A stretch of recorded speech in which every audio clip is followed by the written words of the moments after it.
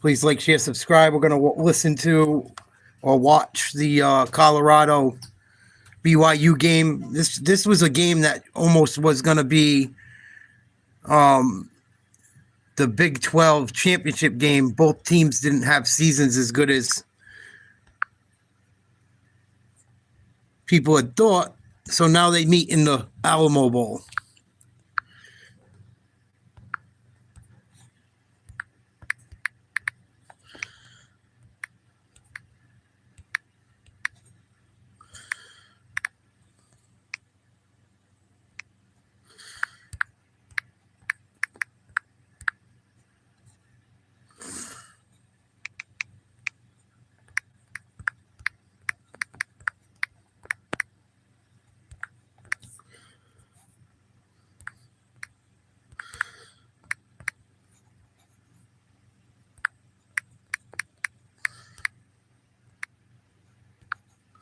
Get our poll started.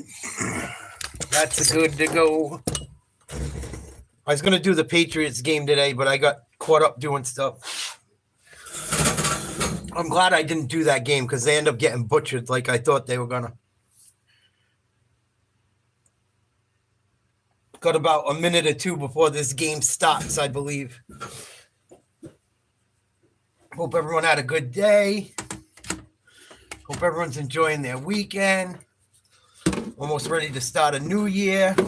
I'm excited. I'm very excited for the new year.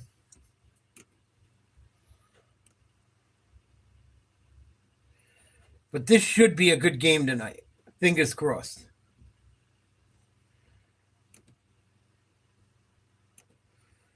Fingers crossed. What's up, Kai?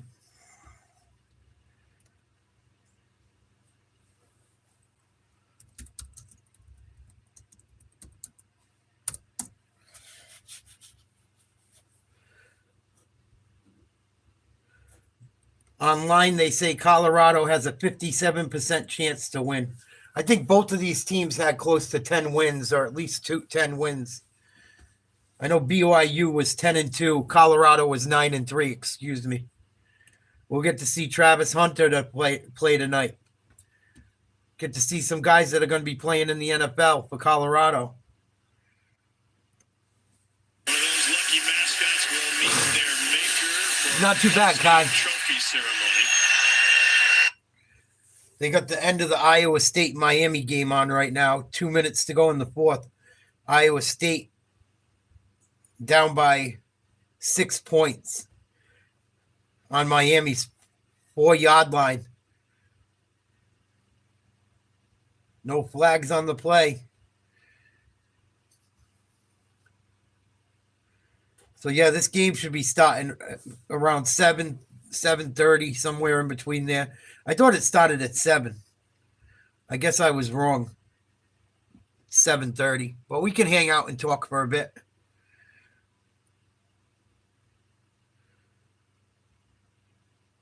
What a dummy. I do dumb things.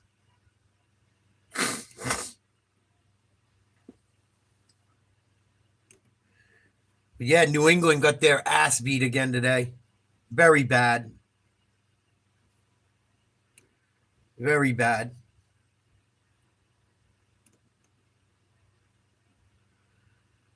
I wonder what we got for NFL games tomorrow. I know there's a bunch of teams that got to win games if they want to get in the playoffs.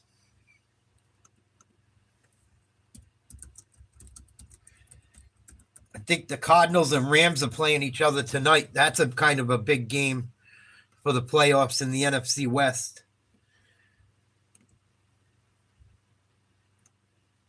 Yeah, the Cardinals, Broncos and Bengals are tied at 17 right now. Broncos need a win. Both those teams need to win. I think the Bengals got like a 1% chance of getting in the playoffs. What's up, Adam? Oh, Kai, that sucks. I've never left it in the fridge. I've left it on it. But I'll do dumb shit like that with my phone all the time, and I'll have it in my pocket.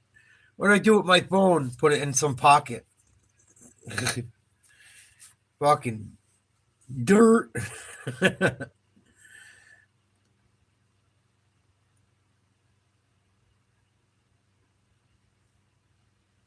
Jets, Bills play tomorrow.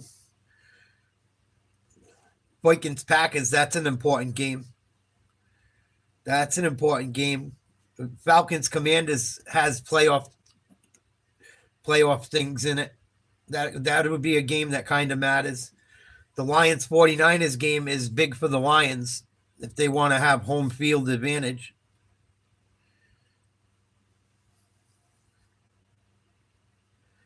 But we're getting to the end of the season, man. We're getting to the end of the season. I'm excited. I can't wait for the playoffs. And we got college football playoffs.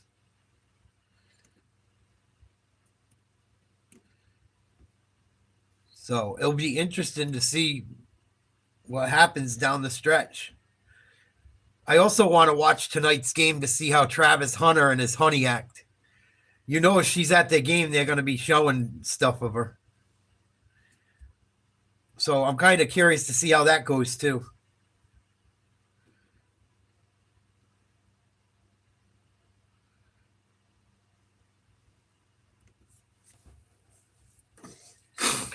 No, but I tell you what, Adam, I got to start eating them more often because my back felt so much better taking them. They definitely help with my back pain. So I'm going to start taking them, I think, like daily. You know, not get all stupid and out of control on them, but.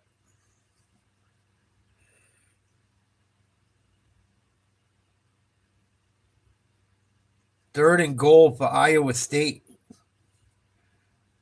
Miami leads 41-35. Minute to go in the game. Run it up the middle. I don't know if he got in. It's close.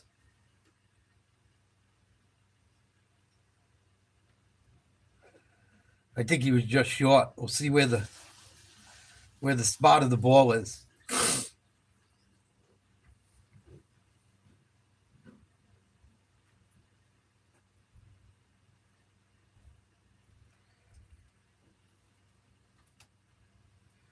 Trying to see a replay.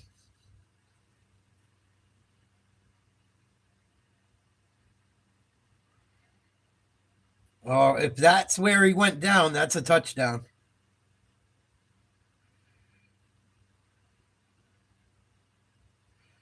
See where the knee goes down. Right there.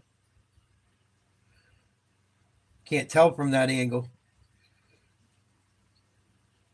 Yeah, I think he was down before he got in. Wow.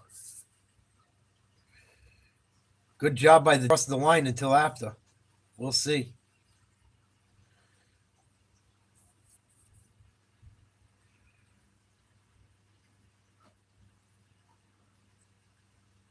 They saying 4th and goal.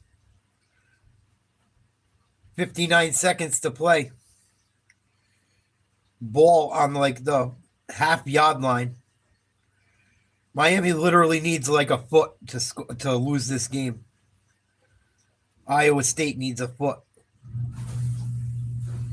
Quarterback keeper. Yeah, he got in on that one.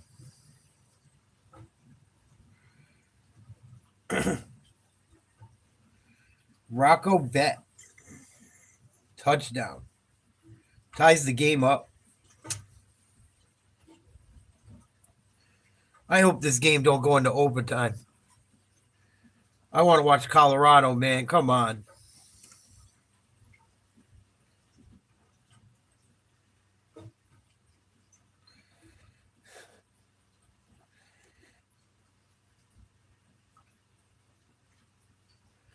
Supposedly there's some footage that came out of John Jones training for Tom Aspinall.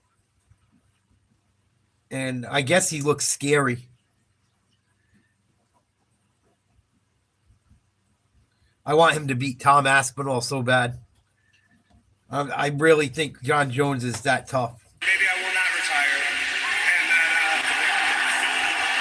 maybe we'll give you guys what you want to see. If you kick my ass in front of the whole world, I'm happy to put my hand out and go, listen, you're the better man. No problem. You took my dreams away from me. That's God. 56 seconds left. God. I find him annoying. And I just don't like him. He's annoying to me. I feel like Tom's been such an asshole. You know, it's just like his fans have been so annoying. You know, he's 30, so he's from this influencer generation where you hop online and the t-shirt sells and all that. And fighting me gives him an opportunity to change his life forever. If I give him the greatest around them, I think it's probably the biggest. And he's the pound-for-pound best fighter. You know, of my town and like. That is what fatigues you. Because when I'm clinching, you know, I fought there a ton. Like, just in the clinch, punch, punch, punch. I'm trying to break your posture. He doesn't do that. He pushes you against the octagon, and then he leans. So now you're carrying 220 with your weight up against the octagon, and it's like, and then he's changing level, and he's spinning, trying to elbow you. The dude just understands fighting and understands how to maneuver his body to fatigue you. It's crazy. He also is the best at managing distance. Oh, gosh. It hurts so bad trying to get close to him. I tell you that, hey, dude, it hurts so bad. You know what I'm saying? It hurts so bad. The kicks to the body and the knees, because you know me. I hope that fight goes down. John Jones looks good, though, training right now. Woof. That's going to be a sight to see. That's going to be a sight to see when that goes down. And I pray he does not lose to Tom Aspinall. I talk so much shit. Well, I don't think he's gonna.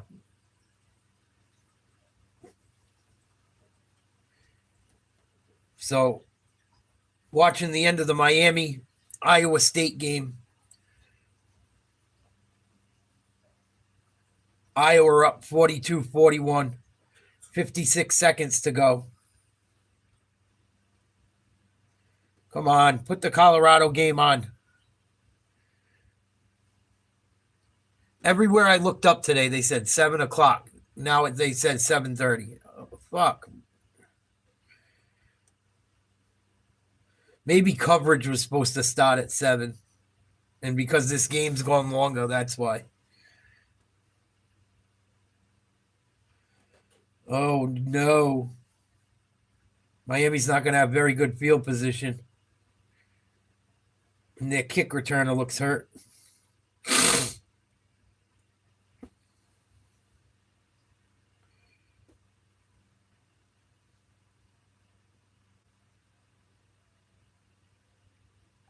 It looks like Miami took Cam Ward out of the game. So, Miami's got 51 seconds and 1 timeout to try and get into field goal position, down by a point.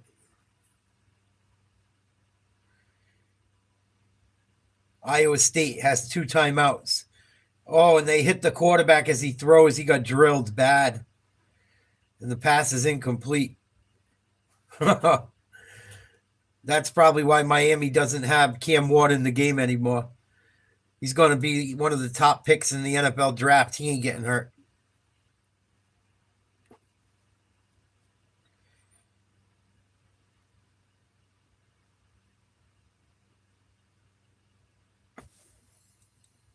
I hope Cam Ward didn't get hurt. He doesn't look hurt.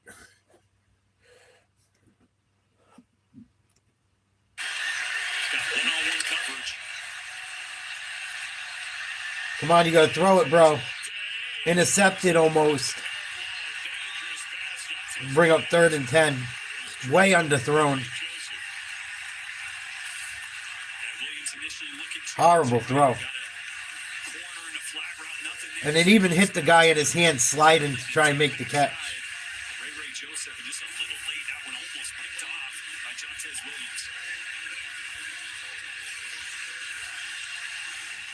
21 seconds left.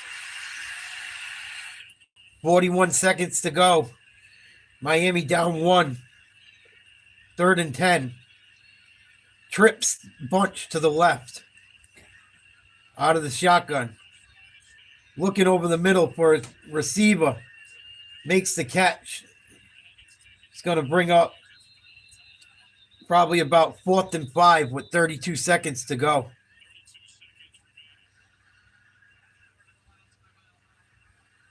And the Chargers clinched the playoff berth today, beating up on the Patriots. Nebraska, TCU, and UConn all won their bowl games today. I'm excited for tonight's game. I hope they really play hard. Because these two teams should have met each other during the regular season or in the playoff, and they didn't. The game we're going to watch, I think, is the best bowl game that's not part of the championship playoff.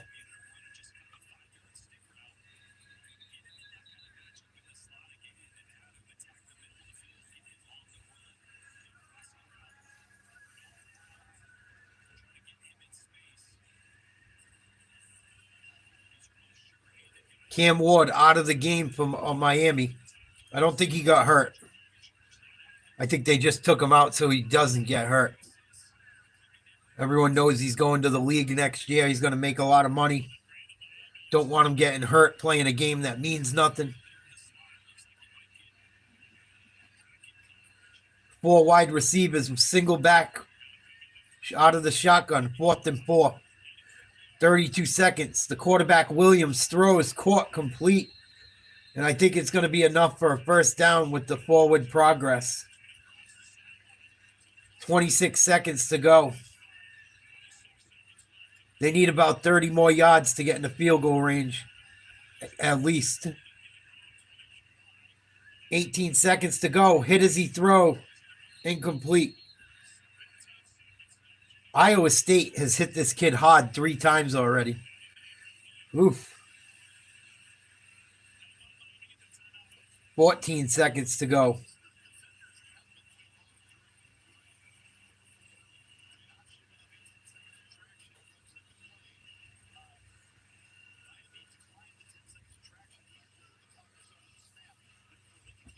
Second and 10, 14 seconds to go. Miami out of the shotgun.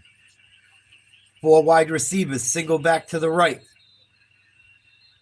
Someone's calling a timeout. Iowa State defense.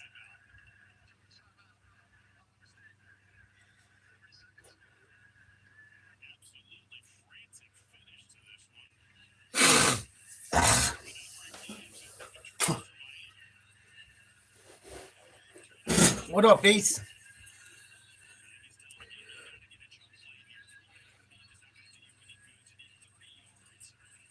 Yeah, John Jones looks scary training. Oof. I would not want to be Tom Aspinall.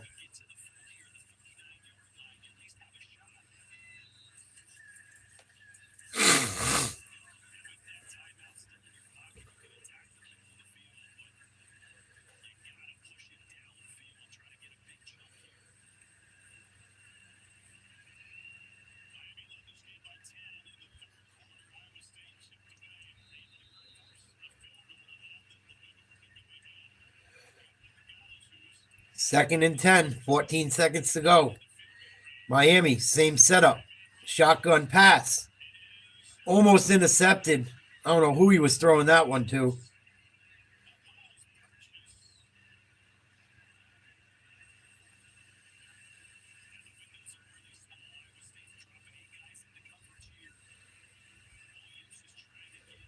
Wow.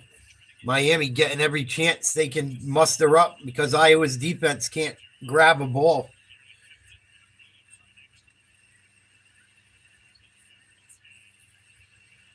Third and 10, 10 seconds to go. They need like 35 yards on this completion.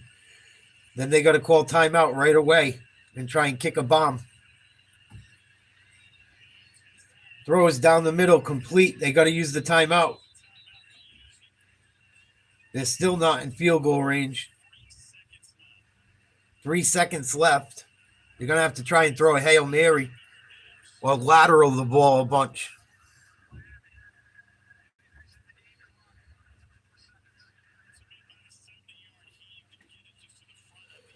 I just don't understand why they didn't throw some deeper pass or try to. I don't think this quarterback's got a strong arm.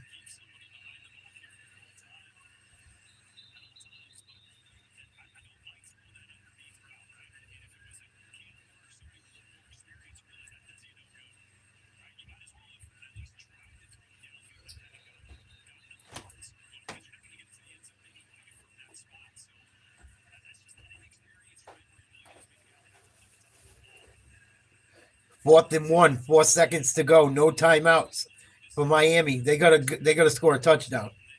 They're not going to be able to get out of bounds and kick a field goal in 4 seconds. Looking deep, heaving. It's going to be shy of the end zone. Intercepted, Iowa State. Game's over.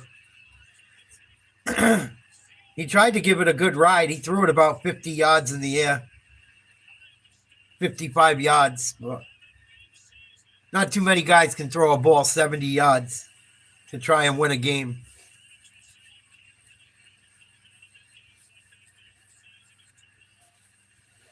Iowa State knocks off Miami 42-41.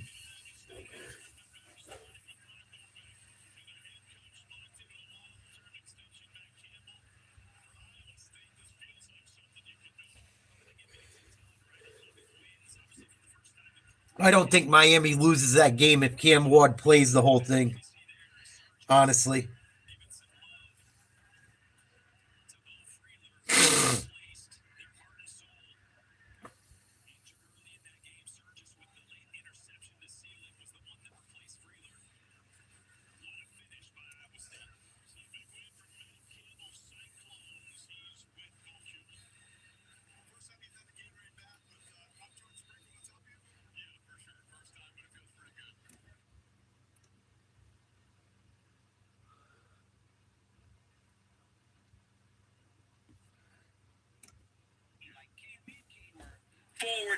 Forward. You guys think Travis Hunter's girl's going to be all pissed off at the game?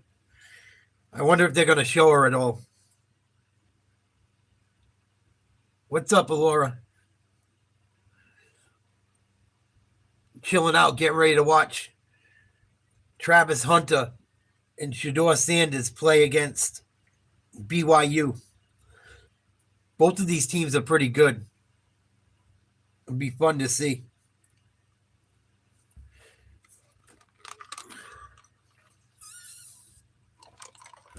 You think she'll do something stupid or embarrassing? I wouldn't doubt it. It seems to be like par for the course for her.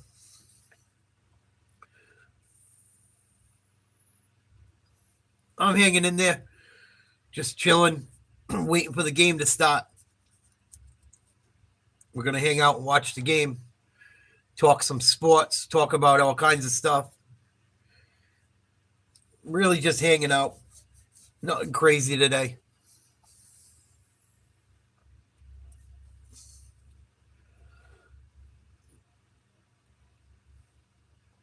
I think it's a safe bet. You're a funny guy. Yeah, no doubt. Definitely a safe bet. She's probably going to do something stupido.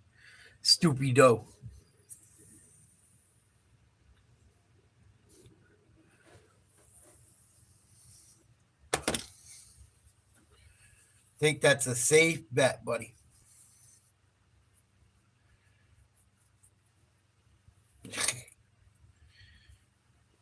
I can't believe he don't see it.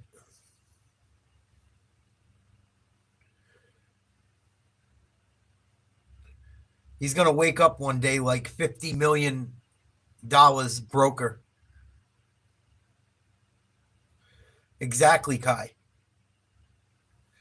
And that's fine. Like, if she's not into the same shit, she should just go do something else.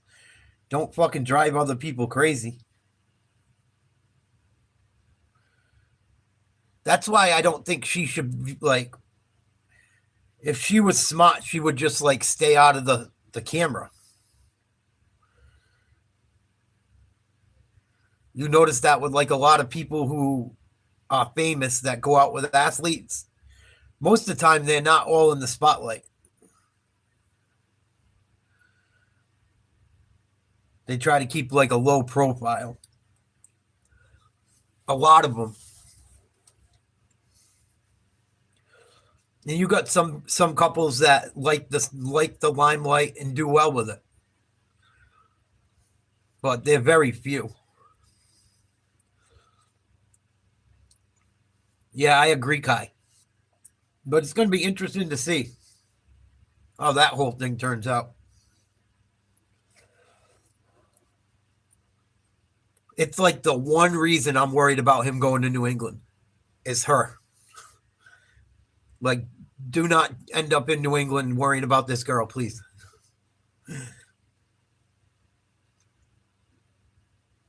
Like, it could ruin the first team that he plays for if they draft him and his head ain't on straight because of her.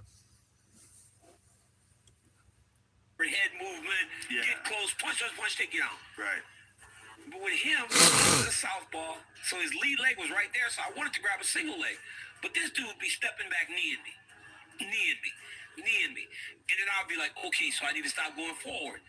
Boy, John Jones looks good. Whew. I'm just looking at some different sports stuff right now. And a few people said Jones looks really good training already, getting ready for Tom Aspinall. Oof.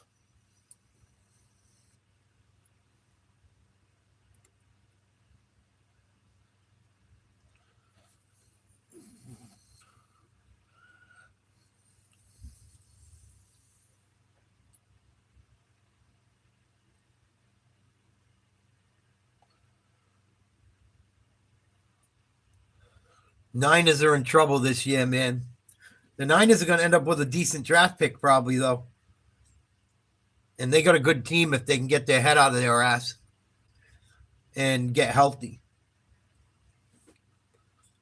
I think the 49ers are the biggest disappointment out of any football team this year.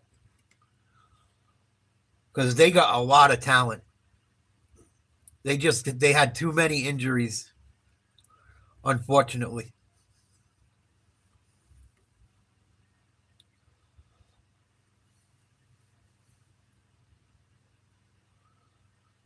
And I wonder about what's his name going forward. Like, is McCaffrey going to be, like, always hurt now? I think, like, McCaffrey rushed back a little bit. I wouldn't even have played McCaffrey in that game against the Bills in the snow. I know they were still, like, fighting for a playoff spot, kind of, but I don't know. I think the Niners did a bad job with that team this year. They're too good to be looking the way they look. I thought they were going to be one of the better teams in the whole NFL. They definitely underachieved.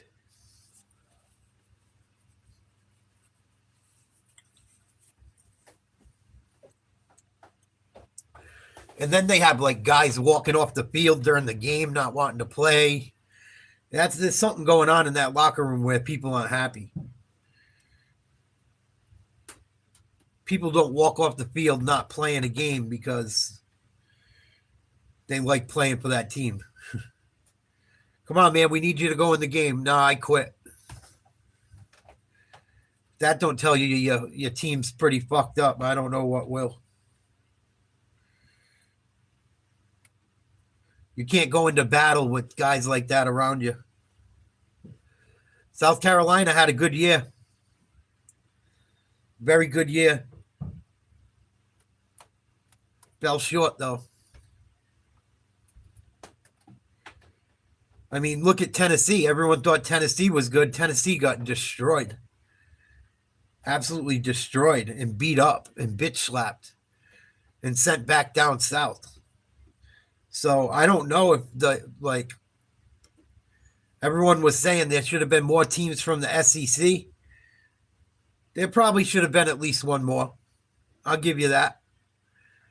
At least one more. But a lot of those teams had 3 losses. And then we've seen one of the best teams in the SEC. Everyone loved Tennessee all year long. And they got smacked up by a team that everyone said isn't as good as everyone thinks they are.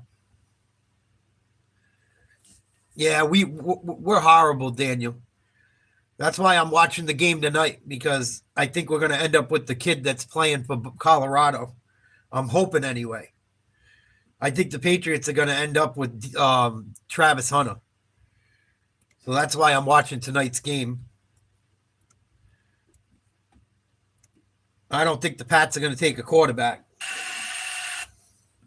I'll be shocked if they do. I think Drake May is going to be just fine if they can get him someone to throw the ball to and get him some protection. He got taken out of the game early too, I think. And then he came back in. He took a shot in the head again today. I didn't even really watch the post-game press conference because their head coach makes me sick. I'm not a fan of the Patriots head coach right now. I don't know if he needs another year and some better players or what, but something got to give. Something got to give with the Patriots team in general. It seems like they don't like playing for the coach. Well, they're just not very good. I mean, that could be it too. Like you can only coach up people so much.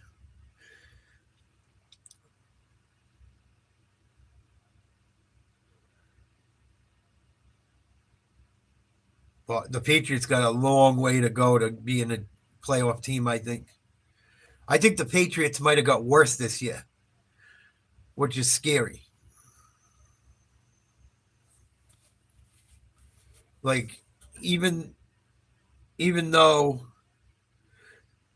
they don't have a great team, they didn't improve.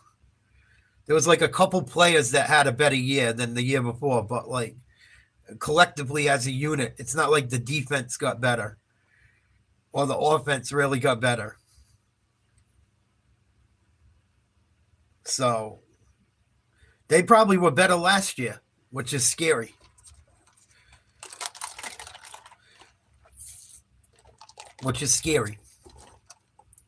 And I think if they had Belichick this year, if Bill Belichick was still coach, I think the Patriots win at least 3 or 4 more games than they did, which is scary.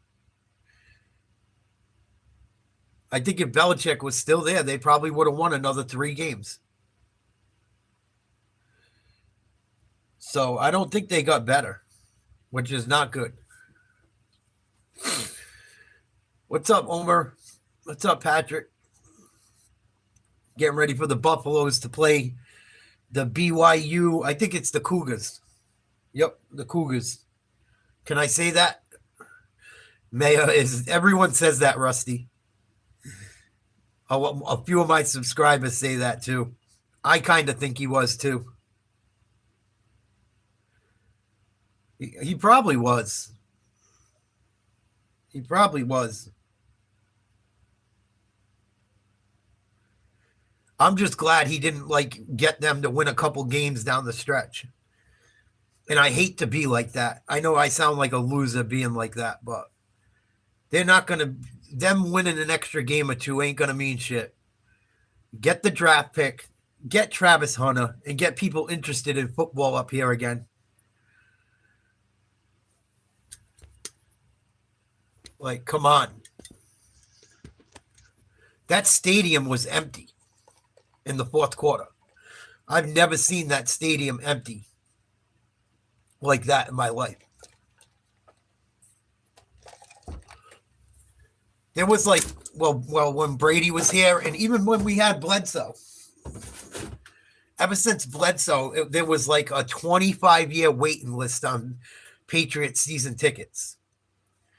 Since Bledsoe, even before Brady. Now you got fans that won't even stay and watch a whole game. It's not good.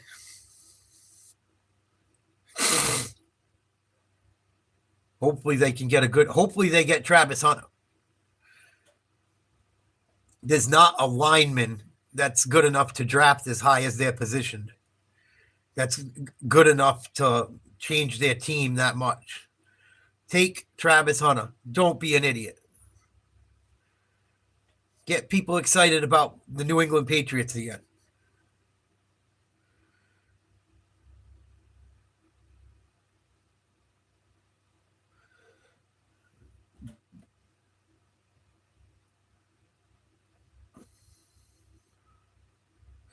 Colorado Buffalo taking the field.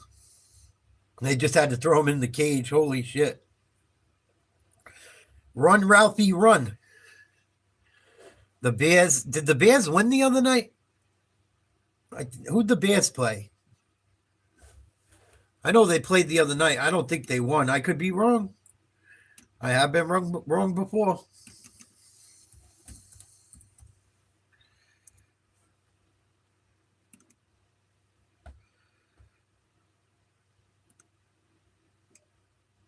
They lost 6-3. Damn. I'm glad I didn't cover that game Thursday night. 6-3. What a boring game to watch. Oof. That's rough.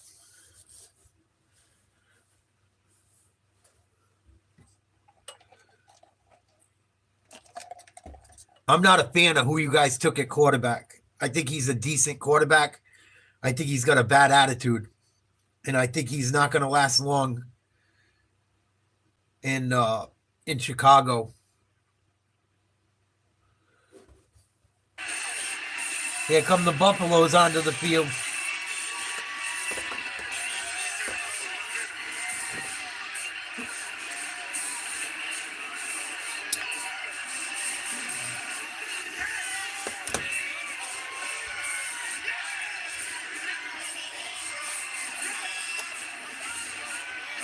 Said to us yesterday, we don't tap out, we play football.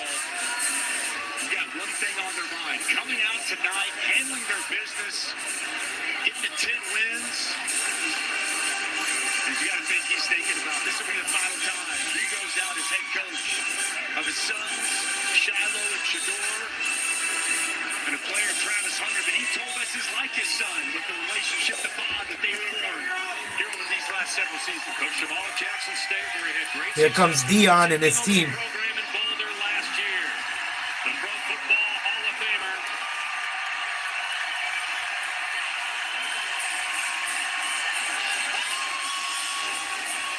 Looks like they got a good crowd for this game. Good. The opponent today for Colorado is a pretty good one. BYU had an excellent season.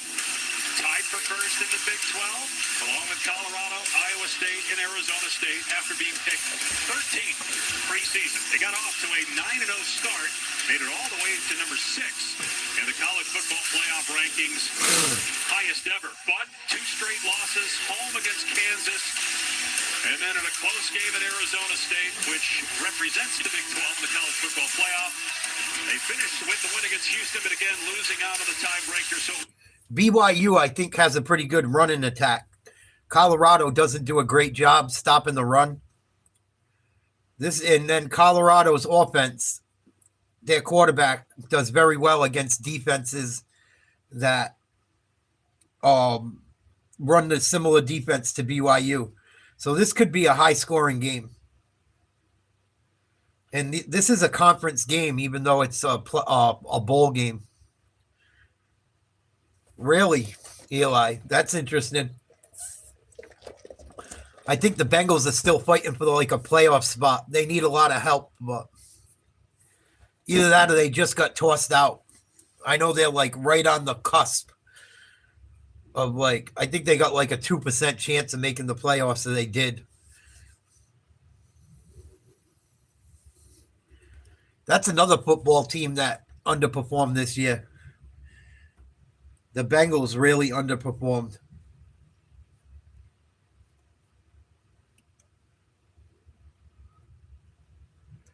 But I think the more you look at the NFL, I don't see how. Right now, I don't see anyone beating. I hate to say it. It looks like it's the Chiefs' Super Bowl to lose.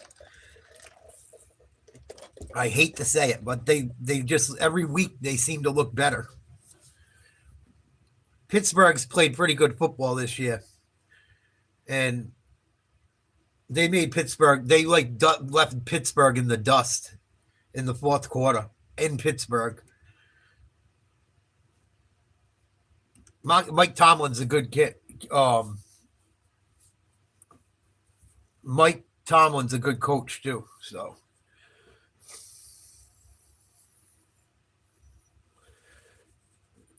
People are funny. People really got to get lives.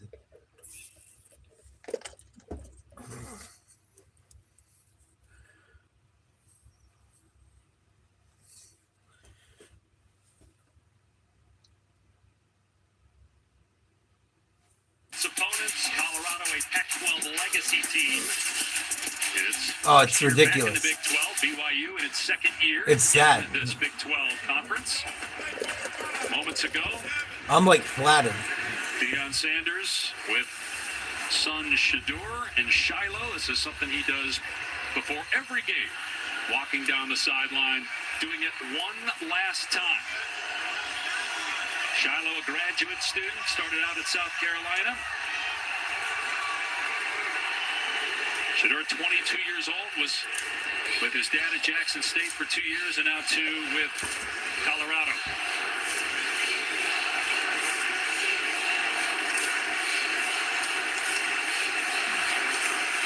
And Coach is standing by with Taylor. Thank you, Coach. You just took your final walk with your sons. I can see you're getting emotional. What brings up the emotions? It's the last time he's coaching his kids. The journey. The journey. Been a tremendous journey. I'm sorry, this is tough. This is tough. You told us yesterday that you can envision the journey. What are the things you're envisioning right now? I'm saying when they first put on uniforms, when they first started. Yeah, it's crazy. The good, the bad. People don't think about it, because he's a millionaire. Those are still his little boys he's walking out on the field to coach them for their last time, probably. I don't think Deion's going to end up in the pros right away. Maybe someday he'll coach his kids again. But it's got to be emotional for him, especially being an NFL great like he was. He's still a person. He's still a father. So BYU is going to receive the ball. Getting ready to kick off right now. BYU in white and blue uniforms. Chicago in black and gold. Kicked at the 1 yard line, return. Brought back to the 30, hit. Brought down about the 33. Good way to start off BYU. Jake Retzliff, their quarterback. He was the number 1 quarterback in ESPN's 2023 JUCO rankings. He started the last 4 games of the season. He started all 12 games this year, 10-2 record. He might be a Heisman candidate next year. He averages 14 yards of completion, second in the Big 12.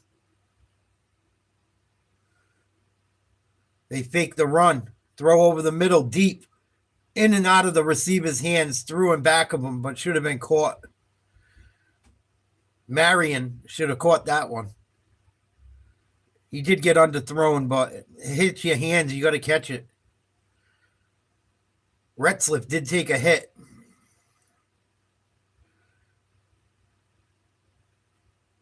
And BYU, first play of the game, shooting himself in the foot. 2nd and 10. 3 wide receivers, single back and tight end. Retzliff runs an option, tries to throw a screen out to the left, incomplete. Looking for Martin. Bring up 3rd and 10.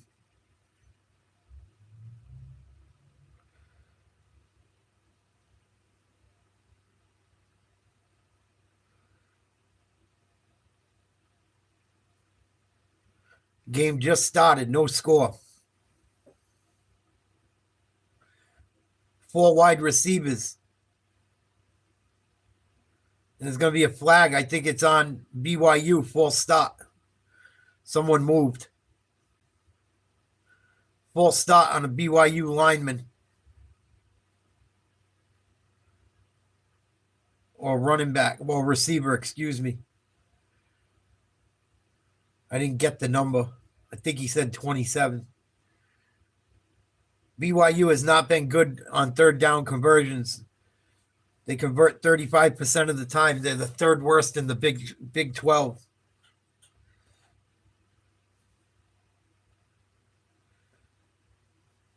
Out of the shotgun, they run an option, hand it off up the middle. Gain of 3, maybe 4. We'll bring up 4th and long. Both teams will bring in their special teams.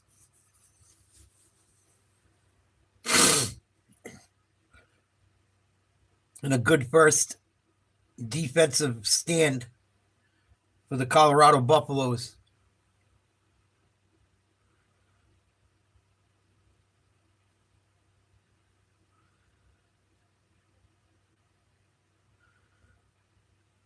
The punt is up.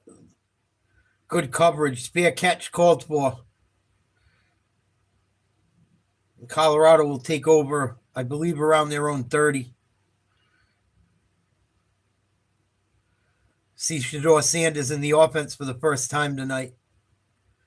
Shedeur might be the number 1 pick overall. They're saying either him or Cam Ward. It's going to be interesting to see what happens as we get closer to the draft.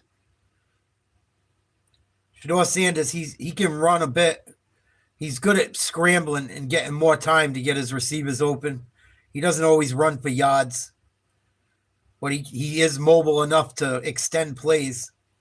He threw for almost 4,000 yards this year, 35 touchdowns, 74% completion percentage.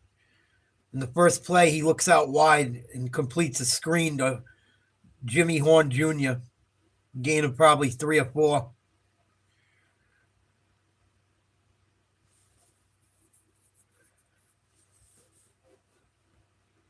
Be 2nd and 7.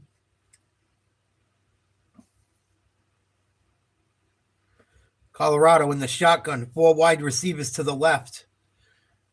1 to the right. Travis Hunter all by himself on the right sideline. Shedeur out of the shotgun. Looks left.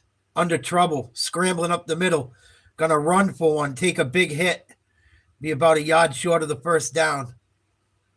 There's a flag on the play. 13-15 to go in the first quarter. No score. And it looks like a defensive lineman is down for BYU.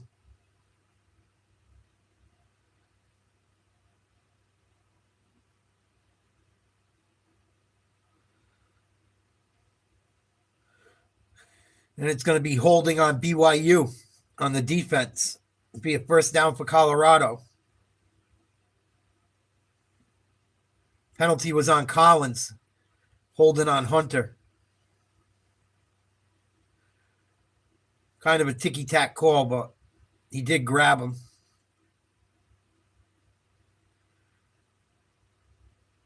Blake Mangelson down for Utah. He's a senior, 6'5", 275, big boy.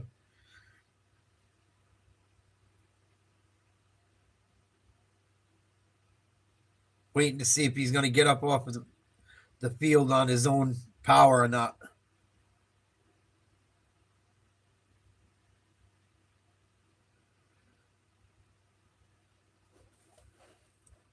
Travis Hunter has had a storybook career.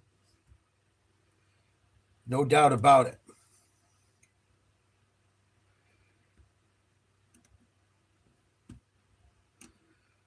Where he was banged up a lot in 2022. Still was very talented and productive when he played, and then last year was outstanding and took it to another level this year. 14 receiving touchdowns, 4 wins. Number 4 pick in the draft, by the way, that year. No cornerback has ever been taken higher than 3rd. 13-15 to go. First down for the Buffaloes. Injured player has left the field. Shedeur runs an option play. They hand it off. Gain of about 5. Nice run by the running back. I believe it's number 29. Nice little run for Welch. They do not run the ball a ton. They are more of a throwing team. Tight end, 3 wide receivers. Single back left, out of the shotgun. Shador hands it off to Welch again. He breaks outside to the left. A nice job to make a tackle. Number 28, Wall, does a good job to run across the field and break up what could have been a home run type of run. He might have broke that one for big yards if Wall doesn't get outside. We'll bring up 3rd and 2.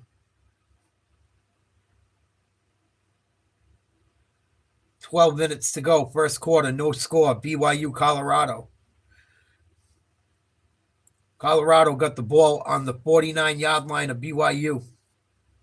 Empty backfield. Shador, 4 wide receivers, takes the snap, looking downfield, steps up in the pocket, throws complete to Horn Jr., and he's going to be tackled a yard short of the first down. Good job by the BYU secondary of staying home and not letting him break a big play out there on the outside by himself. And 4th and 1. See if Colorado decides to go for it. The offense is out on the field. Shador, 5 wide receivers out of the shotgun. Takes the snap. He's got time. Steps up in the pocket. Throws behind his receiver, incomplete. And Colorado will turn the ball over to BYU on downs. Guys were not on the same page on that one.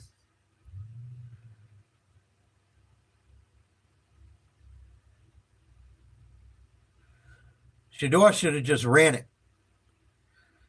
He had enough time where he could have just boogied.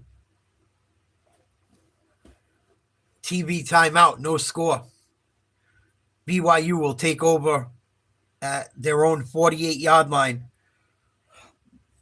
when we come back. Yeah, it's college football, Kai.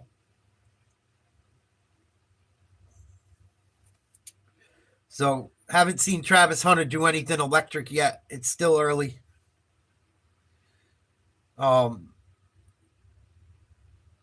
I think this is going to end up being a good game. I really do.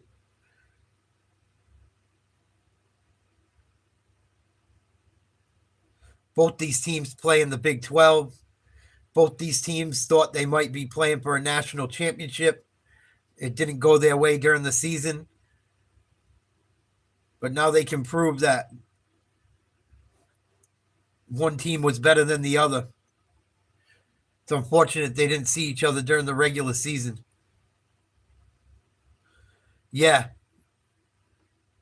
They haven't shown her on TV yet, Kai.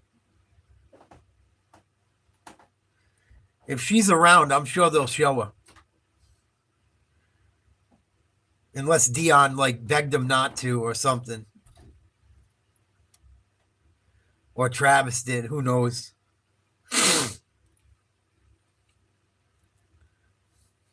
It's unfortunate, because all that shit could have been handled behind closed doors. And even then, there's a lot of red flags, but I know it seems like a circus, but I just think it looks bad for her. I don't think she comes out looking like a good girlfriend or a good potential wife. But I'm not going to be I'm not about to be a multi-millionaire. I'm not in his position, so it's easy to say things when you're not in someone else's position. I just worry about the kid getting used.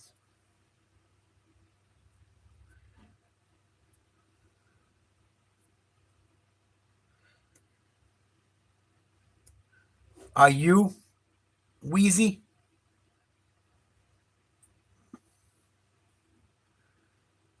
Fucking ding dong. No, I'm not pooping, but I hope you have a shitty 2025. Go fuck yourself in the new year. Goodbye. That's what I'm going to keep telling all my trolls tonight. I hope you have the worst new year ever. Goodbye.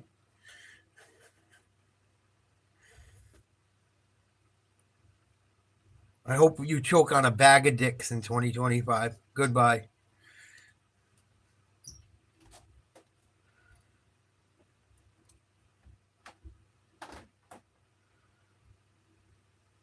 Miss Peggy, been going to Colorado games since 1940, is at the Alamo Bowl today. 100 years old. God bless her.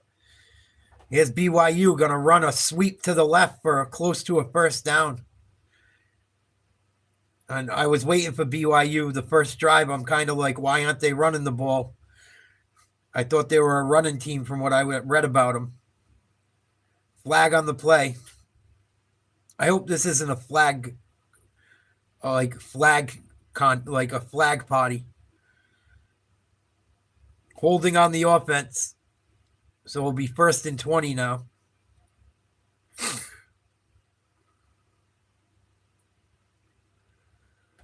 Yeah, you know what I think it is too, Kai? I think a lot of people are on vacation from school lately, and, kids not going to school because the holidays are coming and parents give them days off, and then there's vacation. So I'm sure there's a lot of little idiots running around rampant. Here we go. Trick play. Handoff. Gain of about 4. Be 2nd and 16.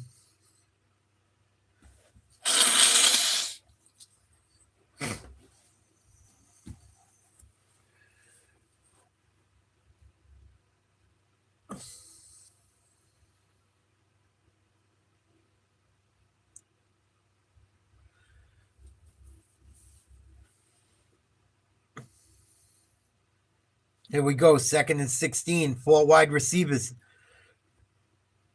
They fake the handoff. Throw a slant over the middle. Complete. Tackle by Shiloh Sanders, the safety. Dion's other son. He'll probably end up in the NFL too. He'll end up trying out at least. He's going to he'll get drafted somewhere. He's not afraid to hit. He's in good shape. He's got good genetics. He's going to get a chance in the NFL.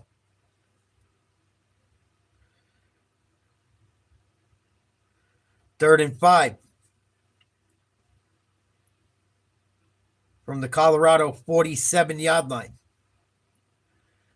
BYU got 3 wide receivers left. Single back. Tight end on the right. On the line. They're going to run an option. They pitch it to the running back for a first down. Big hit. But not before Martin runs for a gain of 6 yards. BYU 1st and 10. Finally starting to get something going on the ground. Colorado has not done well against teams that can run the ball well. Kansas ran all over them. Kansas really beat them up when they played. It's something to watch for in this game.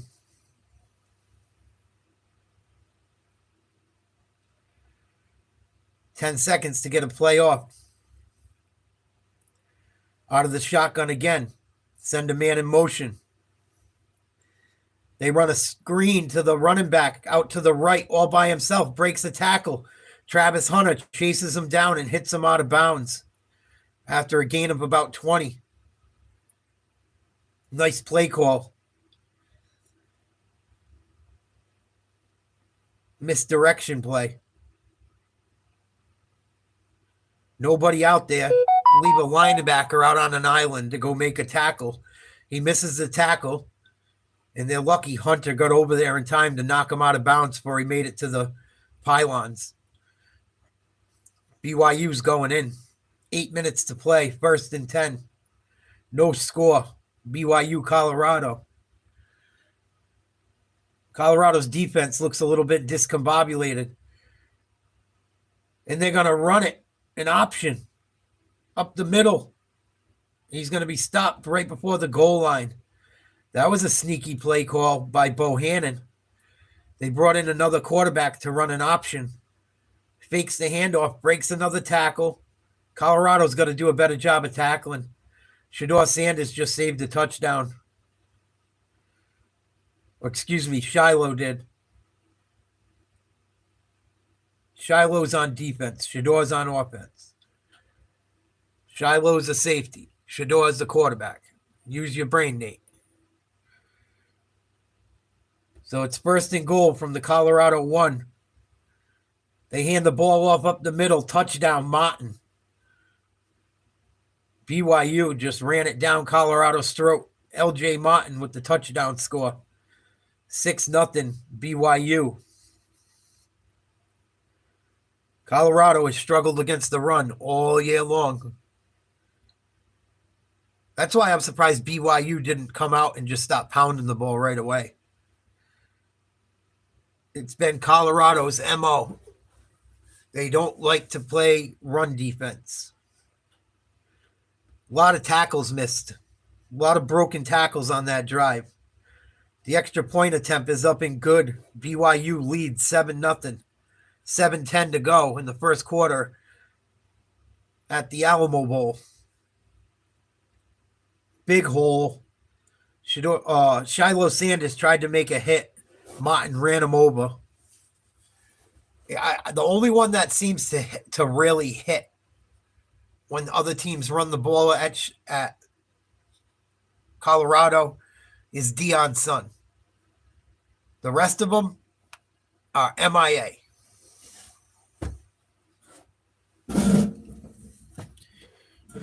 MIA. I wonder who won that other game.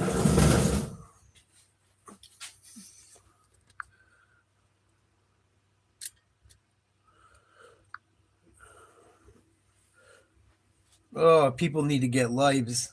That's crazy.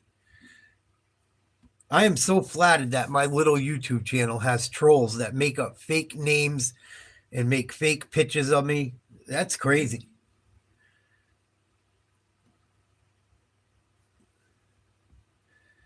You guys really got to fucking find something better to do.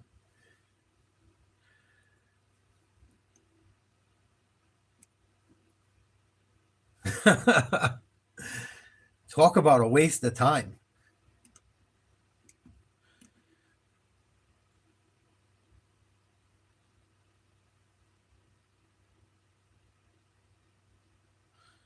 Wonder what's going on with that Bengals game.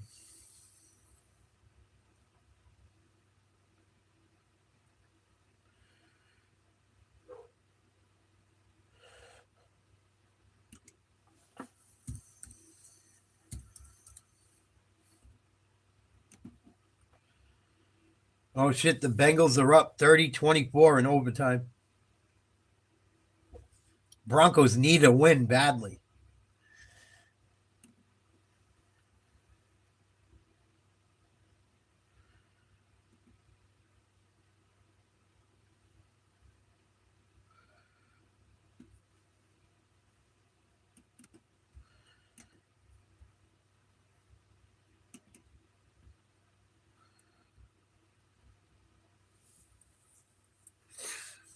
Yeah, there's still time to go, I think, unless I'm mistaken.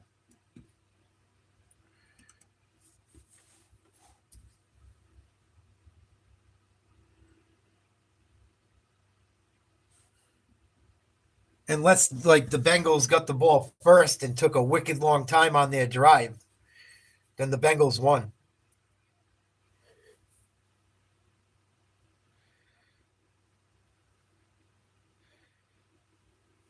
I don't know if the score's final. It doesn't say.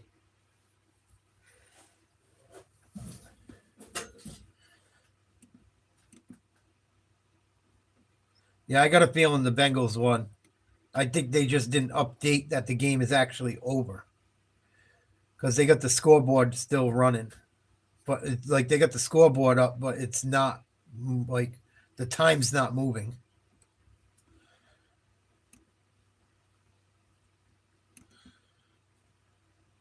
And Colorado's going to take a touchback. to start their next drive. The Bengals did win. So the Broncos are probably out of fucking playoff contention now too.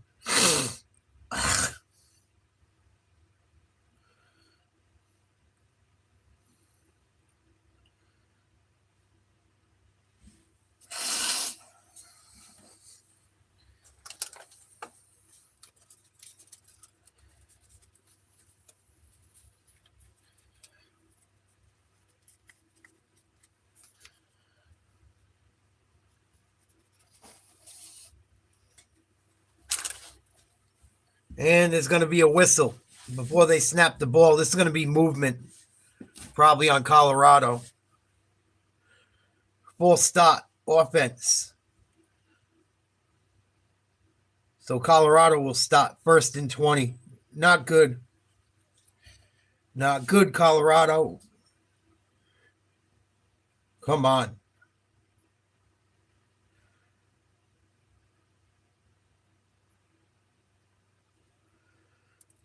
I hope this isn't a blowout.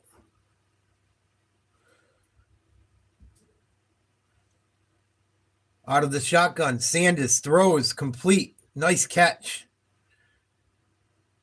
Webster dives and catches that one. Not much of a gain. Couple yards.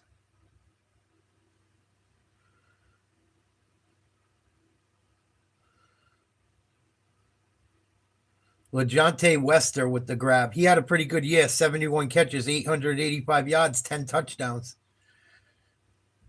And another false start on Colorado. Oh, no. That one was obvious. Can't move before the ball's hiked. Not good.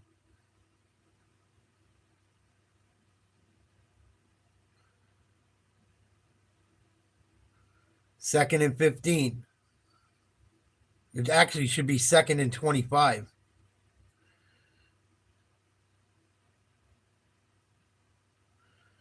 Have to see what's up with that. They didn't move anything. 6:22 to go in the first quarter. Sanders back to pass. He's hit. Sacked. Brought down at his own 10-yard line. Took a good lick on that one. You already don't run the ball a lot. They know you're going to be throwing. You got to give your quarterback some time. Nothing special. Just a bad job by the offensive line. They didn't do anything special on that play. Laziness by an offensive lineman. 3rd and 25. They find Hunter on the sideline. And he's flipping out, yelling at his quarterback. This is not good. Colorado, I've never seen Hunter and Sanders fight with each other like that during a game. Ever. 4th and 23. Colorado's going to have to punt out of their own end zone. The punter is lined up at the very top of the end zone. Kicking from about the 1-yard line. So BYU should get some good field position. They got good blocking. And there's going to be a return on this one. BYU runs it up the middle across the 50 to about the 40. And the wheels starting to come off for Colorado early. Still a lot of time left, but not a good start to this game. Colorado's offensive line better wake up. They had 2 false starts and gave up a sack on that drive. Not good. You got to give your team a chance to win. You can't be it can't be 1st and 25 every time you step on the field.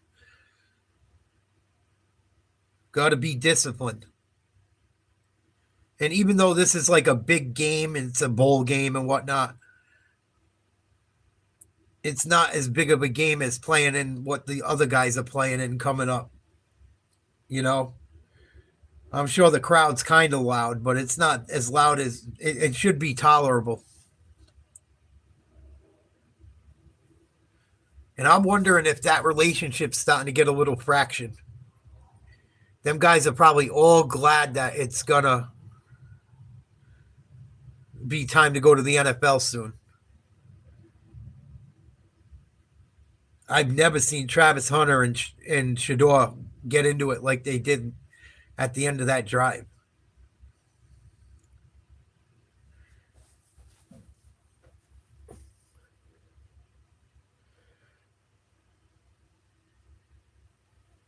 A touchback is when someone kicks it out of the end zone, or takes a knee or a fair catch in the end zone when the other team kicks them the ball. It's on a kickoff or on a punt. The ball goes out of the back of the end zone. If a punt goes into the end zone, it automatically comes out to the 25-yard line. And you don't have to take the ball out if you don't want to either.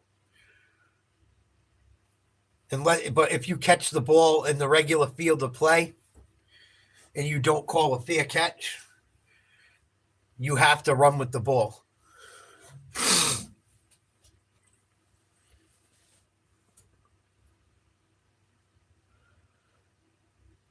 So 7-0 BYU, a little over halfway through the first quarter.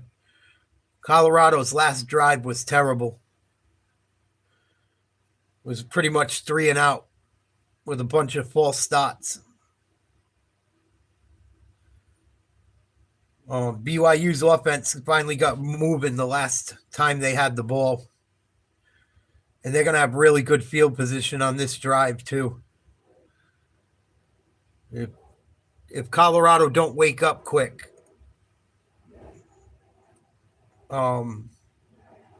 this one could get away from them. 7:10 to go in the first. Colorado, number 23 in the country. BYU, number 17 in the country. BYU up 7-0. Oh, excuse me, 4:48 to play in the first. They just changed the time clock. BYU going to throw one deep down the field. Looking for a flag, no flag. And I think Shiloh Sanders just dropped an interception.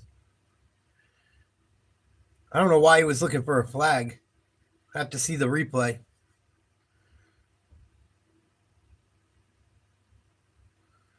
Quarterback had just enough time to get it off, took a big hit. There was a little contact, nothing to go crazy about. Good clean hit on the quarterback. And the receiver actually reached back and grabbed the Colorado guy. I don't know why he's looking for a flag. 2nd and 10 from the Colorado 41. Martin with the run. Takes 2 guys to bring him down. Shiloh with a big hit at the end of the play. That's going to be good for a gain of 6. Bring up 3rd and 4. 4:23 to go. First quarter. Sorry, they changed the they didn't change the clock from the old clock before until right before play started again after the commercial. Martin's already got a touchdown. He's got a catch for 28 yards. He's got 4 runs for 20 yards. 3rd and 4. They're going to throw it complete. Just enough for a first down. BYU starting to make it look easy on offense.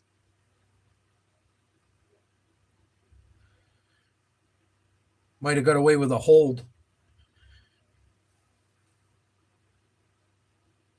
BYU picking on the guys. They're picking on everyone but Hunter and Sanders, really.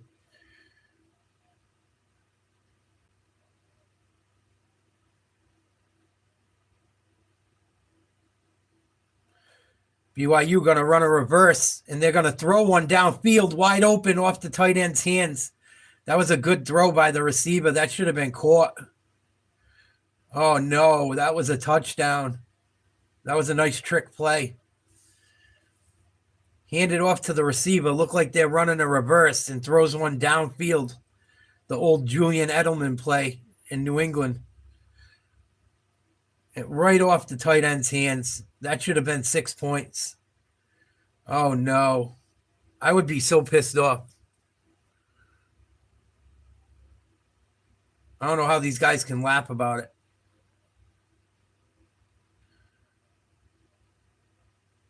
Three minutes, 13 seconds to go. Colorado down 7-0. And they're going to get a sack, and they might have stripped the ball. There might have been a fumble. Looks like the BYU quarterback recovered it. And Wakwu with the sack for the Buffs. Nice job. Blows right by his man. Grabs the quarterback and slings him down. That'll bring up 3rd and 13. Colorado's got to get the ball back. They cannot give up any more points, especially 6 or 7. Colorado's defense has been on the field this whole quarter. BYU going to run and throw, incomplete. Good coverage by Travis Hunter and Shiloh Sanders. Retzliff overthrew his guy. And I believe they'll have to punt from where they are. If not, it's going to be a fairly deep field goal. Oh, I could be wrong. They're going to attempt a field goal. It's got to be close to a 50-yarder.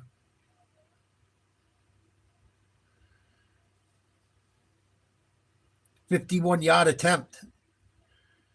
Kick is up. And it looks like it's going to hook in. What a kick. Wow, the kid got a boot. Nice job by Ferrin. Just hit a 51-yard field goal for BYU to take a 10-0 lead. Wow. That thing would have been good from 60. Kid drilled that one. Wow.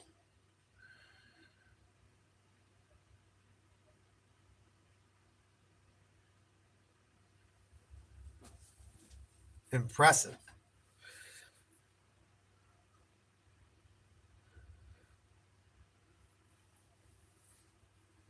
Well, that would mean someone just got a fade, dude. People are fucking idiots.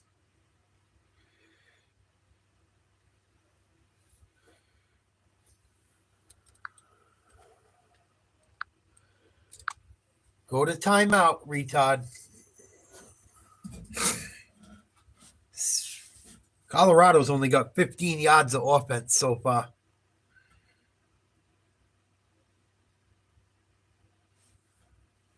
BYU. Oh, my God. They ran a freaking fake kick. Oh, no. They ran an onside kick. And I think they got it. Oh, BYU recovered it. They caught Colorado with their pants down. Wow. Sneaky play works.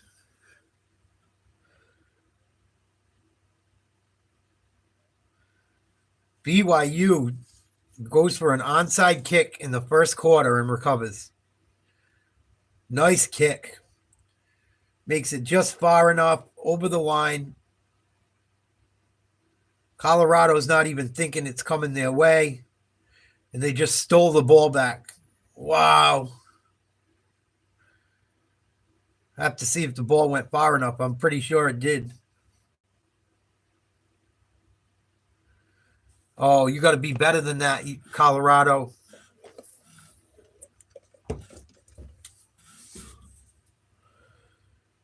BYU going to run the ball up the middle, breaks a tackle, breaks another tackle. Gain of 9. Martin's having a really good first quarter. Got a touchdown. He got over 50 yards of offense. And Colorado's defense got to go back out on the field. They don't even get a break. Not good.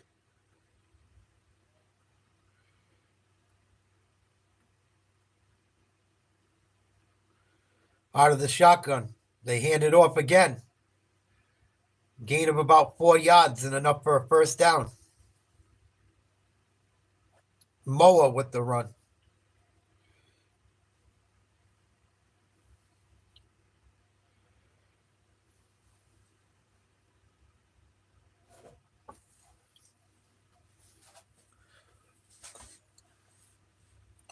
Ten nothing. BYU leads. Just recovered an onside kick. 1 minute to go in the first quarter. 1st and 10 from the Buffaloes 41. Out of the shotgun.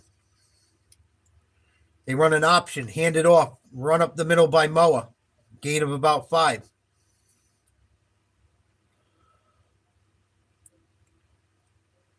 And Colorado's defense cannot get off the field now.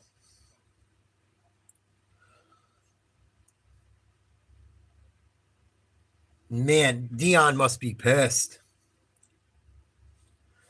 That's like little kid shit. Make sure you're ready for the ball to be kicked at you. They're kicking off. Make sure, you never know. They might try a trick play. They teach you that shit your first week of fucking football. And they're going to run a trick play. They're going to hand off to a wide receiver. He's going to throw down the field. Interception, Colorado. Yeah, BYU just got too greedy on that one. That was stupid. He could have ran the ball. He didn't have to throw it. They put their backup quarterback in at wide receiver, and they handed off to him like he was a receiver. It was a sneaky play, but he just threw it right to Colorado. Horrible throw. Big stop by Colorado. Huge stop. Huge play.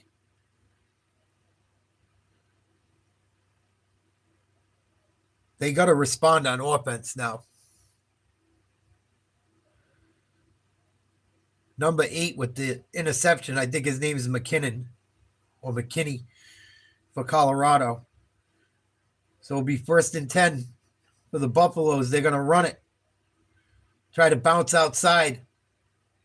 And I don't think they gain much. See where they mock them out of bounds. Be the end of the first quarter. Been all BYU so far. 10-0. Second quarter coming up as soon as the commercial's over. Colorado got very lucky to get that ball back that quickly. I don't know why BYU even did that.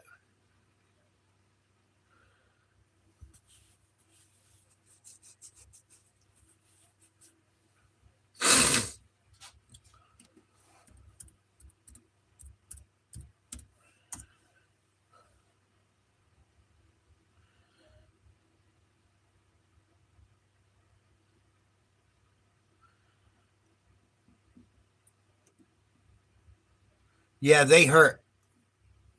Versasak's hurt.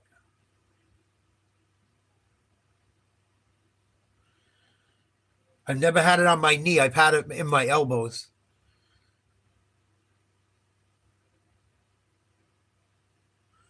Especially because I lean. I have a habit to lean.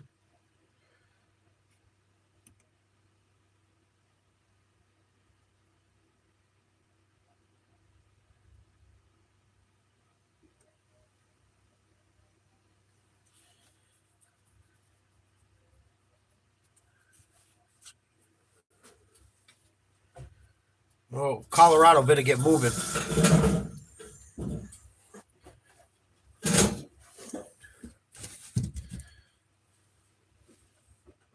Yeah, I bet. I fucking bet. Yeah, you got a huge bubble on your knee all of a sudden. I would be freaked too.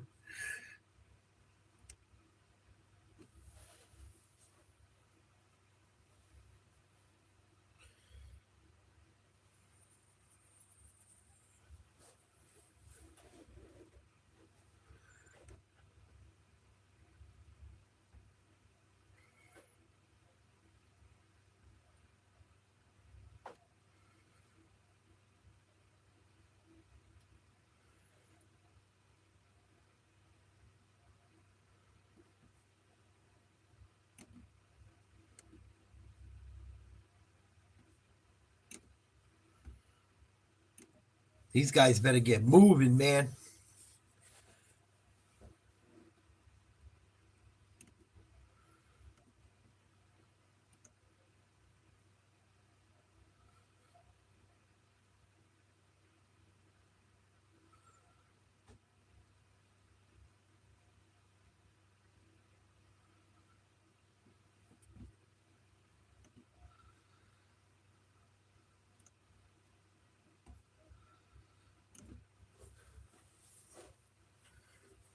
$40-7. Oh, the Pats, yeah. I told you guys last night. I said, watch, the Chargers are going to put 50 up on them. I called it last night. I was going to do the game and do a live, but I couldn't end up making the time to do it. I knew they were going to get blown out. The Patriots need a complete overhaul. They have a culture of losing now that needs to be stopped. Here we go. Let's see if Colorado can finally get something going. 2nd and 7. They fake the run. Shador throwing deep down the right side, in and out of his receiver's hands. It looked like it anyway. Looked like he hit his receiver in the hands. Oh, it did. A little bit overthrown, not much. Not a bad throw. I've seen many worse throws than that. 3rd and 7 for Sanders and the Buffaloes. Travis Hunter, I think, only has... I don't even think Hunter's got a catch yet. Oh, he has 1 catch for like 1 yard. Hunter over the middle. Shador going to take off and run for a first down. And the flag is down. Colorado's been in trouble for holding once tonight. They've been in trouble for a couple false starts. And an illegal formation on Colorado now, too. So it's going to be a 3rd and long now. They just can't fucking do anything right so far.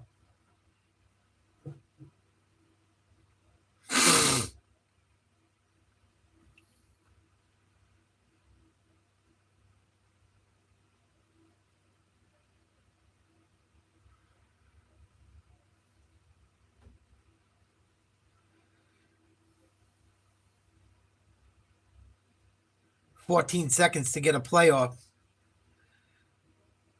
They got a tight end, 3 wide receivers, and a single back.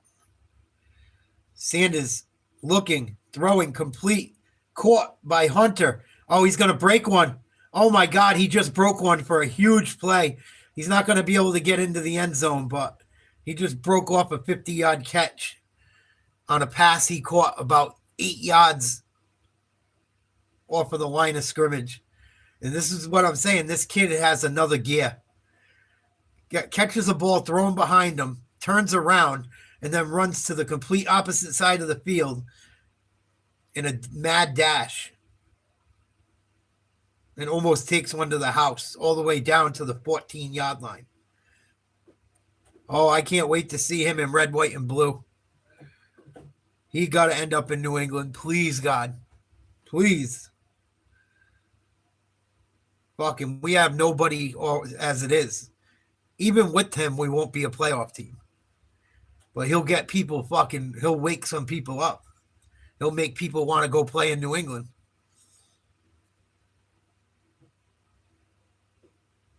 All right, we got some players now. We get him. At least 1, 2. Well, I can't believe how fast he is. Like, he was double covered, made a catch from behind, like had to go back for the ball, turns around and runs to the opposite side of the field and beats 6 guys in a foot race. And after the penalty from BYU, it will be 1st and 5 for Colorado on the BYU 9-yard line. Sanders looking for someone. He's going to pull it down and run.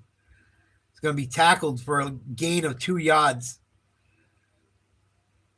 Bring up about 2nd and 3.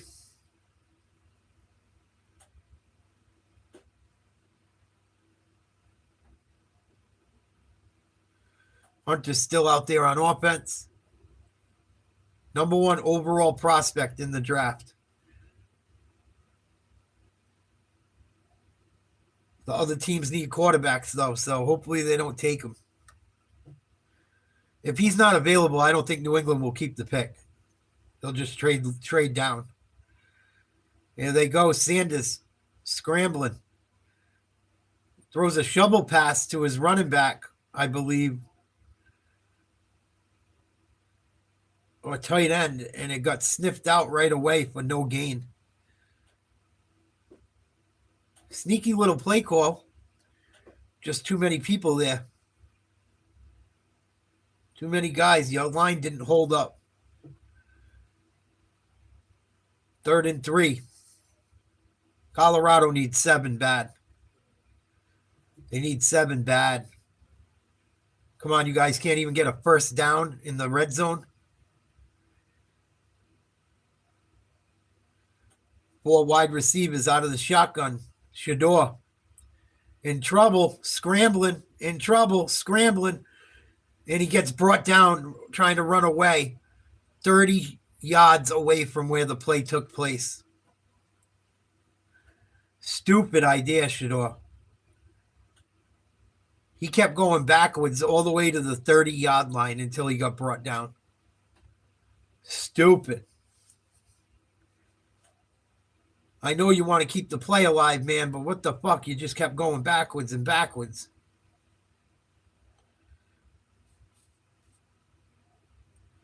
Fourth and 26 now. Colorado seems to do this every time they get a big, got to play a big game. 48-yard attempt. The kick is up. It's not going to be good either. It was a low kick that had just enough height, but it went wide left. What a fucking mess for Colorado right now. That is the worst 4-play. That was like watching the Patriots. Wow. That was actually probably worse than watching the Patriots. Holy smokes. He lost so many yards trying to scramble. They couldn't even kick the field goal. It was almost a 50-yard field goal. You were just on the you were inside their 10. Running around for your life for no reason. Go down, take the 3 points. You're down by a touchdown. Now you just missed the field goal, and the other team gets the ball back in good field position.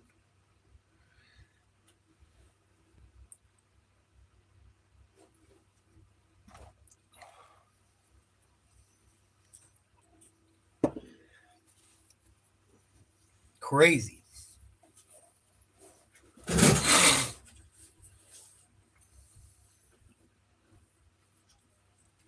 That shit hardly ever works. You see it all the time. It's like one of the first things they teach you when you play most sports. Don't go backwards. Especially football. If you're a running back or, if you're on offense. Don't go backwards trying to get more yards. Just keep moving forward. Want positives, not negatives.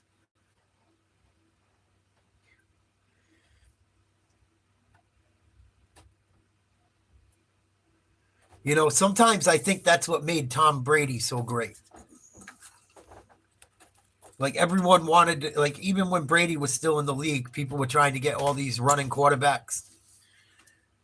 Sometimes when you can't run, it's like life, right? You can't run away from things. Tom Brady couldn't run, so he had to make sure he could stand in there and throw it. And he did it. I think sometimes with these guys, they have the ability to run. And so they don't sharpen up their skills as a passer like they should. Look at Peyton Manning too. Like a lot of quarterbacks. You look at a lot of quarterbacks, they couldn't run for shit. but they'll just sit back there and they'll know what guy's open every time. And with Brady, it was even worse because the way the Patriots ran their offense and shit, they didn't need to get like big chunks of yards. All you got to do is get 4 yards right? You need 10 yards for a first down. So all you need is like 4 yards every play.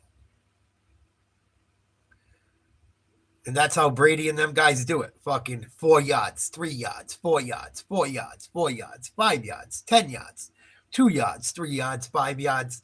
Before you know it, they're marching down the field. They're sucking all the time off the clock. Your offense isn't on the field. Your defense is getting beat up and tired. It's death by 1,000 cuts. Horrible way to go. All because he couldn't run. Here's BYU. They're going to run an option. They pitch it out to Martin. Martin with another big gain and runs over Shiloh Sanders again. Shiloh Sanders seems like the only guy on Colorado that wants to hit anyone. Every time I've watched him this year. Every time I watch them. Travis Hunter hits too. But it's like fucking, if it ain't Shiloh Sanders making a hit, it ain't happening. 1st and 10 for BYU again. They run a screen. Oh, there we go. There's a couple guys that want to make a hit. Wow. I spoke too soon. Honga just got destroyed by BYU.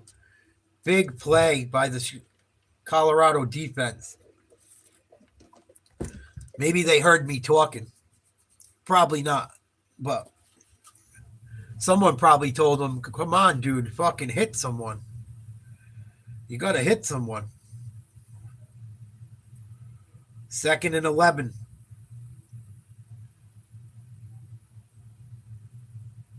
They run an option. They pitch it to the running back out of the shotgun. Gain of 5.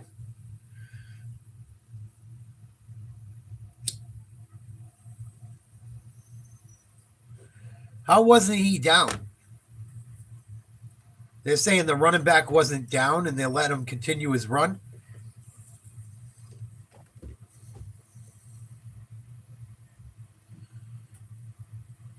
Oh my God, his head went down. I think that's still considered down. Yeah, he went down. There's no way that should count as that long of a run.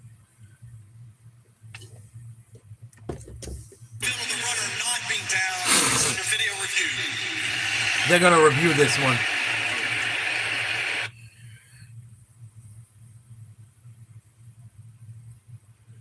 I think he's got to be down. His helmet hit. His shoulder pads hit.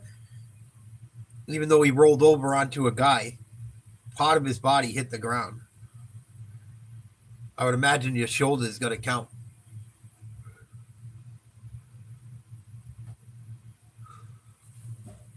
So they're going to review the play. TV timeout.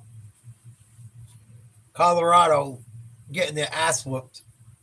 10-0 BYU. It's been all BYU for the most part. There was one nice reception from Hunter that got Colorado down to about the 10-yard line, and then they couldn't do anything else. And Shedeur Sanders took a wicked sack, and it backed them up to a 48-yard field goal they missed. And now we got to wait to see what's going on after this review to see if BYU's got enough for a first down. Or if it's a big play or a short play.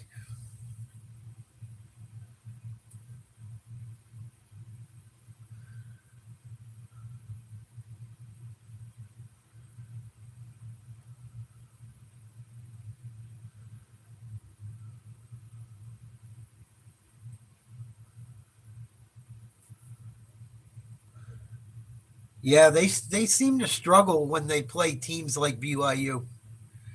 Teams that can run the ball well. It also seems like they struggle when they have like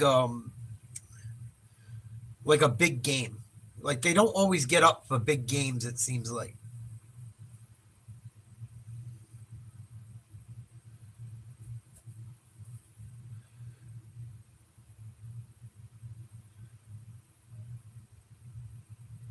And college football's also gotten so crazy. There's so many people that are allowed to transfer now with the transfer portal. There's like each team is missing 10 players each that played a little bit. They didn't play a ton, but they missing some guys that played because they go into a new school next year with the new NIL deal. That's the thing. College sports they're not student athletes anymore. They're professionals. They all get paid.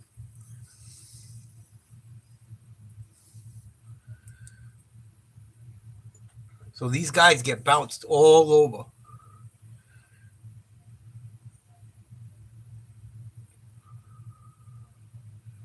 $10-0 BYU. 9:43 to go in the second quarter. OU's your team?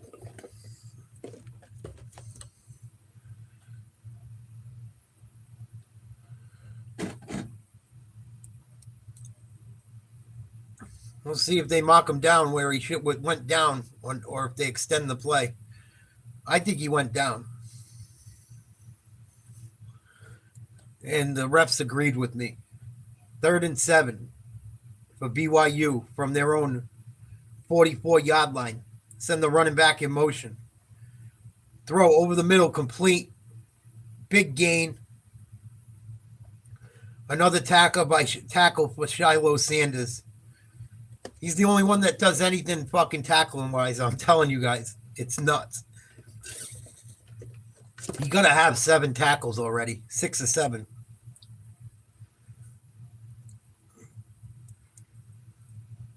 That was too easy. They run a little bit of a screen, sending their running back in motion, send their tight end or their wide receiver on a slant because everyone's worried about the guy outside. He cuts inside. Easy first down. BYU going to try and run the ball. It's going nowhere. No gain.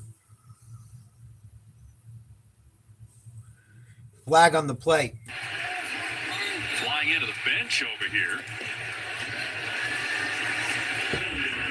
JoJo Phillips was in the area as well, and Phillips and Hunter are jawing right now.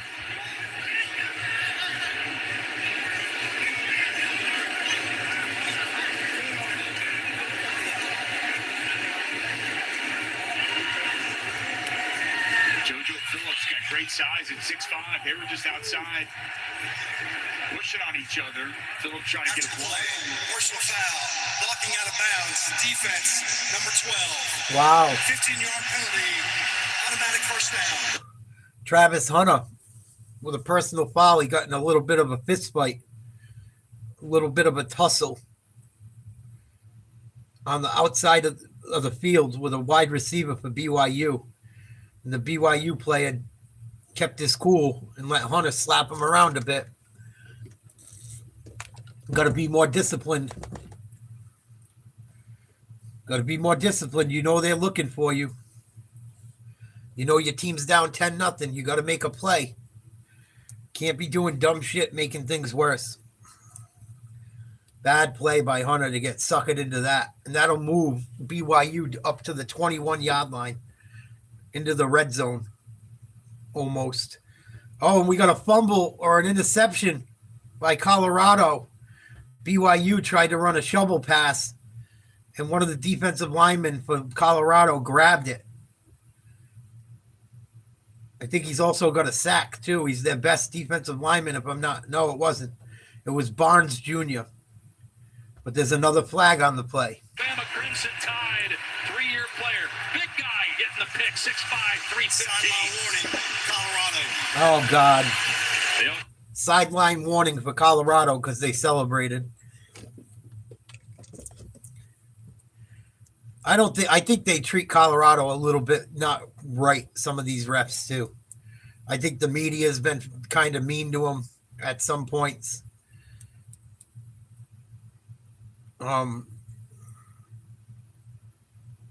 They don't always get treated fairly, I don't think. Oh, yeah, Kai. Excessive celebration, putting your hands on people, doing dumb shit.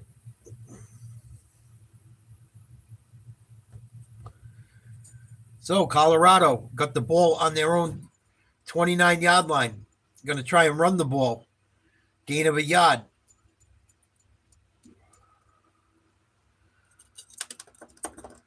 Colorado's strength is not running the ball. But you're already kind of a one-dimensional team the way you play.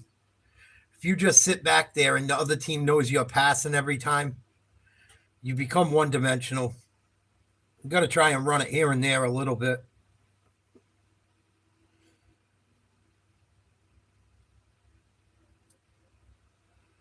Four wide receivers, a shotgun. For Colorado, single running back. And it looks like a false start on Colorado again. This will be like their third or fourth of the first half.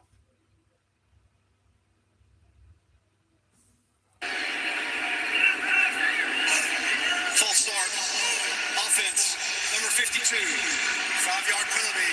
Still second down. All right, they got the center, Cash Cleveland, another true freshman. Taylor? Phil Lodeholt, the offensive line coach, incredibly upset with his group on the sideline prior to going on the field right now. He said, guys, BYU is not doing anything exotic. No. You need to take pride in winning your one-on-ones. BYU's doing nothing to get after their quarterback like they have. Colorado's line is just being manhandled. They got to man up. Colorado's going to run the ball, gain of probably 6. Bring up about 3rd and 10. Penalties and turnovers and bad plays are going to kill Colorado. The penalties alone are just putting them in bad situations. 3rd and 7 from their own 32.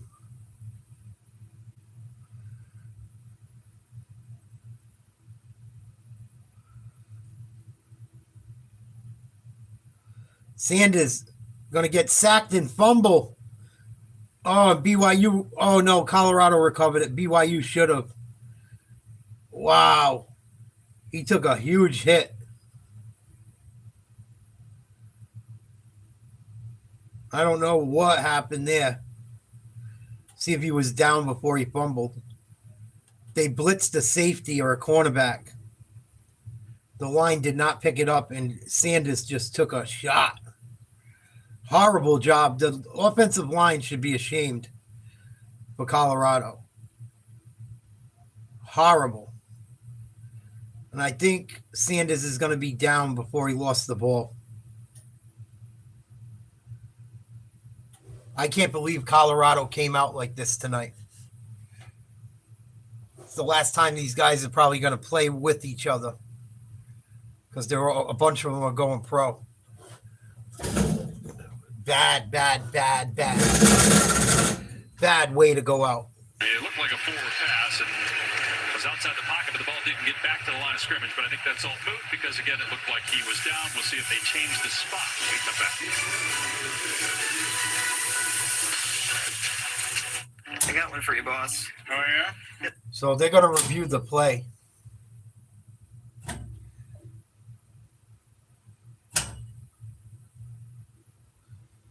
I'm shocked Colorado has come out and played the way they have. It's like they don't even have a pulse.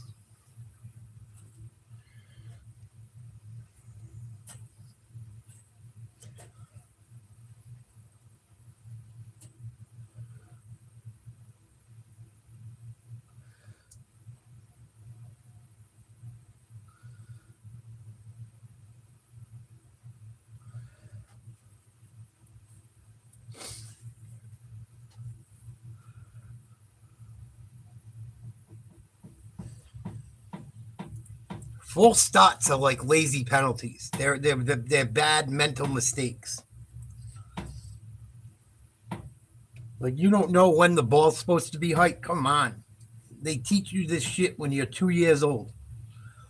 It's It's the first thing you learn if you're a lineman.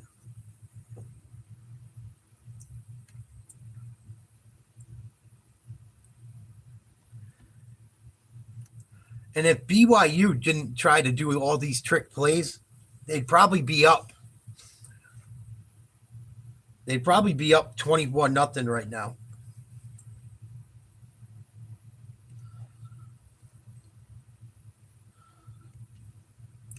I am shocked.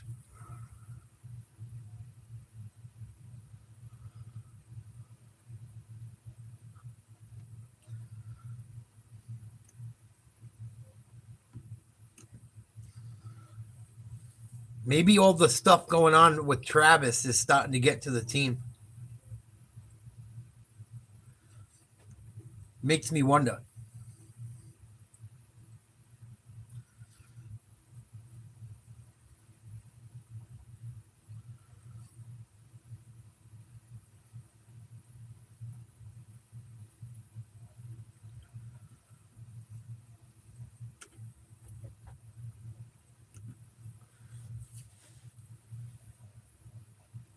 I thought this was going to be a real fun game to watch.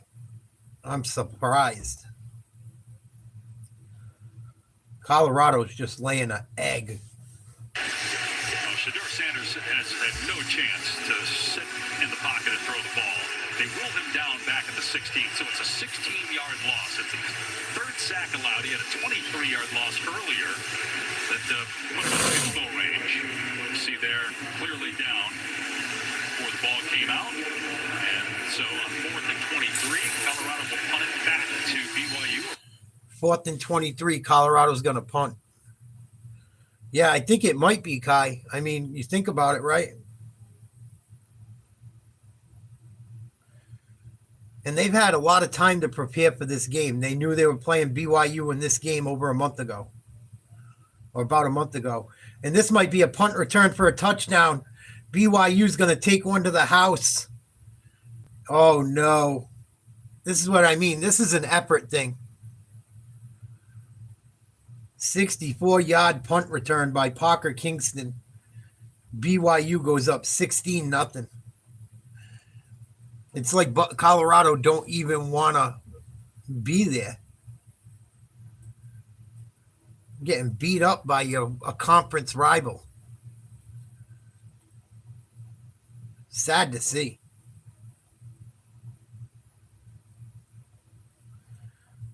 I expected more out of Colorado today.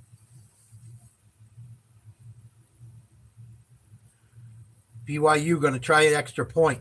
Kick is up and good. 17-0. Whooping. Fuck. Horrible job of punt coverage. Good job of blocking for the punt returner. 64 yards all the way to the house. BYU is rolling. Yeah, they're getting beat up on bad. It's like Colorado don't even want to be there, bro. I'm shocked. I thought Dion would want to go out and the Buffaloes would go out with a fight. You know, everyone said Colorado and Buffalo were two of the better teams in the country all year long. It's a conference rivalry. I thought these guys were going to come out and fight. And BYU's come out fighting. Colorado's come out like a bunch of little bitches. They've had like 4 or 5 false starts. They don't even have 100 yards of offense yet. The defense has been on field most of the game. They gave up an onside kick. They got fucking lazy and gave that up. They've given up 5 or 6 sacks. It's like they just don't even want to be there. And then on the kickoff return, they barely get out to the 20 and get smashed in the mouth again.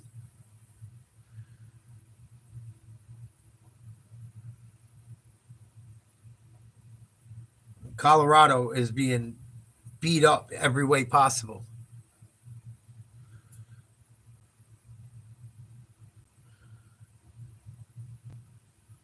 Let's see. We got 5:26 to go in the first half.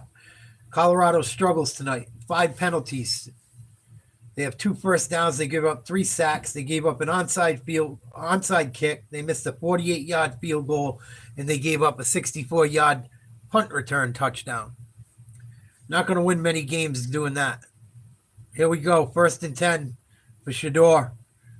He's under trouble again. He's going to run and slide for a first down. Come on, Shador. You got to get up. Got to get up. Someone got to get mad on the Colorado side. And that was dirty. That dude didn't have to fly in there like that with him sliding. He didn't really hit him. He fell over the top of him kind of, but still.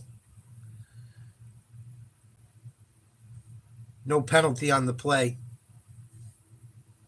But BYU's not fucking around. Colorado better wake up or someone's going to get hurt. Like, that's what happens when you don't come to play. You're playing against fucking guys that are going to the NFL. These guys want to hit. They want to play. They want to beat you up. You guys are supposed to be the coolest guys around on town. Everyone wants to hit you in the mouth because you got a bunch of people that look like pretty boys. And you're getting punched in the face all night long. Acting like a bunch of bitches. 2-yard completion on that play. Be 2nd and 8 for the Buffaloes. 4 minutes to go from their own 33. Sanders got to pull the ball down and run for a 1-yard gain. I don't know why he did it that time because there wasn't even anyone around him. He finally had some time to maybe make a throw.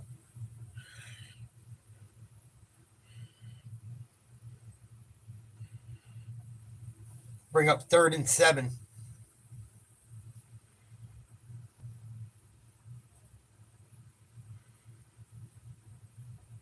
Five wide receivers out of the shotgun.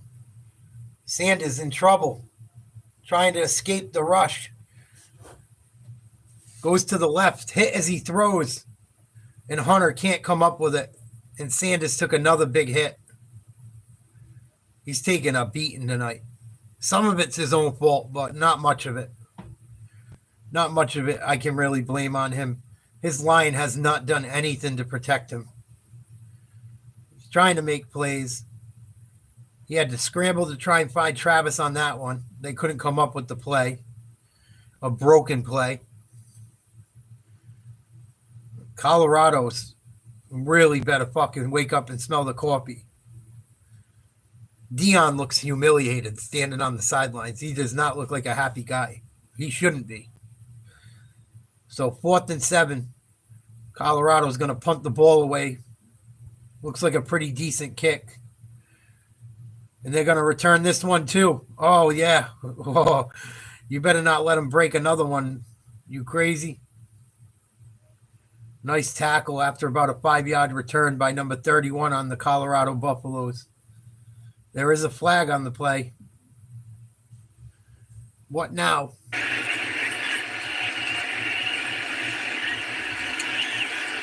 During the return, illegal block in the back. Return team, number 48. 10-yard penalty from the spot of the foul. First down. Kick off your NFL Sunday with a countdown. Who knows, Mark? Could be fireworks. Could be some dumb shit.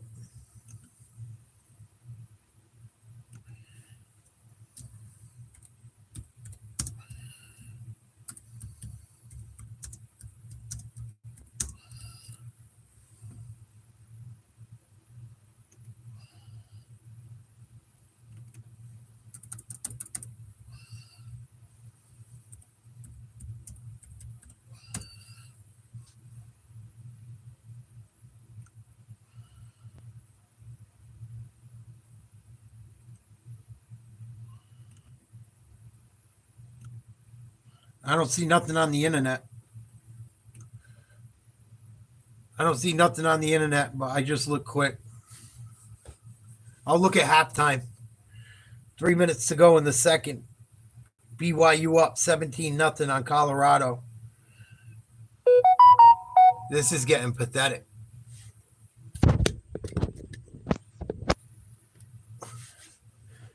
BYU.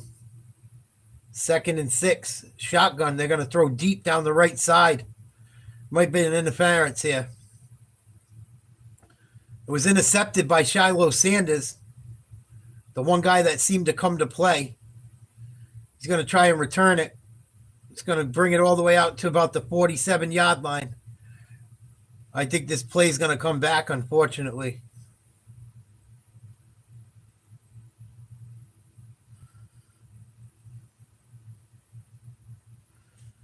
But Retzloff back in the field, so this will not count. Shiloh's been waiting. He almost had a pick earlier, has not had an interception this year. He's had a really good arm. He fought back from a broken arm earlier in the season. Defense, number 35, in the neutral zone at the time of the snap. It's a 5-yard. Offsides on Colorado in the neutral zone. Pre-snap. Cost you an interception. If it's not the offense going offsides, it's the defense. Jeepers crow. How many times can you get called for offsides or false start in one game? Oh, my God. And that sucks because Colorado could have finally did something, and Colorado gets the ball to start the second half. Now you give BYU a chance to fucking put points up again. Colorado's turned BYU over 2 times now.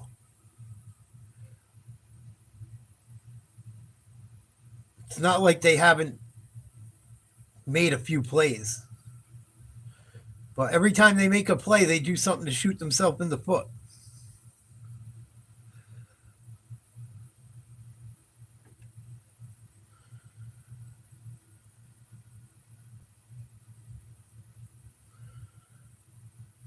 Yeah, I can't believe the shit that goes on in Minneapolis, Mark. When I was looking into Tim Walz and uncovering some of his dirt during the election podcasts, Minneapolis is a fucking dump.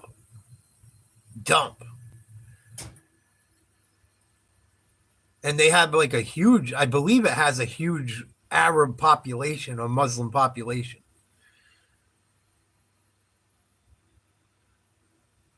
But yeah, I heard they try to call it shit like they call Chicago Chirac. So they have like names like that for Minneapolis now too. I never heard shit like that in my life about Minneapolis. Up until George Floyd. Up until George Floyd, I always thought it was like a nice place.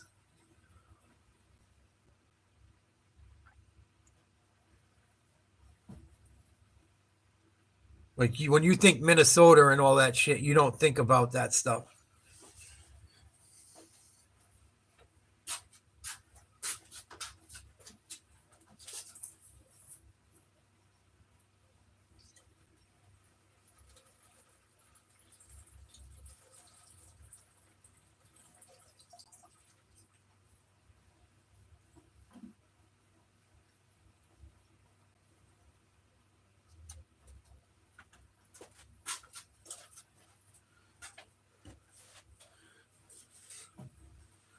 Yeah, right, Jet?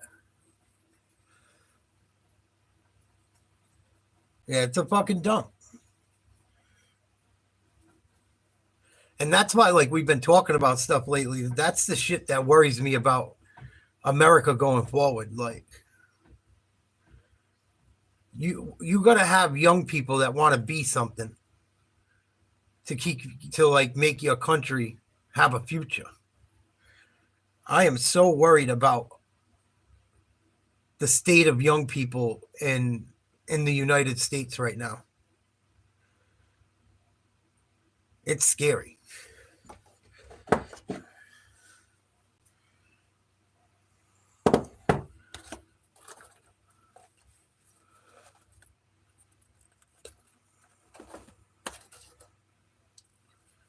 TV timeout, 2-minute warning, I believe. All BYU so far. Yeah, I don't know if it will. You need a complete culture change in people's homes. It's like it's deeper than the government. the more I look into it. Shout out to you, BB.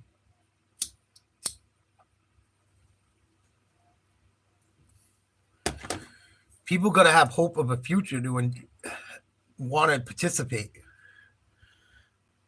I just wonder how many people really feel like they have a hope of the future.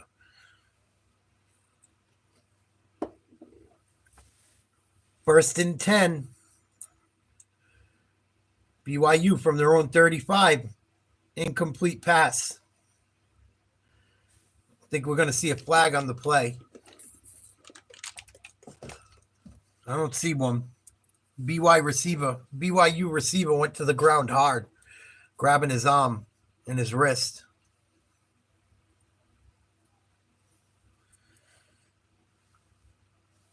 Well, he just went down the wrong way. Might have hurt himself. I think he's their best receiver, too. He's their captain. Chase Roberts. 52 receptions, 854 yards, 4 touchdowns. I know he's one of their best playmakers. They said it before the game.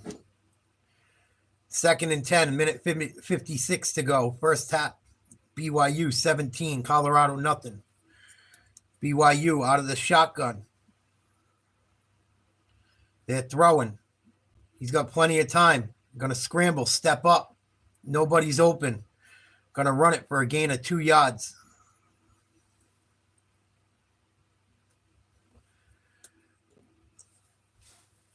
Bring up 3rd and long. 3rd and 8. Minute 30 to go.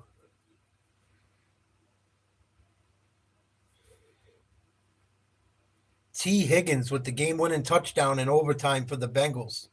Burrows, 412 yards.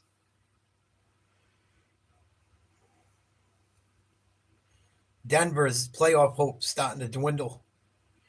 Here's BYU throwing, incomplete, nobody open. Flag on the play, late. A lot of flags, holy smoke.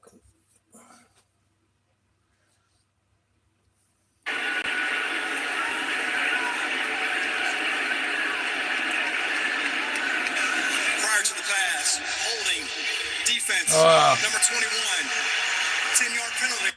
Shiloh Sanders called for holding.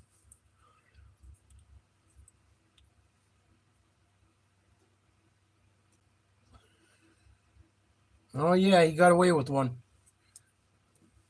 Well, he didn't get away with it, but and the quarterback saw what happened and threw the ball right at him. Smart play by the quarterback. Minute 9 to go. Automatic first down for BYU. 3 wide receivers to the left out of the gun. They run a screen for the tight end. Close to a first down. Out of bounds. Minute 3 to go. BYU trying to manufacture some more points before the end of the half. Yeah, he just ran a little friggin' route across the middle, ran right a yard or 2 away from the line. They're going to throw again. Incomplete. 2nd and 10, 58 seconds to go. Almost in field goal range. Their kicker does have a boot. What's up, Mr. King? Salute. I try to check in on people that do content, that watch my show. So every once in a while, if you are a YouTuber, you might see me in your live. Look like you were having fun, King Live. Oh, and they're going to bring him down. He's going to get sacked. Big play by the Colorado defensive line. Stepping up. They're already behind the 8 ball.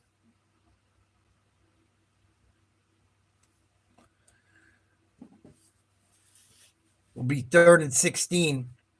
20 seconds on the play clock. 25 seconds left in the half. Colorado will receive the kickoff in the second half.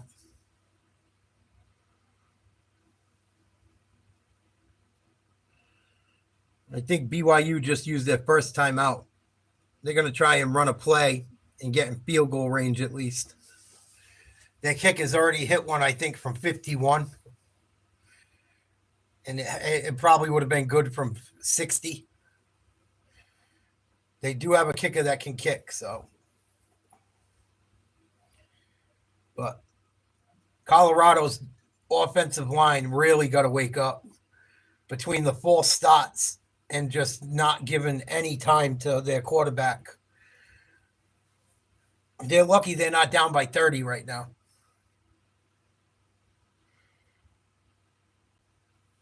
Colorado's lucky that they even have a shot to maybe come back.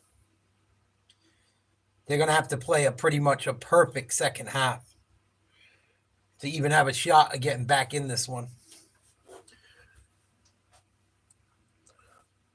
Maybe the Travis Hunter bullcrap is starting to get to the team. Travis Hunter has 58 yards receiving. The other 21 plays, they have 3 yards.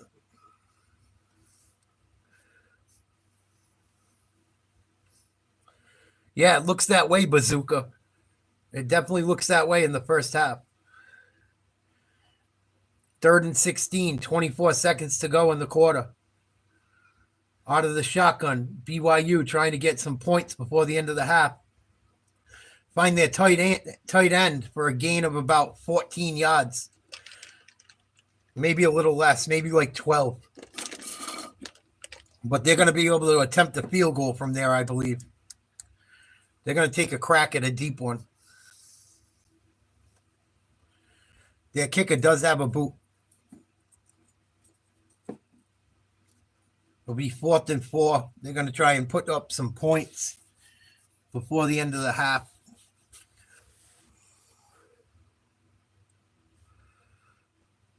It don't look like any of them have their head in it yet at all. And him and Shador were fighting with each other after a couple of the drives. I've never seen them guys argue. I think the whole team is going to be happy to be done with that bullcrap. I'm surprised Dion didn't have a talk with him and her and be like, guys, let's wait till this game's over for you guys start going all over social media. Here comes Will Ferrin. He hit a kick from 51 yards. His season long is 54. This is going to be over 50, I would imagine. 54-yard attempt, trying to match his season long. He'll be kicking from the right hash mark. Snap is good. Hold is good. Kick is up. It looks good.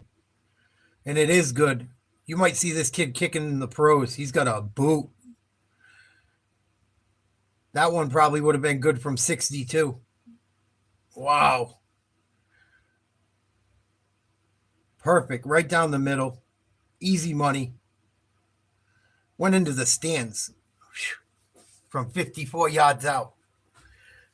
End of the first half, Colorado trails BYU 20, 2-0. Let's see what Prime's got to say. We got to make some adjustments there as well. But we got to protect. We're going up to, we're trying to do everything to move the ball. We're somewhere on the river. We're not here for playing ball tonight, but we're going to make the necessary adjustments when we come out looking like a new team. How will you address the penalties? That's just discipline. That's all that is. Discipline. Thank you, Coach. Dave? Our Taylor is team down 20-0 at halftime. On the other side of the break, it's the United States Marine Corps halftime report with Kevin Nagandi and Booger McFarland. 1 half to go in San Antonio. BYU trying to get win number 11 on the season, up 20-0. Tamara, Izzy, and Emma. They respond to emails with phone calls, and they don't circle back. BYU just beating up on Colorado. This is an old school beatdown. And it's like one team showed up and one team didn't. It's pretty bad. It looks like about 2 people on the Colorado team came to play.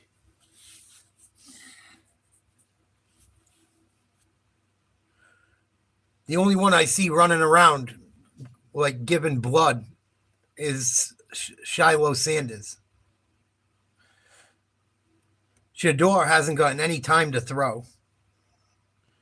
They've given up, I think, 5 false starts. They've had quite a few defensive penalties. They got an interception that didn't count because of a holding goal. Oh, no, and offsides. All mental errors. Yeah. I mean, it's one of my worries about drafting Travis Hunter. It's one of my worries. Is if he can handle the bullshit with that girl. And I don't know why she just doesn't stay out of the press. Like, she puts herself right on French Street. She puts all the business. They put their business right on Front Street. If she can't handle the limelight, then just don't be in it. Just don't be in it. If it's causing more problems, don't be involved with it. But that was a bad first half of football. Bad.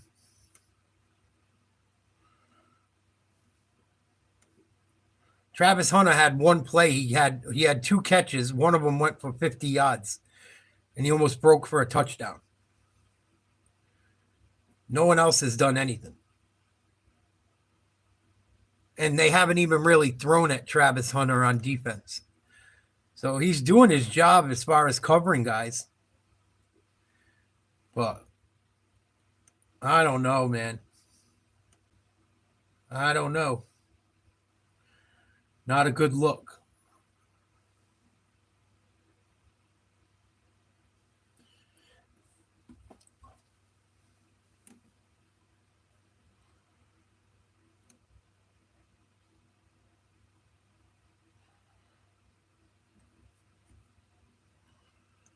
Let's see their press conference. Yeah, I saw that. One of the Gumbles died. It sucks. Nationwide is so much more than a great insurance company. They're one of America's largest financial services companies, like how I'm more than Peyton Manning. Let's see what these guys said before the game. They were all ready to go, I'm sure then. Colorado better have a gut check at halftime. A real serious gut check. I'm bummed. I thought this game was going to be high scoring and fun. I thought these two teams would get after each other. It's a conference rivalry. Let's see what the Chicago team, let's see what the Colorado team looked like coming into tonight's game. I want to see what they look like before the game. I'm going to go get a drink and I'll be back. It's halftime. Colorado trails 20-0. BYU has been dominant. And Colorado's been the worst I've seen them play ever.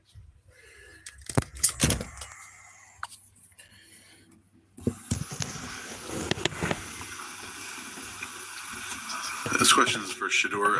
Pat Sherman was just in here talking about the relationship with you. And I know you've had a number of different coordinators during your college career, but you talk about what you've maybe gleaned from all of them, but also specifically with Pat and like why he's been such a good coordinator for you. Yeah, so each year, I would say more and more been put on my plate. The more experience I got, the more years and tasks on hand, the more ball I play. So at this point, it's kind of, he brought a different perspective of, from the league perspective coming into college and being able to adjust and help me see things in a different perspective, in a different way. So we could all look at the defense on the board, but we all could have different point of views. So it's kind of, that's why I'm thankful to be in a situation I'm in and have all the different offensive coordinators, and ending with him is because he's been, at the biggest level, the highest level you could get.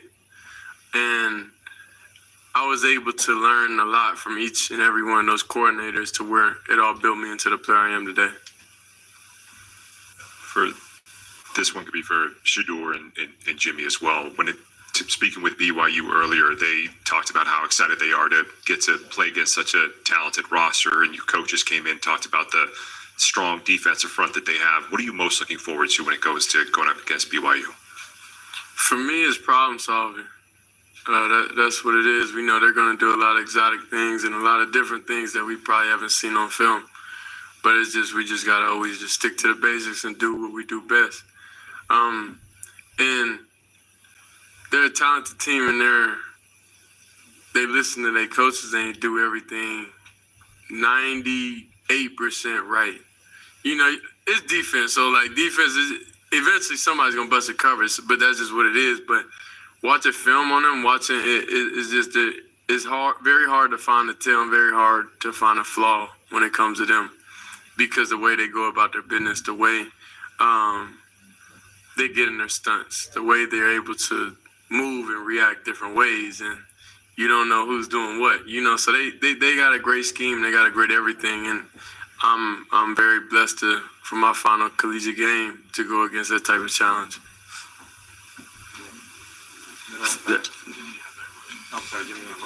Yeah, to piggyback off of Shador, really we're going to, like, what we looking forward to, basically, like, he's really said everything. Like, they're a real good disciplined team, and we just got to go out there and execute our game plan and play smart. Question for Shador, obviously. Everyone knows you and your dad's tradition before the game, just kind of walking to the end zone and walking back. I know Shiloh's joined you a couple times this season during that. I mean, just kind of much you're looking forward to that last one this Saturday, and kind of what do you feel like the conversation will be during that time? I think the walk is the least of my worries right now. I think they got a pretty good D in this bound to go second round, early second round. So that's kind of my focus right now. I'm not really focused on a walk with him. There's bigger things and bigger tasks at hand. The main thing is just to win the game and do it in a dominant fashion, do it very clean and precise. And that's what our focus is. So in these final days, wrapping up everything to get to the game, just cleaning minor things up that we see flaws and watching old games that we play honestly, and just getting back, you know, in that taking yourself back through those situations, those times, since we had so much time off.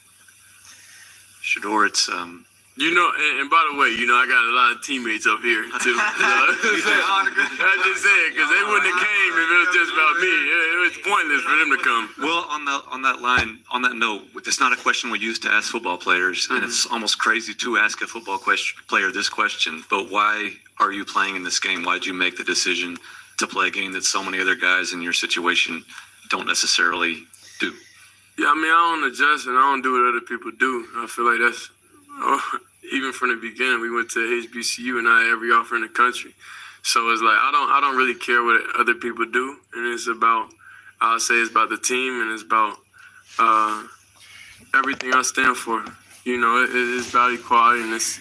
Well, Shador sounds like he had his head on straight. Is Travis up there? I don't think Travis Hunter was even at this press conference. He wasn't. That's kind of weird. Why wasn't Travis? You know why Travis Hunter wasn't at this press conference, right?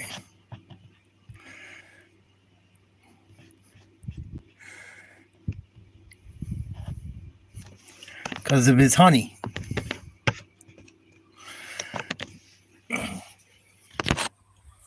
Definitely because of his honey.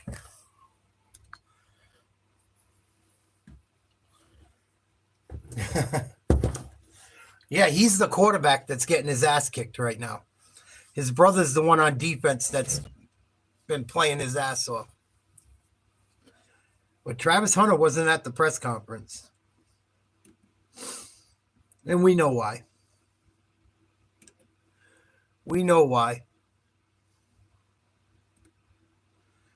Still halftime. I just wanted to see what they look like going into it.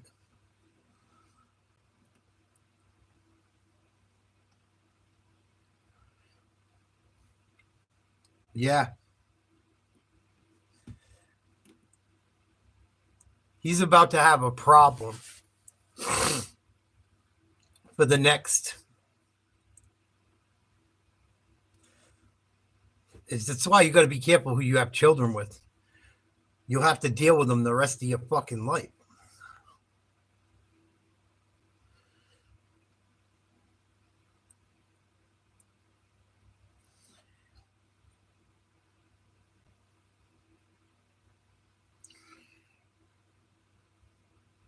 Deion Sanders goes through it. On senior day, he walked his kids out to see their mother on senior day, and he ran away from her. He knows what it's like to deal with shit like this.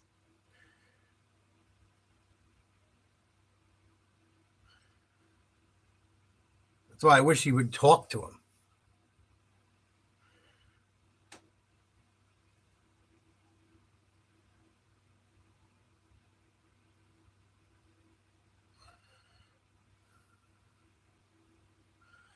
Wow, Miami of Ohio put up 43 on Colorado State. Oof. Oh, yeah, it's going to be wild.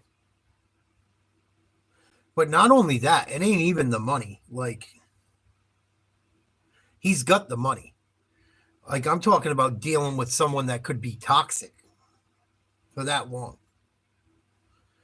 It will fucking put you in a bad place, man.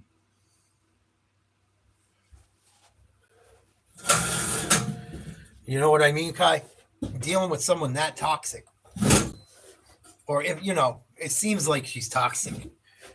You don't want to deal with that shit for 20 years. It'll make you fucking old. Putting yourself through stress, you don't have to. It can take years off your life. Oh, it changes you as a person too. It'll flip you. It'll do things to you you wouldn't believe it would do. You end up looking in the mirror and won't even be able to fucking know who you are anymore.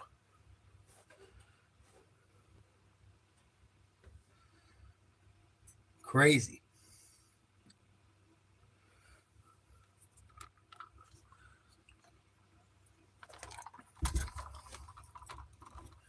I dealt with stressful shit like that. It's not fun. Not fun.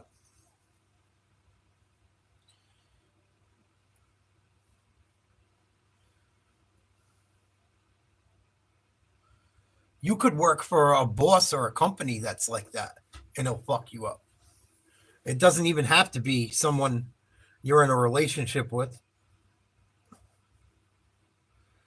You get around to you got to deal with some real fucking toxic person all the time. Day after day, year after year, it will fucking wear on you.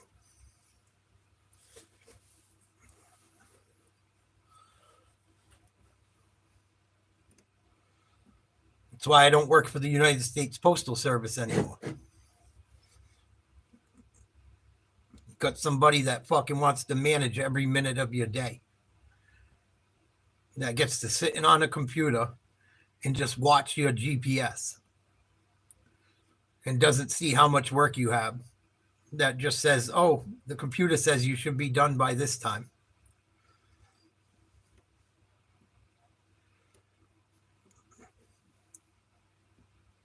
Oh, you got to stay and work the overtime. Not a thank you. You can't say no to it. Fucking, it's so horrible. It's like being in jail without the boss. Having to deal with people like that.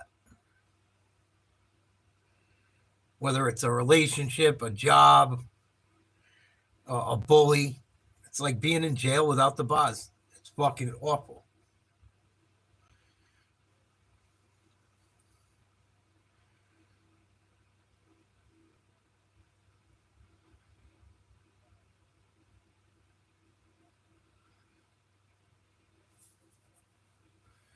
And then even worse, right? What if he ends up becoming like, what if he becomes like,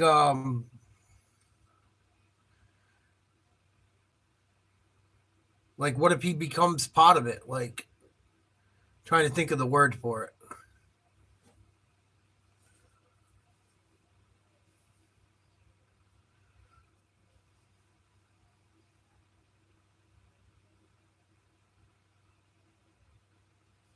Like when it becomes normal to fucking someone, or like it becomes a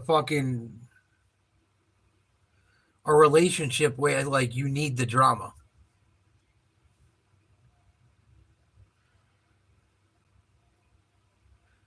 Like he could be already at that point. That's why he don't see what's going on.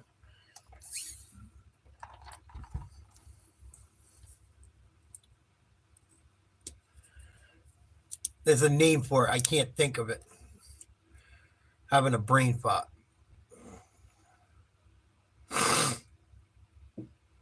But it's like both people need the dysfunction of each other.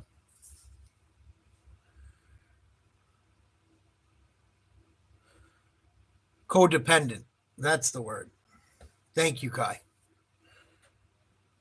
Yeah, you become codependent with that shit. It just becomes the norm.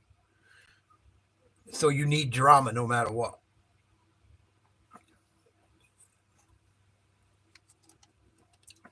Which is a horrible fucking...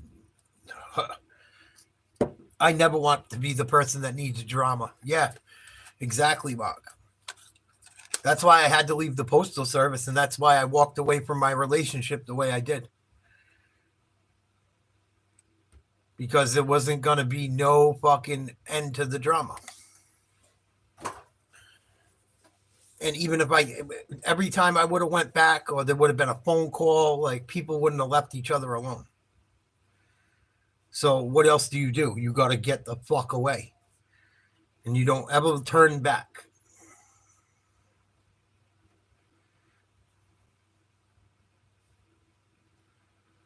I see people go through it constantly.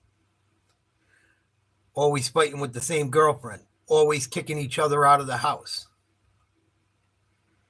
I have friends like that. I don't get involved in their relationships at all. Or they ask me things, I go, I don't know. It's your guys' business. Because no matter what I say, I'm going to be the fucking bad guy. As one of our subscribers found out trying to talk to one of their friends the other day. You know, people like attention. Whether it's positive or negative. But, you know, like when you get energy, like when you're in a relationship like that, where the two people don't get along, even if it's not physically abusive, there's like mental shit. So then you'll have like the honeymoon period and all that shit. Like, oh yeah, we have a big fight, get back together. Things are good for a while. Really good. Oh, we got to have a big fight again. Oh, we're not together no more. Oh, we're back together. Like I seen it happen in so many different times. I seen it happen to myself too. That's why I'm single now. Because I'm not going to keep playing that hamster wheel. And I hope Travis isn't on that hamster wheel.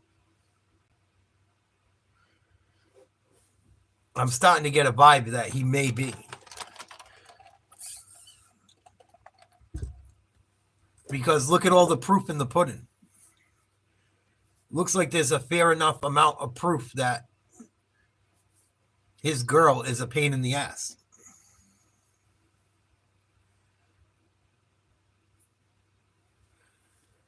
Oh, it's unbelievably draining. I watched that with my dad and stepmom for years. Constant roller coaster, yeah. What's up as the veil thins?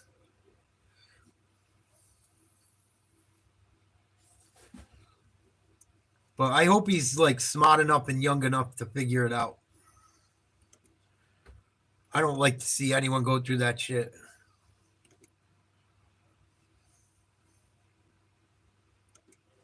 It's sad.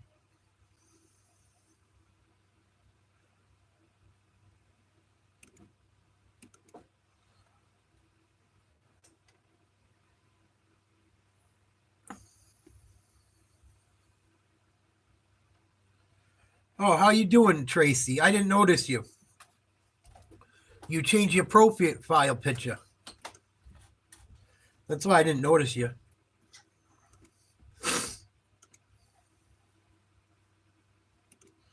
I hope you're well.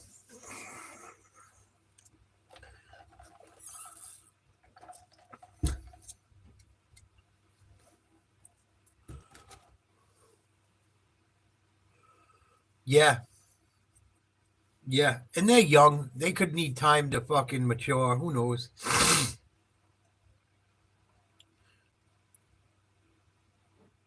Oh, I'm glad you're breathing. I hope you're doing well. Have you got to do any paranormal videos lately?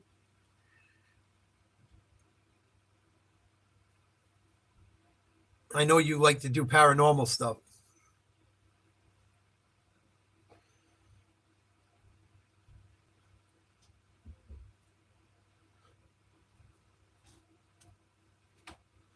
Shedeur Sanders throws for 372 yards a game. He's only got 70 tonight.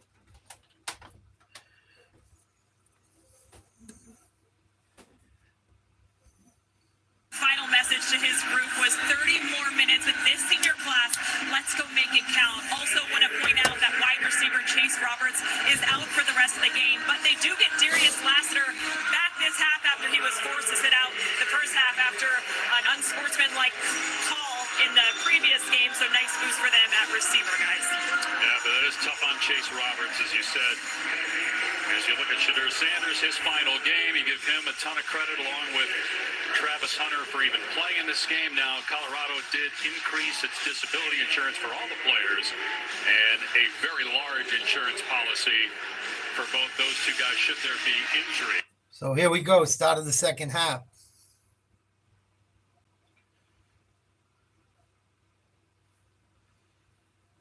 BYU kicks off. They're going to return the kick out of the end zone. Colorado's going to get back to about the 16-yard line and take a huge hit. Looked like there might have been a face mask. I don't see a flag. Yeah, it can hurt the quality too, Mark, a little bit. But that's why but it also, right? Both these teams had a month to get ready for each other. They should have been ready to play. They should have been ready to play. Nice. I can't wait to check it out, Veil Thins. I'm waiting to see some of your content. I've seen a few little things you guys do. We talk to paranormal all the time. If you would like to do a show, I'd love to have you on. And they're going to run the ball on first down. Gain of about 6.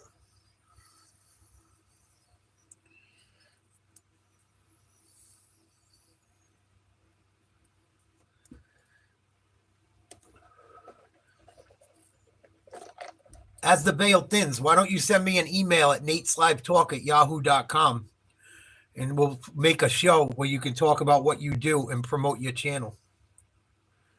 Because I love to discuss the paranormal. I'd love to hear all about it. And if we can help your channel and my channel, I think it would be a fun thing to do.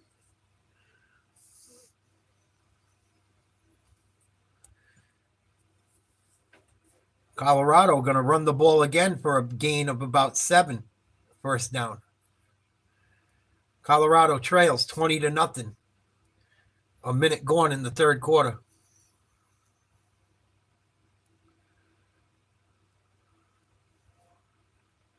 Sanders out of the shotgun. Going to try fake the handoff. They tried to run an option, but he got sacked. Defensive line making Swiss cheese out of the Colorado offensive line. Their left tackle has got burnt so many times tonight. He's a big kid. He's got to get tough. Big for nothing.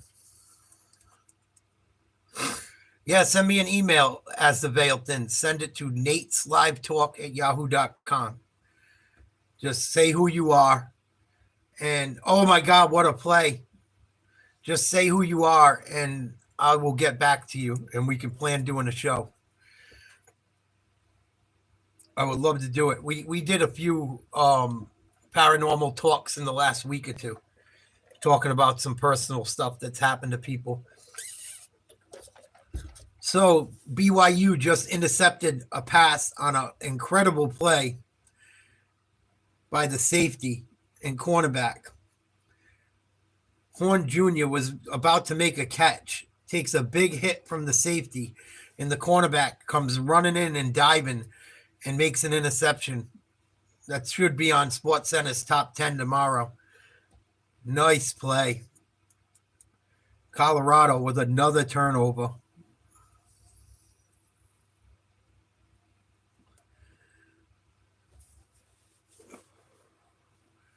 Isaiah Campbell, get a life. Fucking idiot. Here we go. First down, BYU going to run the ball with Martin. He had a really good first half. He's got a touchdown in the ball game. I'm going to run for 5 yards.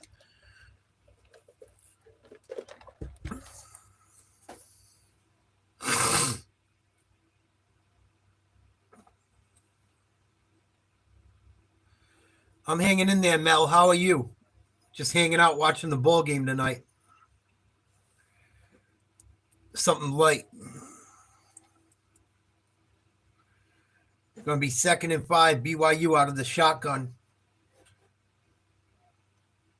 Send the man in motion. Fake a reverse. Run it up the middle with Martin. Gain of a yard, maybe 2.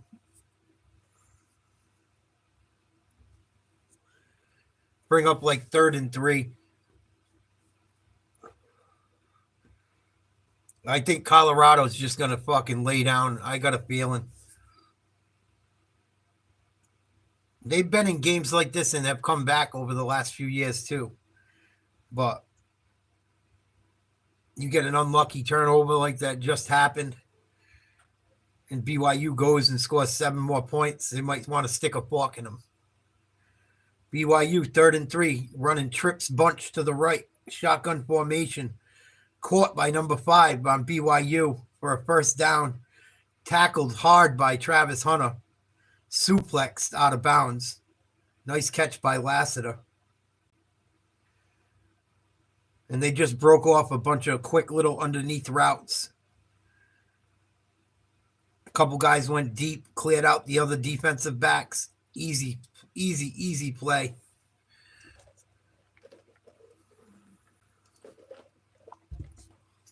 BYU will have a fresh set of downs. 20-0 lead. 10:58 to go in the third quarter. 3 wide receivers, 2 running backs, shotgun formation. They run a sweep out of the shotgun to the running back, Martin. Looks like he gained about 4 or 5. And BYU is going to start running the ball, I'm sure, even more now. Start sucking some clock.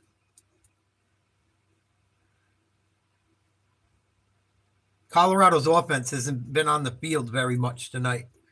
Colorado's defense is going to be getting tired. 2nd and 5, same thing. 3 wide receiver out of the shotgun. Throw deep down the field, incomplete. I don't see any flags. It was pretty physical.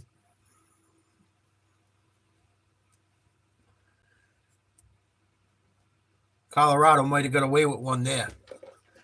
Maybe a mercy call.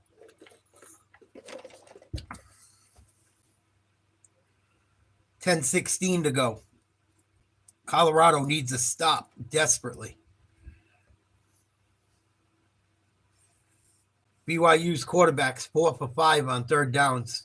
They're already in field goal range. Their kicker's got a boot. 3 wide receivers to the right. Throw complete for a gain of about 13, thrown out of bounds.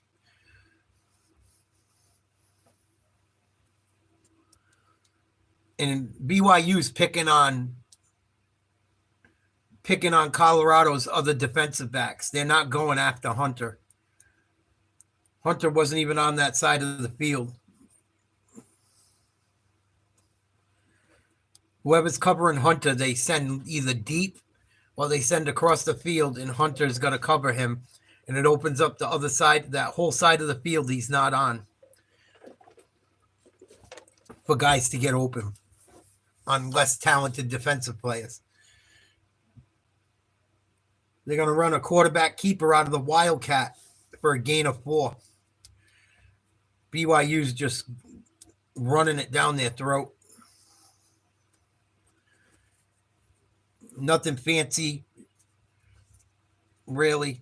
Some option plays, but nothing crazy. They're just running it right down their throat. Quick little 4-yard passes, 5-yard passes. Not turning the ball over, not committing penalties. Colorado's done everything wrong. And they're going to run an option with the quarterback. He's going to keep it up the middle for another gain of 3. Probably bring up about 3rd and 4. But all of their third downs have been manageable for the most part. Colorado, they've been in 3rd and long all night long.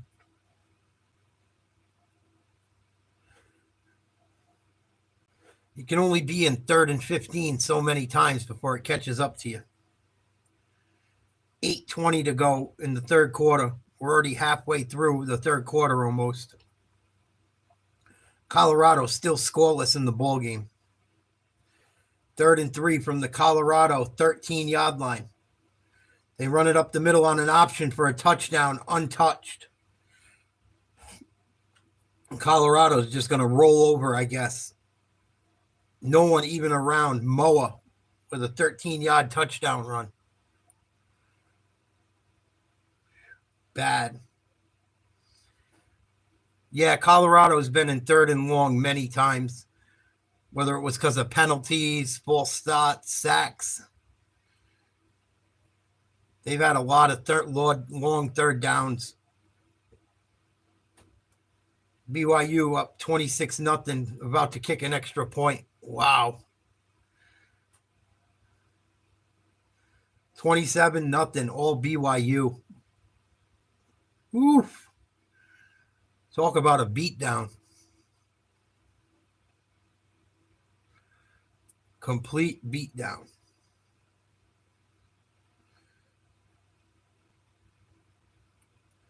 Yeah, that's a big game for the Rams, Jet. That's a big game for both those teams. I think both those teams still have a chance at the playoffs.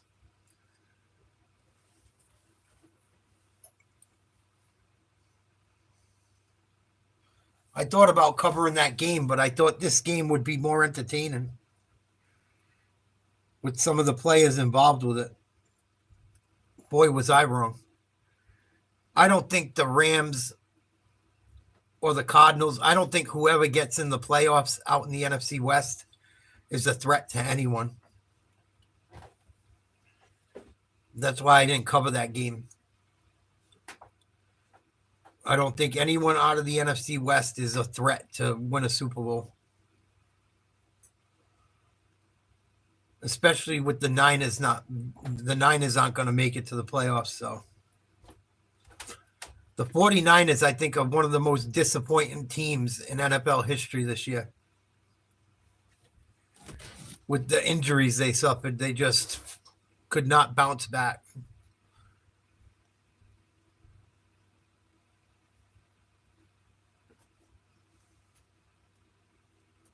And it's a lot of it staying healthy. Look at Detroit, though. Detroit's put up with a bunch of injuries. They still made it through. But even Detroit, it might catch up to them eventually. You can only lose so many people for so long until it starts to really cost you. Like, even though Detroit's still putting up a ton of points, they're giving up a ton of points every game now. And when you get in the playoffs, that's a problem. That becomes a problem when you can't stop people.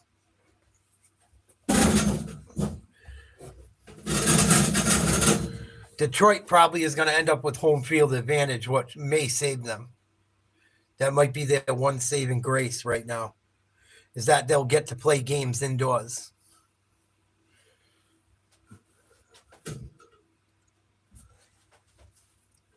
Which I'm not a fan of.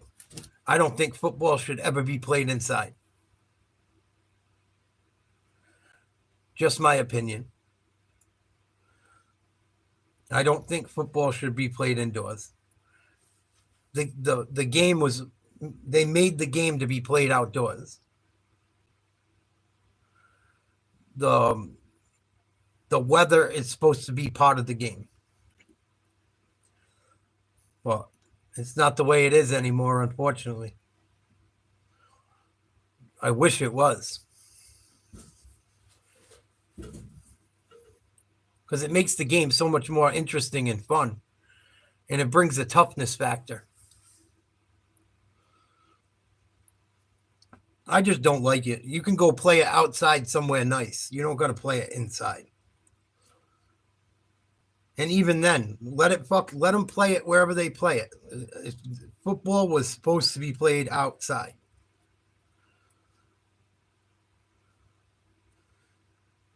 But we become such a fucking soft society. Like, I'm not even sure you see everyone's best playing indoors. It takes a lot of the toughness away. I think they should play on real grass. I don't think they should play on fake fields either.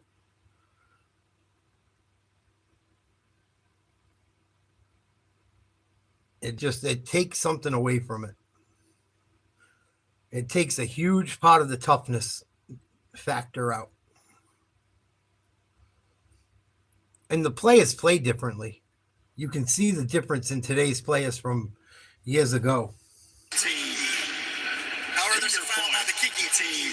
Personal foul, illegal blindside block, kicking team, number 18, 15-yard penalty, first down. To your point, Coach Prime told us, we don't view this as a bowl game. We view this as another game on our. Fucking 27-0. Dion looks like he's seeing ghosts. He looks so pissed off. I'd be fucking pissed. I would be so fucking pissed off if I was Deion Sanders. The last game I get to coach my kids, and their fucking whole team goes out and performs like fucking wusses. BYU just all over them. Flag on the play. BYU starting to play a little dirty too. They've out-physicaled them all night, and now they're coming for like the last fucking bit of blood left. Taking like little cheap shots, little fucking penalties that they know aren't going to kill them just to like fuck with Colorado. But I don't feel bad. You come out and you perform like a little girl. You got to take it how you give it. You know, Colorado has been the most flashy shit-talking team for a while. You know, you got to take it how you give it. And Colorado looks like they're seeing a fucking ghost right now. 27-0, 1st and 10. Sanders throws to the right, complete. Not much of a gain. Think about a gain of 4 yards. Shedeur Sanders ain't getting any time.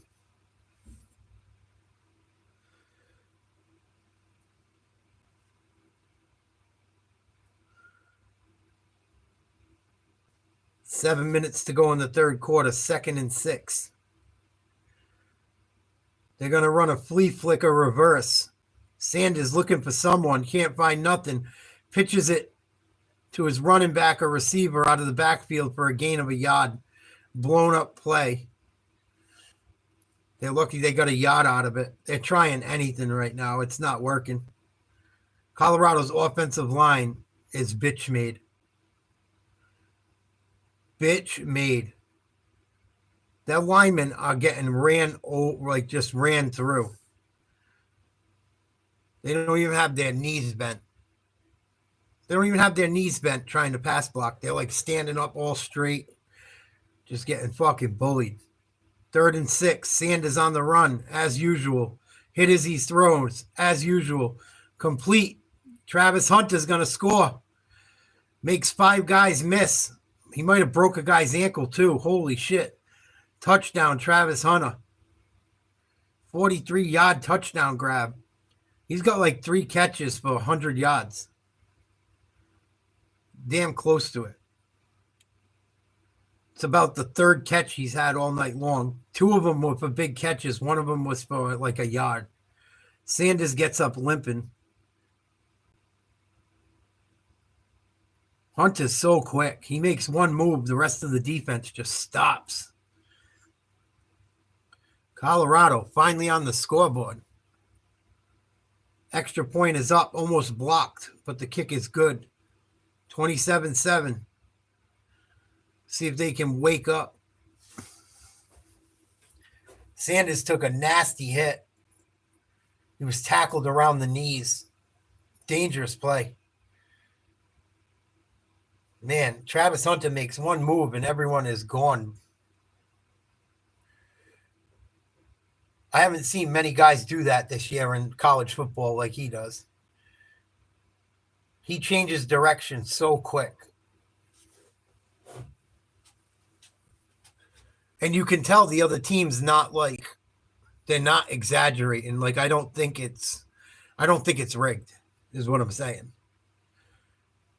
Like, once he changes directions, it's just fucking, pum, see ya. And you can tell because the other guys can't even, like, they can't change direction nearly as quickly. So, 27-7.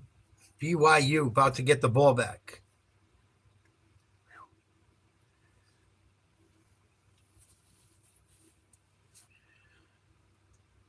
And even then, you know, Sanders barely got the throw off. I can see why they took extra insurance out on all these guys to play this game. Good thing they did, especially the way Colorado's playing.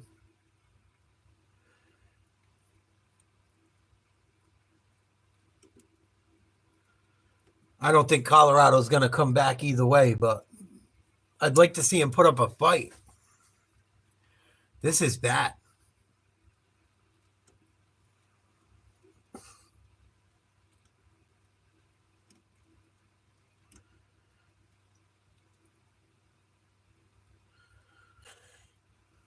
I was looking for tomorrow. I don't think there's that many great games tomorrow either.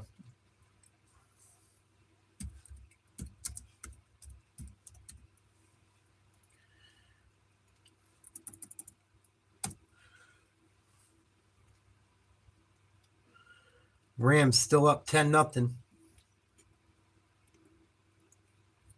I was looking for a game to maybe cover tomorrow or do red zone. But there's not like that many games that count. Not too many. It's like a lot of bad teams playing each other. The Titans and Jaguars got to play each other. Raiders, Saints, Colts, Giants, Cowboys, Eagles, which you never know. Maybe the Cowboys will show up, but they're not a good team this year. Panthers, Buccaneers, Dolphins, Browns, Packers, Vikings, probably the best game of the tomorrow.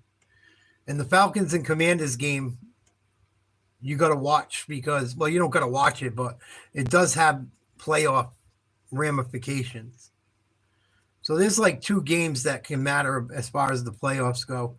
And then you got the Lions-Niners on Monday night.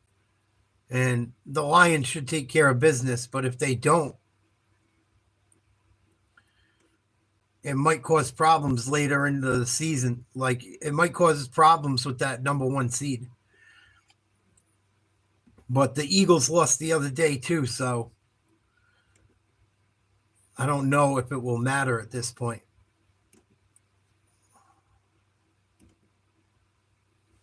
It's going to work out. But for me right now, everything I've seen, I don't see no one beating. I hate to say it. I really don't see anyone beating the Chiefs. As of today.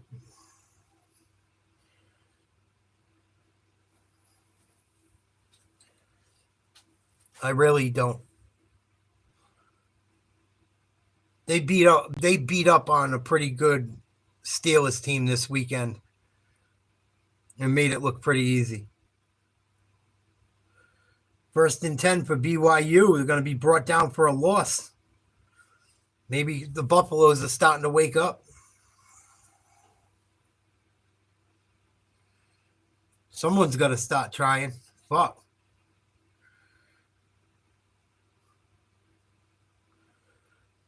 But the Chiefs went into fucking Pittsburgh on Christmas in a tough place to play and played like a flawless fourth quarter.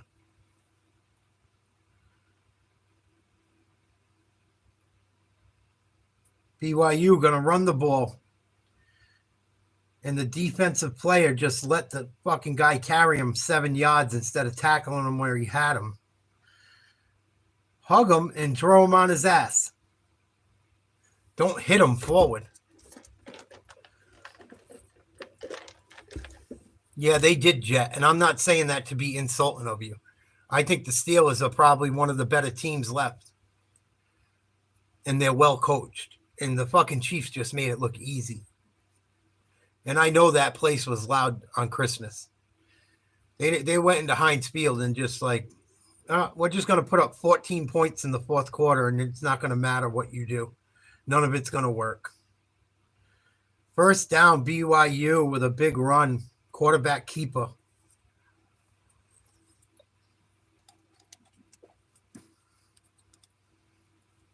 Like, it was an impressive win. Impressive win. So, as much as I can't stand the Chiefs, I do have to still keep it real.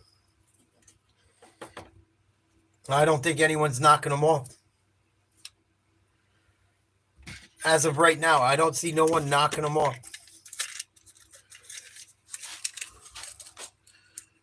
First and 10 for BYU. Play action fake. Quarterback's going to scramble. He's going to hold on to it. Run for a first down and more. Gain of about 25 yards, I'd say. At least 20.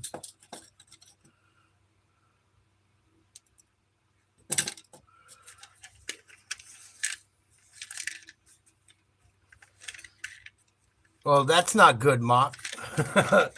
It's better than World War II, or III, I mean, but that's not good close to home. Fucking see a lot of plants having issues lately. That seems to be like the new fucking thing. Plants blowing up, trains being derailed. First and 10, they run a screen to the running back, Martin. Gain of about 5.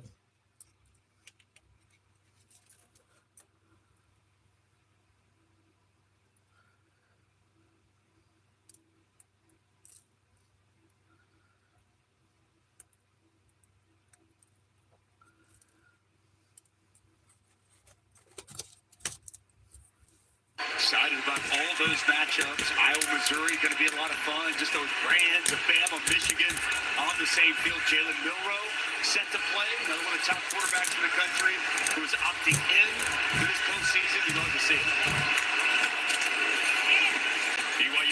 BYU going to run it. Brought down for a major loss. Colorado really starting to fly to the football. You just wonder, is it too late? Where the fuck was this in the first half? 20, big third down again here. Jalen Lester, you're going to see him flying in, making this play. Nice job, just the penetration. Limiting the space there for L.J. Martin. Another third down, Randolph. Already shown us once the mobility to pick up this third down with his legs. 3rd and 10. They've been flawless here in the second half. 4-4 and 7 of 10 for the game on third down. This is 3rd and 10.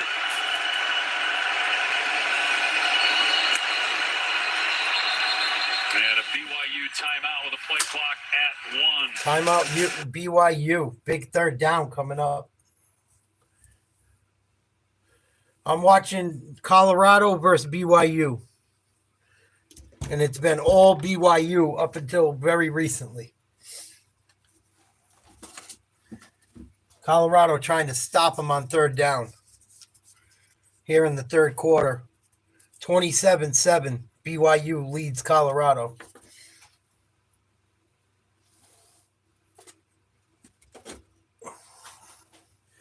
Yeah, Kai, another person? Excuse me. I saw that a woman got lit on fire and was unalived by an illegal immigrant in the subway. Now there's another person that got lit on fire? Fucking nuts.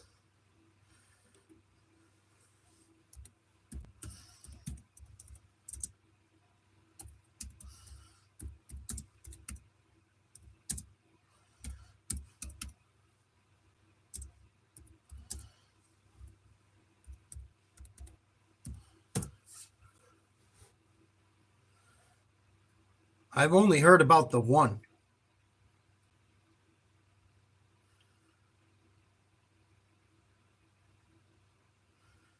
I know an illegal immigrant set a woman on fire and she passed away. That's the only one I've heard about. If there's another person it happened to, that's really fucking bad. Yeah, I don't see another person, but it could have happened. Oh, police find homeless man on fire inside Penn Station.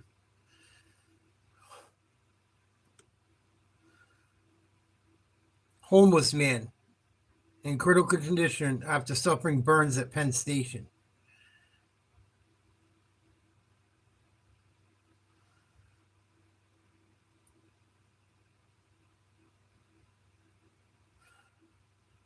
They got to see if it was started by someone else or him. There's no info on it yet. I'll keep an eye on it. But yeah, there was a homeless man that was on fire in Penn Station.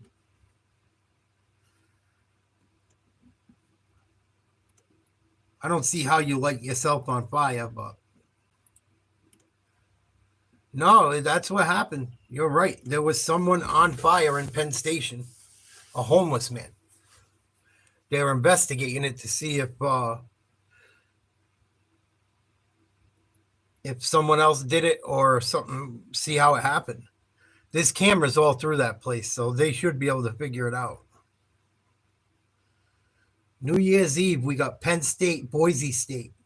New Year's Day, we got Texas versus Arizona State, Ohio State versus Oregon, and Notre Dame versus Georgia. I can't wait for them games. Here we go, 3rd and 10 for BYU. This is a big set of downs. Matchup down in New Orleans. From the Buffalo's 38-yard line. Need a stop. Colorado needs a stop. They're going to blitz, and they're going to hit the receiver for a catch, and he's going to be running free. Colorado can't make a tackle. Poor coverage. And they give up a huge first down. Probably a gain of about 30 yards. They run a little route underneath, a little crossing route. They sent a bunch of people. They blitzed.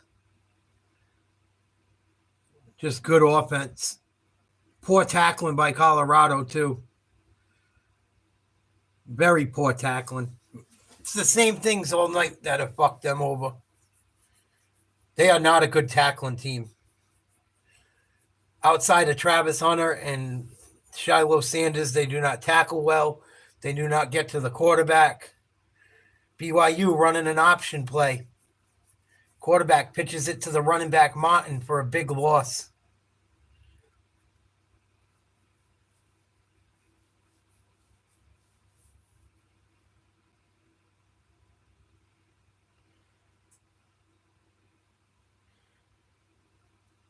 Colorado's really beating themselves.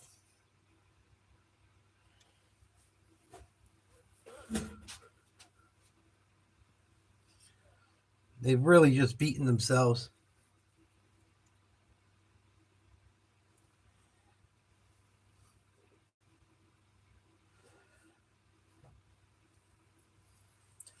They're going to hand it off to Martin, gain of 5 yards again. 30 seconds to go in the quarter.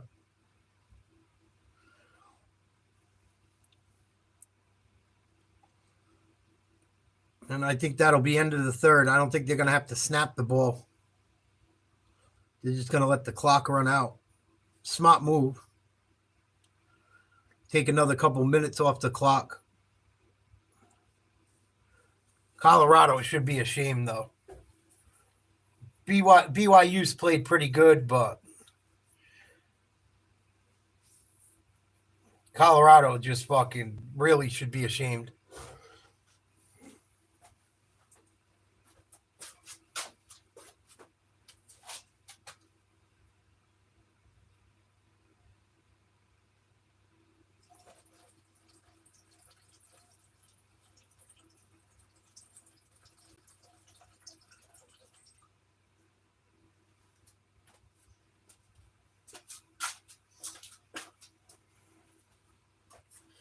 Yeah, I thought they would at least do something, just. Ain't doing shit.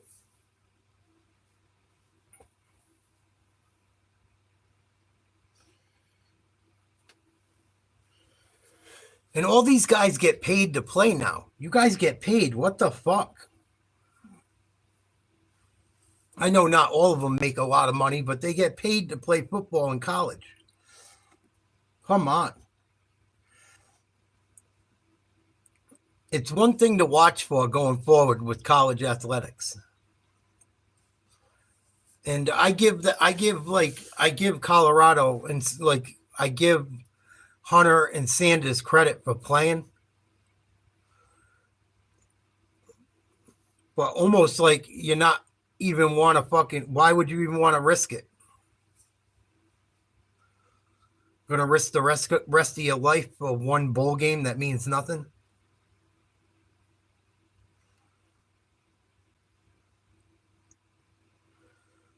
But poor performance.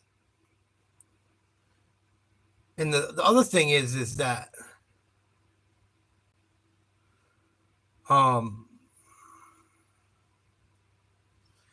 like when you don't give your best effort, that's a good way to get hurt and get other people hurt on your team. I used to watch it happen to me and my friends all the time.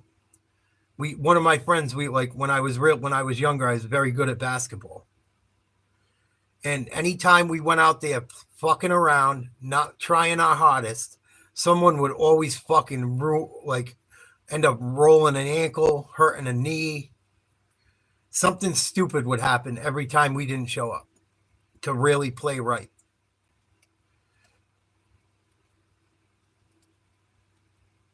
And I wonder if Dion takes these guys off the field in the fourth quarter. Just in case.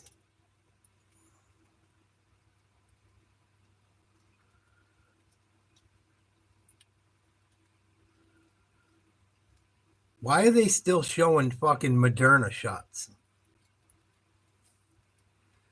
They're still showing fucking COVID vaccines? Come on.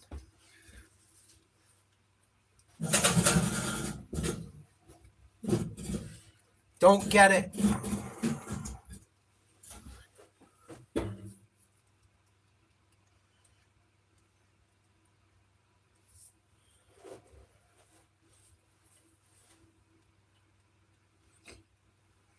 That's what we're going to see in a minute.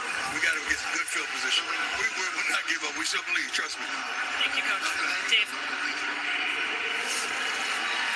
Need to stop here with BYU up 20. Cougars have been sensational throughout this game. Totally dominant over a Colorado team that won 9 games and equaled BYU's record. Yeah, that's right, Mark. Every fucking time.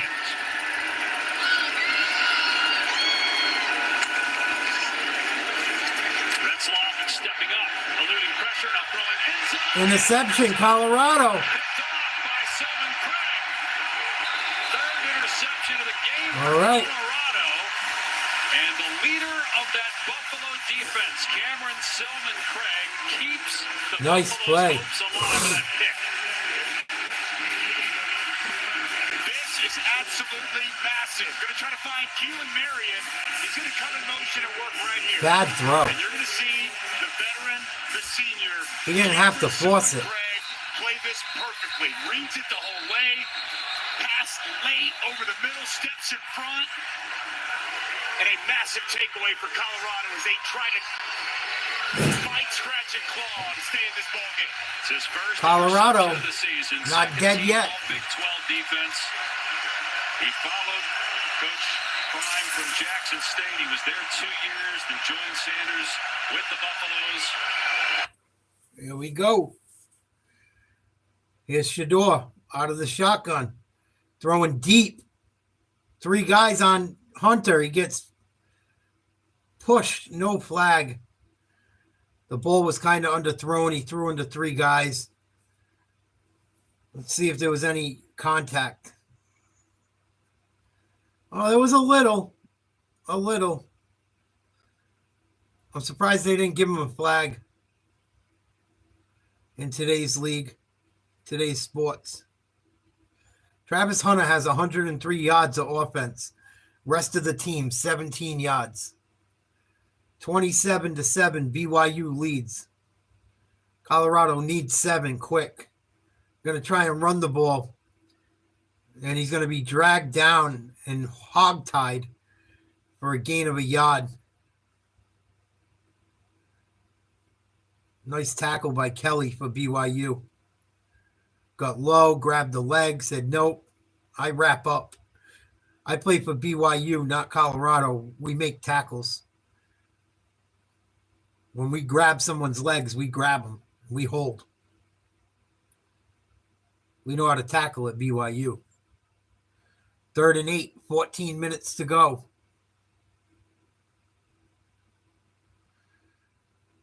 Sanders back to throw. Complete to Hunter. He bobbles the ball with nowhere to go. If he didn't bobble it, he would have had a shot. Him bobbling the ball allowed BYU's defense to converge on him and make a play. It'll be 4th and 5. Looks like they're going to punt. They're deep in their own territory. What a waste. What a waste. And I think you kind of got to punt. Your offensive line hasn't done anything to help you. Oh, that's good, Peanut. That's an awesome thing. I love jiu-jitsu. And here we go. Going to have a punt return. He's going to take it back to about the Colorado 42-yard line. The play is going to be called dead. Colorado finally gets a turnover. Can't do nothing with it. Travis Hunter bobbles the ball. Oh. It seems like if Travis Hunter ain't making plays, Colorado can't do anything.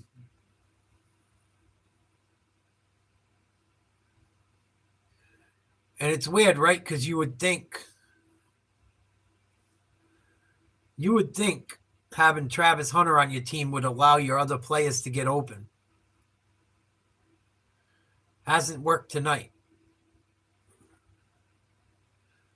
Like, all right, they got Travis Hunter. We got to watch Travis Hunter.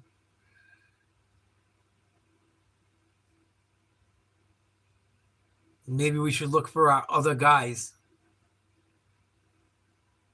Other guys just not even showing up.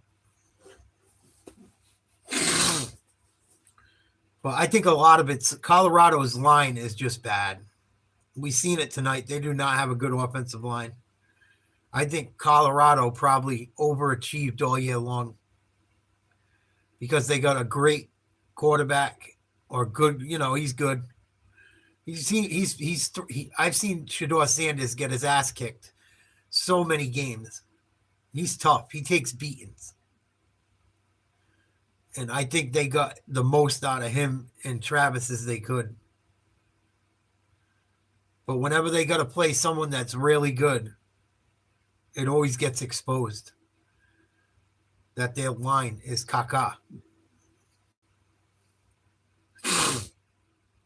I'm surprised more teams don't focus on line.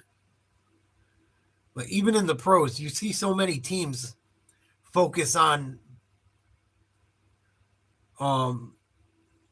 wide receivers and running backs and this and that.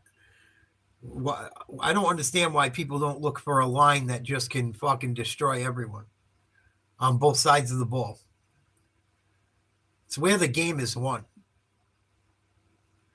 You get around all those guys that can run fast and catch. They all run as fast as each other. A lot of them guys can all do the same stuff. I'm not saying it's not remarkable. It is. But it seems like the game is always won in the trenches. Always. I don't think he's going to get there right away, Jet. Maybe in time. Maybe one day. I don't think you're going to see him coaching that much longer. I think he's going to fall out of love with it because his kid's aren't around. Yeah, they got some horses. Colorado's line is not that big either when you look at them. I'm not making excuses, but you got to pay attention to that shit. You guys all know the fucking deal. You gotta have linemen with some balls. And even if they're not the biggest guys, they gotta have a fucking attitude. They gotta have some nastiness to them. And they don't gotta act like assholes. That's not what I'm talking about. They gotta be willing to fucking slap the person in front of them in the mouth every play.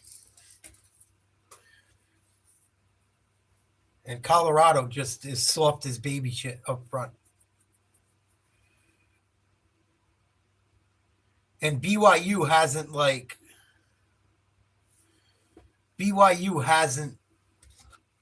blitzed the shit out of them. BYU's brought 3 or 4 guys all night long. Every once in a while they send a guy from they blitz a safety or a linebacker, but not very much. They're beating them up with the 3 or 4 guys up front. The offensive line's got 5 guys. How are you getting beat by 4 other guys?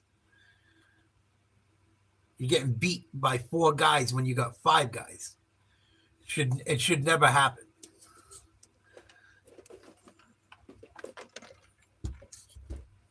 It should never happen. Especially at the college level.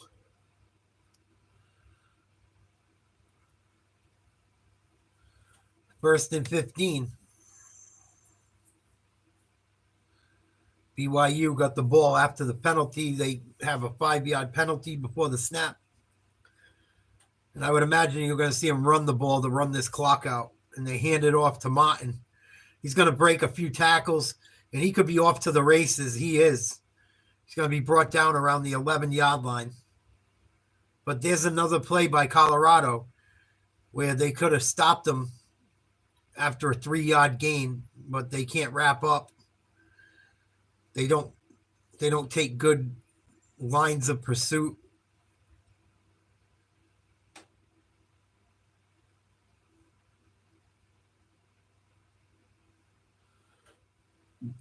I didn't think BYU would roll over them like this. I thought Colorado would show up. First and 10 from the Buffalo's 12-yard line. They fake a reverse. Quarterback's going to keep it. Going to run it for a gain of about 3.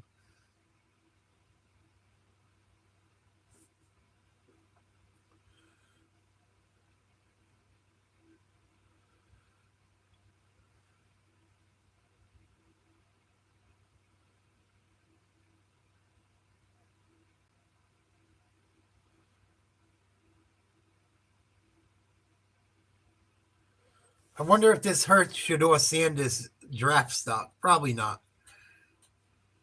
I would have loved to see what Shedeur could have done if he had a real offensive line. He's done a lot being under fucking duress his entire career. Here's Martin carrying 3 different Buffaloes into the end zone, including Travis Hunter. for a touchdown. LJ Martin having a big game. Second touchdown of the night. Bullied Travis Hunter on that one.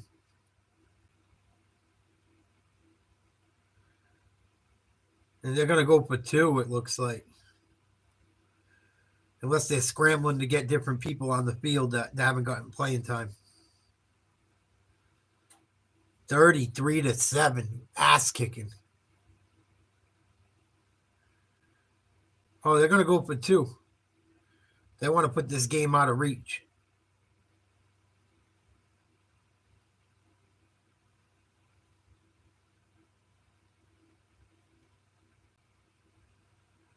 Wow.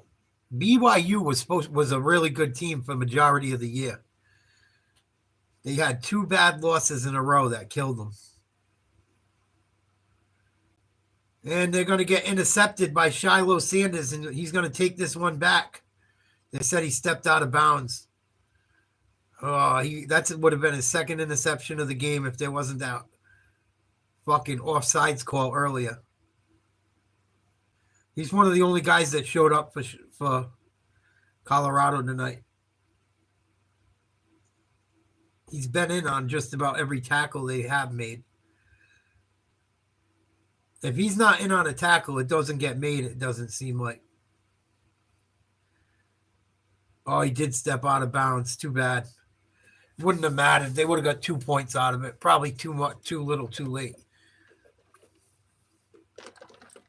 Yeah, Mark, before the game, Travis, they did something, I think, yesterday. I looked at it at halftime, and they had the Colorado Buffaloes players getting interviewed before the bowl game. He wasn't at it. He wasn't at it, and usually he's at all that shit. And I wonder if the team is sick of the distractions with him. I think they're just like over it.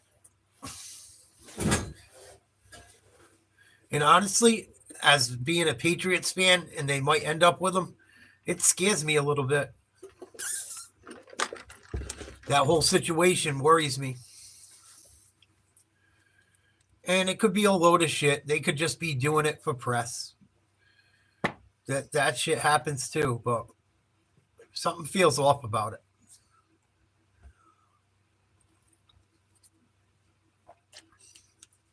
Something feels off about that whole situation. To me.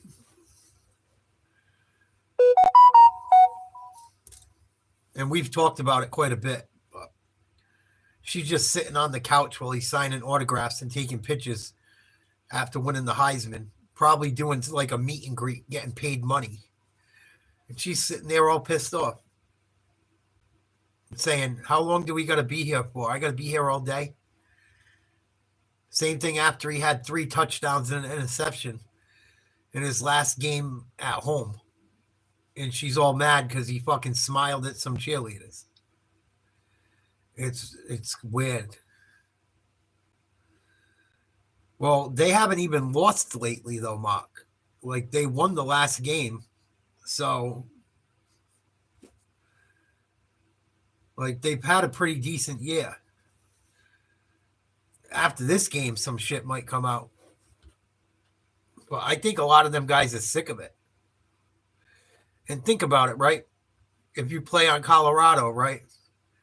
Teams get like this when teams aren't close with each other, or you make other guys more important than the team. This is the type of shit that happens. You think them other guys that got to block for him all the time, or got to like help him out, like, you know what I mean? What about all the guys that get 0 credit? And, say one of them guys like Travis or Shador get all the credit, start pissing off the guys that don't get the credit.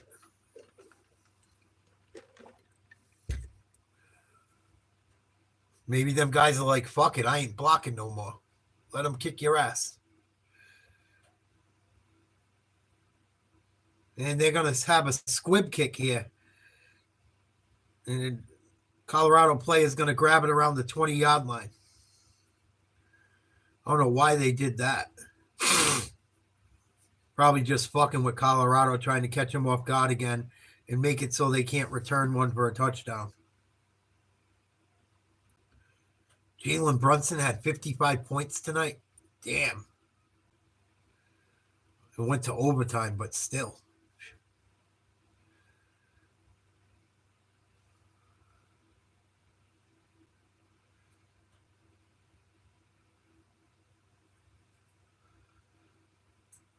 I wish I could get into the NBA. I haven't been able to get into it this year.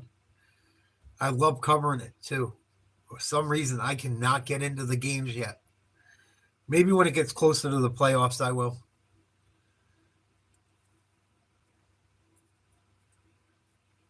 $33-7, 10 minutes to go. All BYU. This is a fucking beatdown. In every sense of the word. Sanders out of the shotgun. 2nd and 7. In trouble again. Offensive line got caught for holding, and he throws an interception. It looked like a good catch, too. Fucking bad. Horrible performance. I don't even think... Have these guys been practicing? This is horrible. I think the penalty's holding on Colorado. It looked like it where he threw the flag. I thought I seen a lineman hold someone. Is fired up right now. And look, his defense has been lights out. It's an interception. Holding offense, number 77. That penalty's declined. First down, BYU. What a night for BYU. Wow. Shedeur Sanders picked off a second time. Isaiah Glasper showing off that length, that range. Long linebacker dropping into some coverage. Nice interception. Beautiful play. Showing off some athletic skills going to the ground, bringing that in. This is bad. In his zone drop. Did he have possession? The ball slide it all when he ended up out of bounds. Did he have full possession inbounds? Colorado's left tackle sucks. He's under video review. Gonna make sure. They're making sure that he was in bounds and kept the control of the ball for the interception. Colorado's left tackle has been exposed all game long.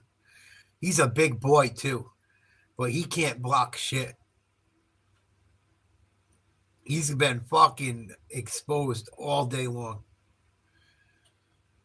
He's been a step or two behind. No footwork. I had a friend of mine I met down in Florida. A kid that was from Michigan. His name was 9. That was his nickname. 6'9". Huge dude. Biggest, blackest guy with dreadlocks you ever seen in your life. Funny dude. I had more fun with 9. We did some crazy shit too. Him and my buddy got into some real shit that I can't talk about. He had a full ride to Ohio. Not Ohio State, but the University of Ohio, where a lot of people still come out of and play football. And you get around these guys, dude, they're fucking huge. And I don't like, even though I'm short, I'm pretty thick. Even when I'm not as heavy as I am right now, I don't ever really feel small around people. Dude, kid was like 6'9", 3 and change. Fucking huge. When you get up that tall, you're almost as tall as Shaq. You don't want to fuck with someone that big. And 9 had a nasty side to him too. He wasn't a bitch. But even his coaches told him, you're too fucking lazy. You don't want to go to school. He just wanted to hurt people on the football field, wouldn't go to class. I would like to put him in the other guy's body that wants to go to class. Because he had the perfect mentality for that shit. But he didn't want to do schoolwork. He should have been in the NFL. The guy is fucking massive.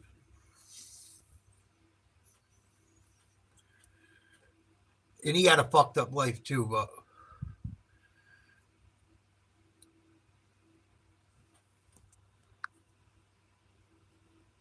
all right, enough with the spamming. I think it's great you love God and you're a Christian, but you're not going to spam it nonstop.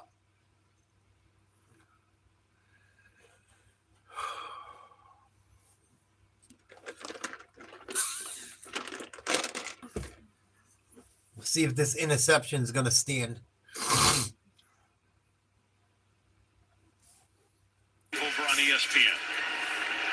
And this is a catch. Of course it's a catch. And because, as Matt Austin told us during the break, and following the Dion dance by Glasgow, that because you could not see the hands separated from the ball, even though the ball slid, the hand slid as well, therefore a catch, so replay upheld it.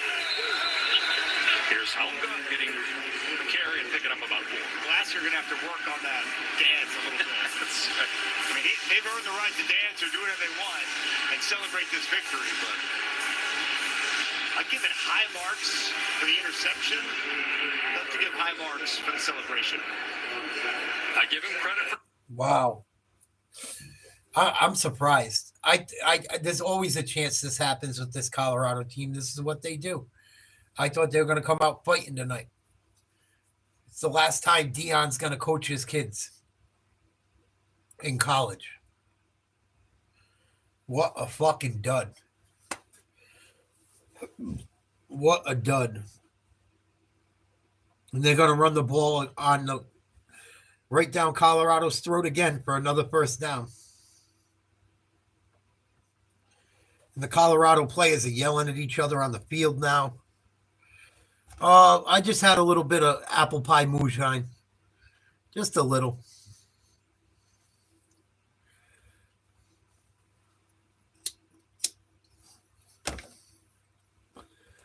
Just a little something, something. I bet Dion wants a shot right about now. God damn.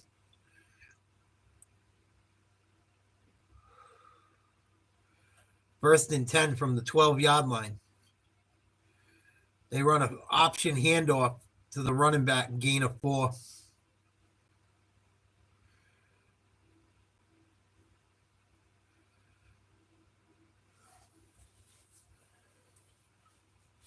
Colorado should be ashamed. I think they should be ashamed. I don't think they showed up tonight.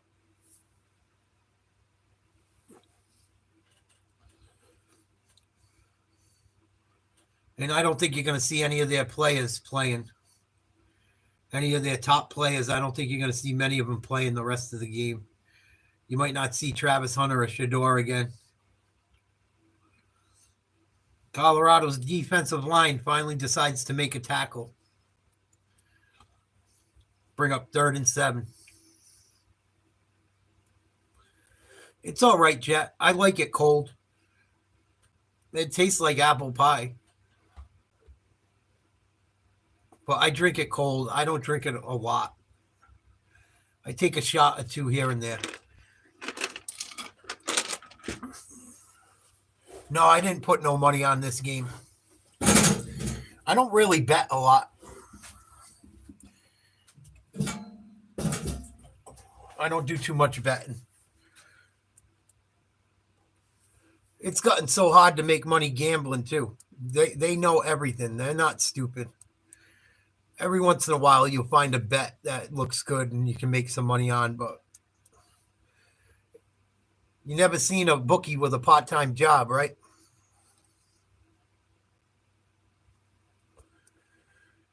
Never seen a bookie with a part-time job.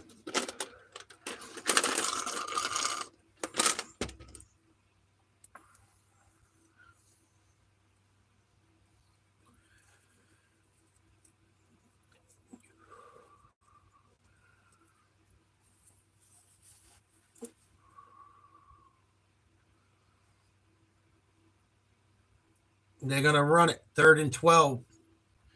Colorado makes a stop. BYU's going to kick a field goal. This game's over. Oh, moron. I got to block you. I can't deal with your dumbass shit no more. I tried to give you too many chances. They treat me good, SoCal. I'm going to eat one right now. They help my back pain for sure.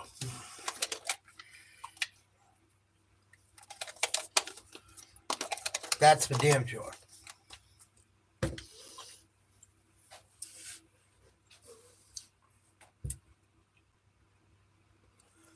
Kick is up. Kick is good. 36-7. Dion got to be fucking ashamed.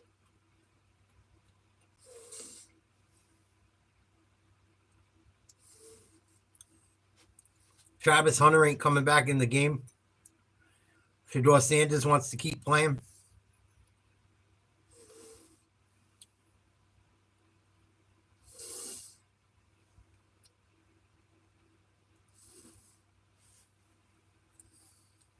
And try to go out and finish their season with their team on a high note. Fans, don't forget to check out the ESPN app for the Capital One postgame immediately following the game. You'll hear from Kalani Sitake, BYU head coach, as BYU in its first ever Valero Alamo Bowl about to take home the trophy. And it'll be an 11-2 record. Iowa State got to 11 wins with a victory over Miami, and yet Arizona State taking on Texas. Brett Yormark, the commissioner of the Big 12, is here. A really good year for the league.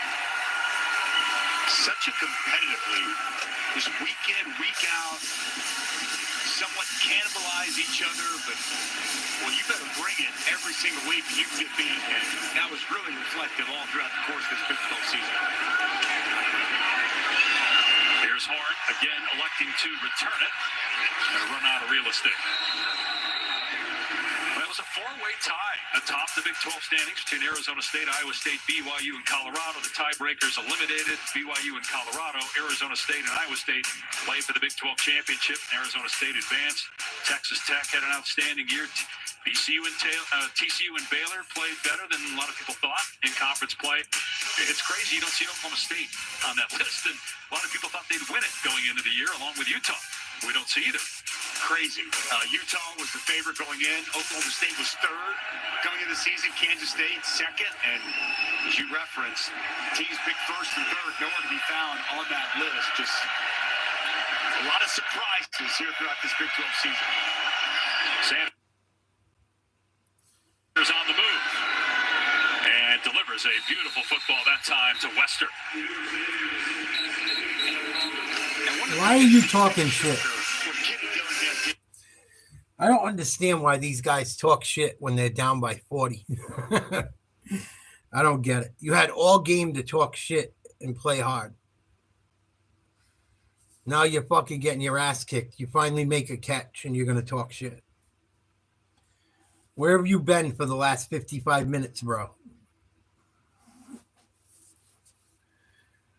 So Colorado on a nice 20-yard catch gets another first down.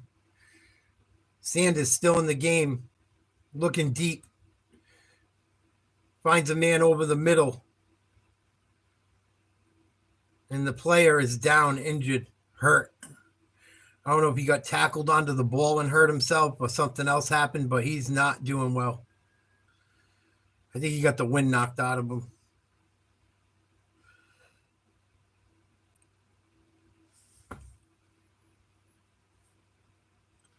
Dion looks disgusted. Was getting into a little bit with Maury Bamba on that last play. They've been talking throughout the game. They're still talking right now. Had to be separated. Stop talking shit. By the officials. Enough of the shit talking. You had the whole game to talk shit and show people what you were going to do. Enough. I hate that shit. Down 20 points and fucking going to do a dance because you fucking made one little play. Yeah, let me talk some smack now that we're down by fucking 29 points, and I finally got a catch. And the other team's barely trying. What up, Forge? Salute. Just chilling, watching the game. I thought it would be a better game. It turned into a blowout. I'm really surprised. Sanders on the run again. Tackled from behind. Big hit. He might have hurt himself on that one, too. You might want to pull him out of the game.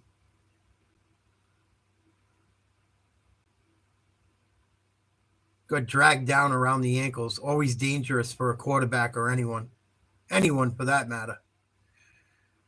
So, once again, Colorado's offensive line leaving their quarterback out to dry. Wow. This might be the worst performance I've ever seen in a bowl game. It's up there. Sanders still in the game. Finds his man complete. Breaks a tackle. Breaks another tackle. He might have some daylight. Big gain. Dragged down out of bounds on the BYU sideline. 3 minutes, 34 seconds to go. BYU leads 36-7. This is all garbage time. This game's been over really since halftime.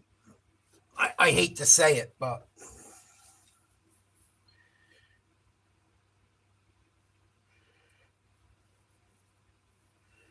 nice throw and a catch by Colorado. Stop talking shit. You got your ass beat all game long. Enough.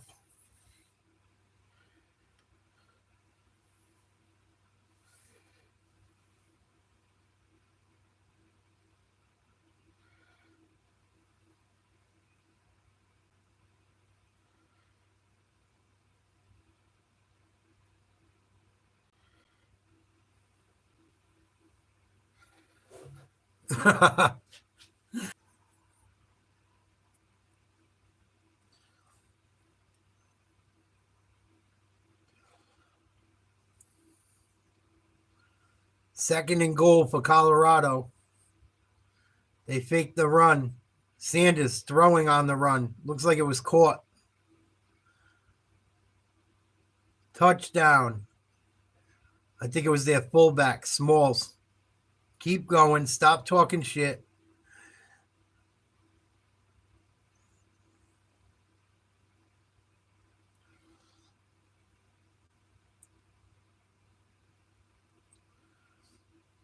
Colorado should really, really be fucking besides themselves today.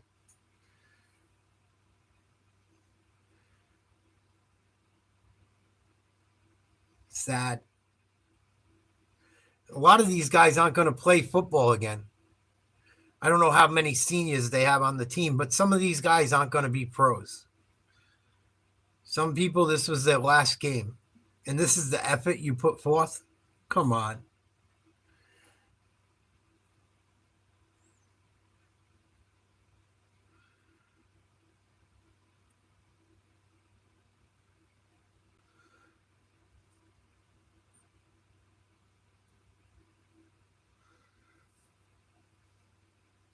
I think Shedeur Sanders is upset. He's got the towel over his head, not paying attention on the sideline.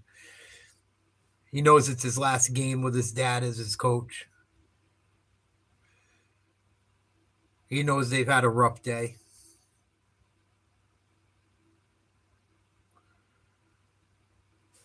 The sideline and the way he goes about his business when he's not on the field. And what I've paid attention to is the way that even late into this game, he is still so passionate about the way he's coaching up his receivers, still on them, seeing and asking what they're seeing in this game. It's pretty impressive how he is so bought in, even though this game is out of reach here late in the fourth quarter, still very competitive. You can just tell he loves football. And Taylor, just as you were talking there, Pat Shermer, his offensive coordinator, sitting next to him, patting him on the head. I mean, he's a tough dude, hanging in there, taking a lot of shots all year. And again, that last one where he clearly was hurting after that last play, popped up and stayed in and led the team down the field to score. There's been a lot of struggles, and a credit to the BYU defense. fans, but he is taking. Yeah, Shador Sanders, I like him going forward in the pros. He's got a pretty good arm. He's mobile. He doesn't run stupidly. He runs. I mean, he makes some mistake. He makes some mistakes trying to keep plays going. But man, if you give that kid some time in the pros, he could be very fucking good. And he didn't fold up on his team tonight. Travis played decent. I mean, he got his touchdown and his 100 yards. I don't know if Prime took him out of the game or he said he's done. I mean, they're not going to win the game either way. BYU didn't really run a lot of plays at him on defense. Onside kick recovered by BYU. But I feel like at least the Sanders boys showed up to play. Travis Hunter, it's hard to say. He's so good. I mean, he did have one of their only touchdowns. But defensively, they got bullied. BYU ran all over him. They had a couple big plays on the passing side of on the offensive side of the ball. I mean, Travis Hunter didn't really get picked on. But he had a decent game. I don't think he did not show up. But where the fuck was the rest of the team? Seems like a lot of guys just didn't fucking want to play tonight.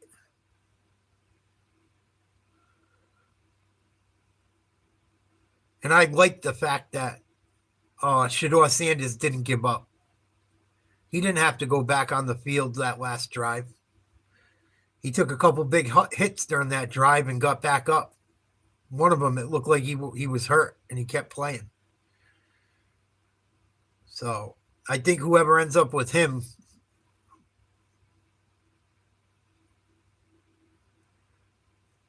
might have a bright future. He already works out with Brady too. Him and Brady talk on the phone. He trains with Brady. Mark Acevedo, go fuck yourself. How about that? Figure out a new way to troll people, you unoriginal, stupid prick.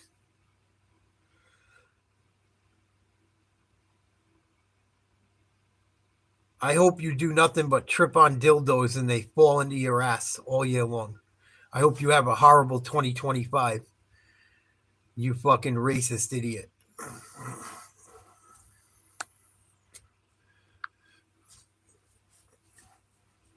That's what I think. Guy's got to do something new to troll.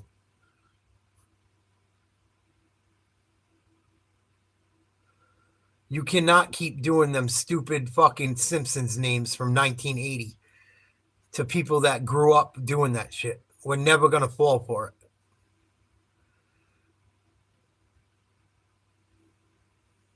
It's always the same nonsense, Kai. Bunch of unoriginal assholes. Can't even come up with something new.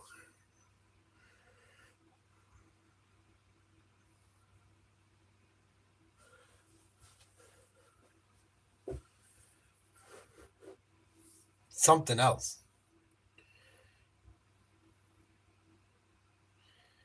That's why I'm trying to push the memberships, Jet. So I don't got to do as many lives.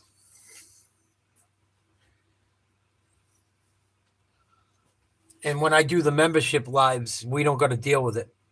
Because trolls aren't going to pay money to come fucking hang out.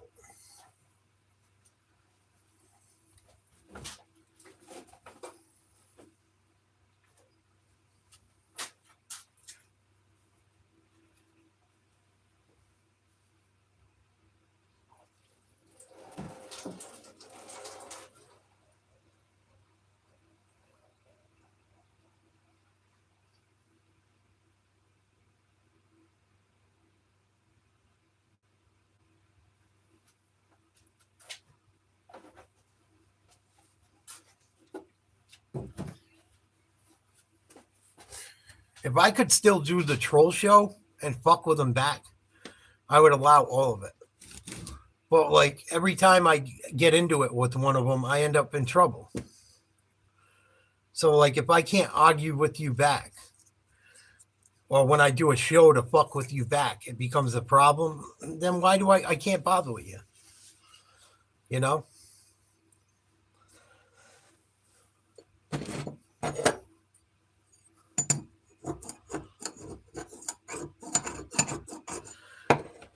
It's just like the idiot that wanted to do the MMA fight with me. I had a bunch of trolls that wanted to do MMA fights for charity. Not one of them has reached out. They'll send one email to me saying, yeah, let's do it. I send them an email with what to send me so we can draw up a contract so no one gets sued, and they never respond.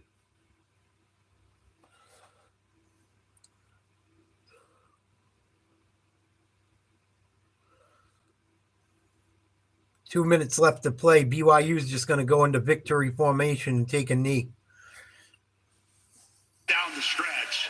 So those two are going to have to play great against one of the best defenses in college football. And that's really, there's really no other way to think about it. I think that if they can have success, they're going to have a chance to make that a ball game. But boy, Texas, as we saw just last Saturday, a very well-rounded football team for Steve Sarkisian. Two more knees for BYU, and Kalani Sitake is going to get win number 11. It will be the 13th 11-win season in the 100-year history of BYU football. Kalani. But yeah, I hope all the trolls have the worst year of their life. No doubt about it. I hope they have a horrible fucking year.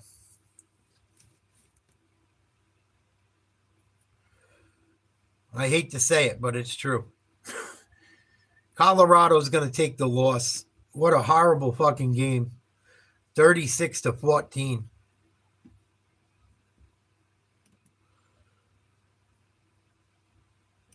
I hope their 2025 sucks. People that do shit like that.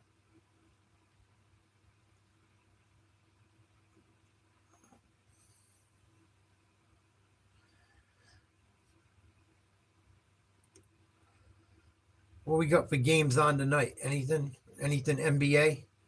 Sacramento, LA? Eh.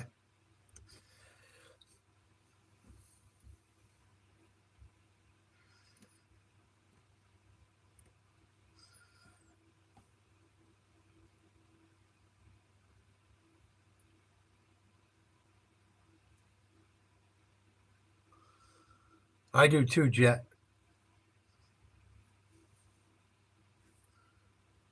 I hope rude people start getting theirs. Like, I'm so sick of it. That's what I think one of the biggest problems in the United States is the rudeness. How rude people have gotten. How people think they can just fucking do dumb shit constantly. Even in a chat room. Like, you shouldn't be able to act like that just because you're on the internet. It's fucking ridiculous. Everywhere you turn, you're dealing with some fucking moron that can't behave. You go out in public, you got to deal with it. You go and fucking try to do something on the internet, you got to deal with it.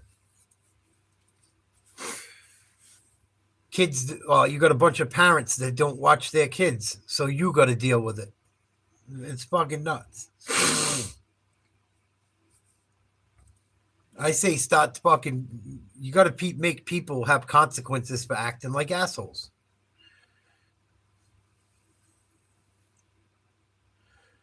Look at how many channels there are that make money trolling. There's a lot of channels like that just troll people to make money. It's fucking wild.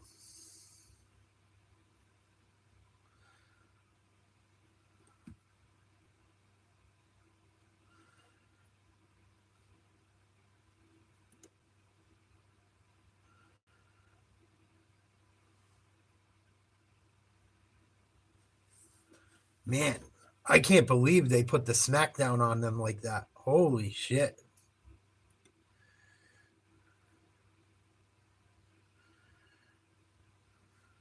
Fucking nuts.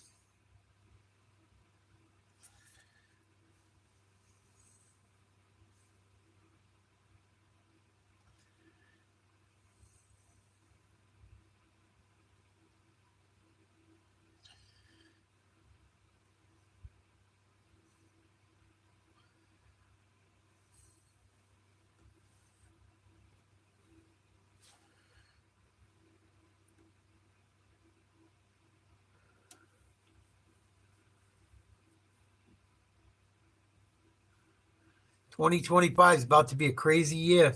I really got a feeling. Hopefully it's good stuff. Hopefully it's crazy in a good way.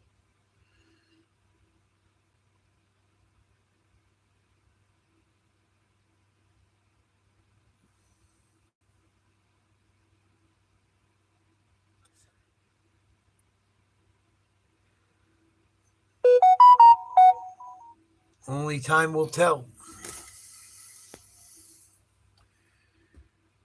But I think that's all I got for today, guys. I don't have much news or a show set up. I don't know if you guys want to hang out and shoot the shit for a few. We could do that, but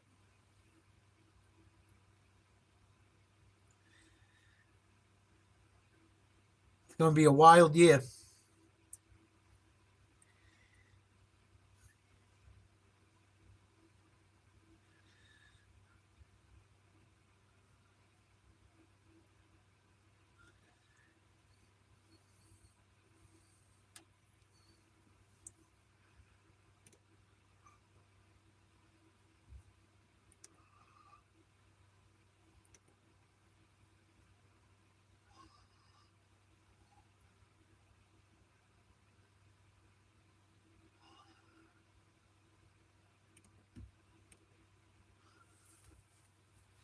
I do have a funny video I can show you quick. I'll go make a drink and we'll hang out for a little bit. Of Mark Hamill having a meltdown recently. Another Momo. Mark Hamill.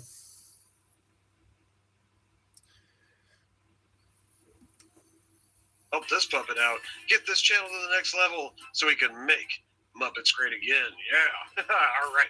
Let's get into the first one. Here we go. All right. First celeb melty we got here is the famous puke soy sucker. Yes, from Disney's Star Turds. Wait, how's it go? Oh, Luke Skywalker from Star Wars. Right. Yeah, that's it. Oh, boy. Mr. Mark Hamill, who has been known for being disgustingly to the left. In fact, if you ever followed his Twitter account, he's absolutely fucking annoying when he's on Twitter, or was, because he used to spam the hell out of anything and everything that was against Trump. This guy is a huge Trump hater, and he suffers from a severe case of TDS. Yes, he does. And this coward decided to leave Twitter after Trump won the election, and now he's over on that, I'm going to call it Pedo Blue, because they're finding all kinds of child molesters over on that new app that all these demtards are going to, the Blue Sky or Blue, whatever it's called. Yeah, fuck that app. But anyway, let's hear what old Puke's got to say. To your question, I never became active until wanting to make sure that, first of all, I was devastated. I want to get rid of the Electoral College because Hillary beat him by 3 million votes, just a shy under 3 million. And Gore beat W by 500,000. And it was making me crazy because I started reading about the Electoral College. Oh my God, this is remnants of slave days when they were trying to, proportion the amount of votes with, how many slaves you owned. And it was awful. But anyway, so that and Citizens United, I'd like to get rid of. But in any case, I started, as you said, you get most scorching hate tweets from the MAGA crowd. And when I was still on Twitter, I had to stop reading the responses. I wouldn't block anyone because then they could display Mark Hamill blocked you as a badge of honor. But I muted like a mofo.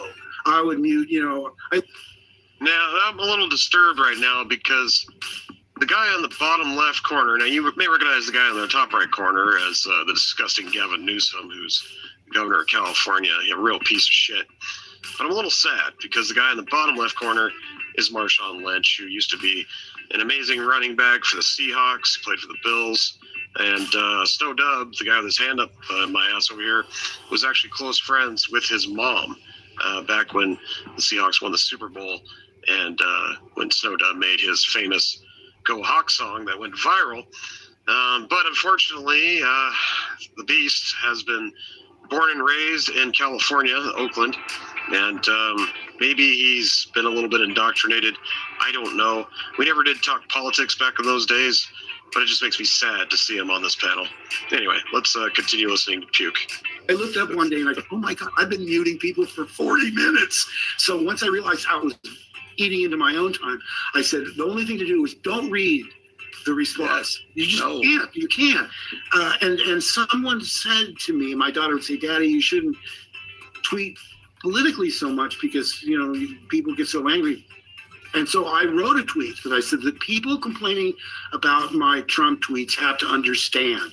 I love my country and I feel it's my patriotic duty to oppose this sociopathic, I forget the other word, whatever it was, with every fiber of my being.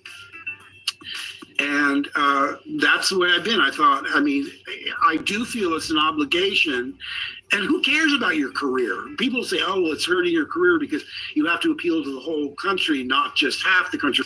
Well, you don't have a career anymore, Puke, except for the couple occasional cameos that Disney gives you for their wretched, horrid Star Wars shows that they do now. But let's continue. Or 45% or whatever the MAGA crowd is. But I said, in the grander scheme of things, who cares if I lose a part in the movie because I hate the orange atrocity? I do, and I want people to know that. So stop it. Get some help. All right, thank you, Puke. Go ahead and use the force on yourself. Go force yourself. Oh my God! So you can see how bad his TDS is. It's basically like a cancer that has gone to every cell in his body at this point. He has segregated his fans of the old Star Wars films, so he's basically cut off half the people that grew up with him in his movies. He doesn't care. He doesn't care. In fact, he doesn't care so much that we have tangible proof that when he does go out and does autographs at different cons and stuff like Comic-Con, he charges the astronomical price of $500 for an autograph. Yeah, $500. That's unreal. I mean, we paid half of that for the legend John Carpenter, who's made some of the greatest movies ever made, including the greatest movie that was ever made, The Thing, but we didn't even pay that much for him. And Mark Hamill, you sorry sack of shit B-rated movie actor who hasn't had a hit film since the 80s, you want to come out here and try to push your prowess about, oh, you need to pay me $500 for an autograph? Go fuck yourself, man. There ain't nobody paying for that shit except morons.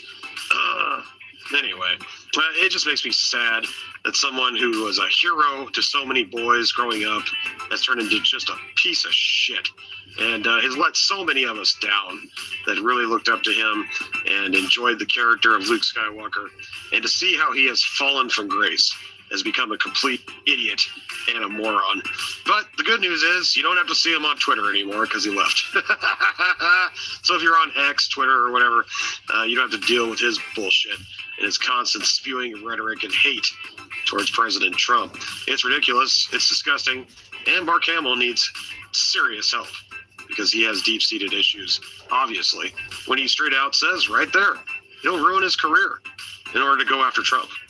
Pathetic. Absolutely pathetic. And that's why, Puke, soy sucker, needs to tuck and roll. Wow. All right, next on the list, you guys might have heard about this last weekend, and I'm just now covering. I'm a little late on this one, but this blue-haired, purple-haired weirdo is an actual congressman in the United States House of Representatives. And oh my, what a character. And, she was having herself a little meltdown last weekend about TDS and stuff like that. And then somebody made this great compilation video of old Trumpster playing the violin in the background. I think you guys will get a kick out of this. Let's roll the clip. All of a sudden, we have an outside influence who believes, I think he is president, and that's President Musk, who is not elected, has no authority, and trying to really upend what the services are to the American people. Yeah, right. Worth 30 million, spent 33 years in the office, makes almost $200,000 a year, hasn't done a fucking thing for anyone. Ugh. Go bold in a new. What the fuck happened to Luke Skywalker? What the fuck? Good God, Grandma. So she's the one that kind of started this whole President Musk bullshit that's been spreading around, these libtards. And she came right out in Congress and started calling him, the true president and blah, blah, blah. And he's going to run things and blah, blah, blah. I don't understand these fucking people. They seriously, well, first of all, just look at her hair. You're an 80-year-old woman that's made a mass amount of money for being in politics for the last 30 years. How the hell did you make so much money? 30 million on $100,000 a year? So let's see. If you did it for 30 years, making $100,000 each year, well, that would come out to, what would that be? Less than 3 million? Yet, and that's if you saved every penny. Yet you're worth 30 million. How does that work? Can we explain that? It's interesting how that works. The same thing happened for Obama and the Clintons. I mean, all these Democrat people just make all this money when they go into politics. Yet Trump was the very first president in history to give up his presidential income and basically work for free. Yeah, you fucks never mention that, do you? Oh, never. Boy. Anyway, this libtard is obviously off her fucking rocker. She's got serious issues, EDS, TDS. It's run rampant as a cancer. That seems like their new thing, right, too, that I noticed. They keep trying to say, like, oh, yeah, Elon's your new daddy. Like, I don't know how many people I've seen come into chats being like, oh, Elon's running the country now. Like, and then they try to point, like, there was something that happened the other day, and they're trying to say, like, oh, Elon and Vivek just shit all over Trump and everyone else. Like, they're trying to come up with weird new shit. It's fucking ridiculous.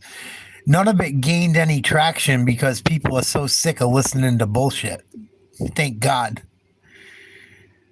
Like, that's the point it's gotten to, which is a good thing, where people don't even listen to them in the first place. Because all they've done is fucking lie, constant. Everything they fucking have done for the last 8, 12, 16 years, whatever you want to call it. Everything the Democrats have done over pretty much the last 20 years, they've been exposed for. Even fucking Stephen A. Smith said it on his sports show. He's like, I can't fucking support you guys no more. You make me look like an idiot. I believe something you say, and then it comes out that you guys got caught fucking lying about it. Through her own entire body. Oh, man. And then the colored wig just to top it off. I mean, how can you bring more attention to your craziness and your lunacy without, putting some neon colors in your hair at 75 fucking years old? Grow the fuck up, lady, you whack job. Wow. And people voted for this. People voted for her again. For this woman.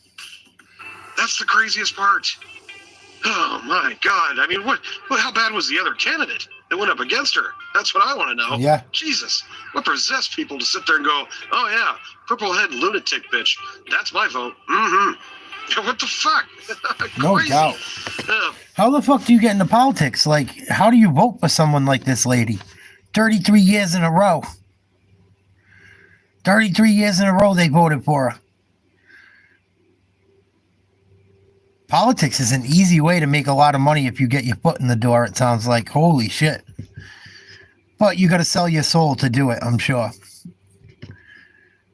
But even if she would have made like $4 million throughout her career, off her salary, she ends up making $30 million. How? Please let me know. We all know how. Oh boy. Anyway, this bitch's term's almost up next year. Let's get her the fuck out. Vote her out. Vote her out. Vote her out. Time to clean the swamp. And baby, you're on the top of the pond, scum. Tuck and roll, bitch. All right, next on the chopping block, we got our old pal Joy Reid. Yes, the most Joy Reid. racist person on TV. She absolutely hates white people, and of course she hates Trump. But of course she gets paid a handsome salary over at MSDNC or CNN or wherever the fuck she works. I don't care. One of them rhetoric news stations. But everything she spews out of her mouth is complete hate, garbage, racism, just a horrible piece of human trash. And, well, she's got more to Oh, it spew on really this is one. Joy Reid. So let's hear her out, I guess. I thought they were kidding around. It really is Joy Reid. Oh my God. She looks rough. It really is Joy Reid of TikTok. Holy shit. Oh, God. Gotta be honest, keep it real. This is It's fucking her. Oh my God. She looks homeless riding on the subway. Holy shit. What is up with Joyless Reid?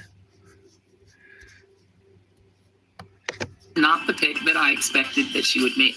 It did come down to the final three, as we understand it, and I thought she would go astronaut. Keeping it real, he to me would have been the safest, most conventionally safe pick. White, super white, like, you know, mayonnaise sandwich on Wonder Bread, right? From the, you know, from a border state, he could have made a strong argument for her. Yeah, that's a little racist. We can help you find top credit cards with Fucking nuts.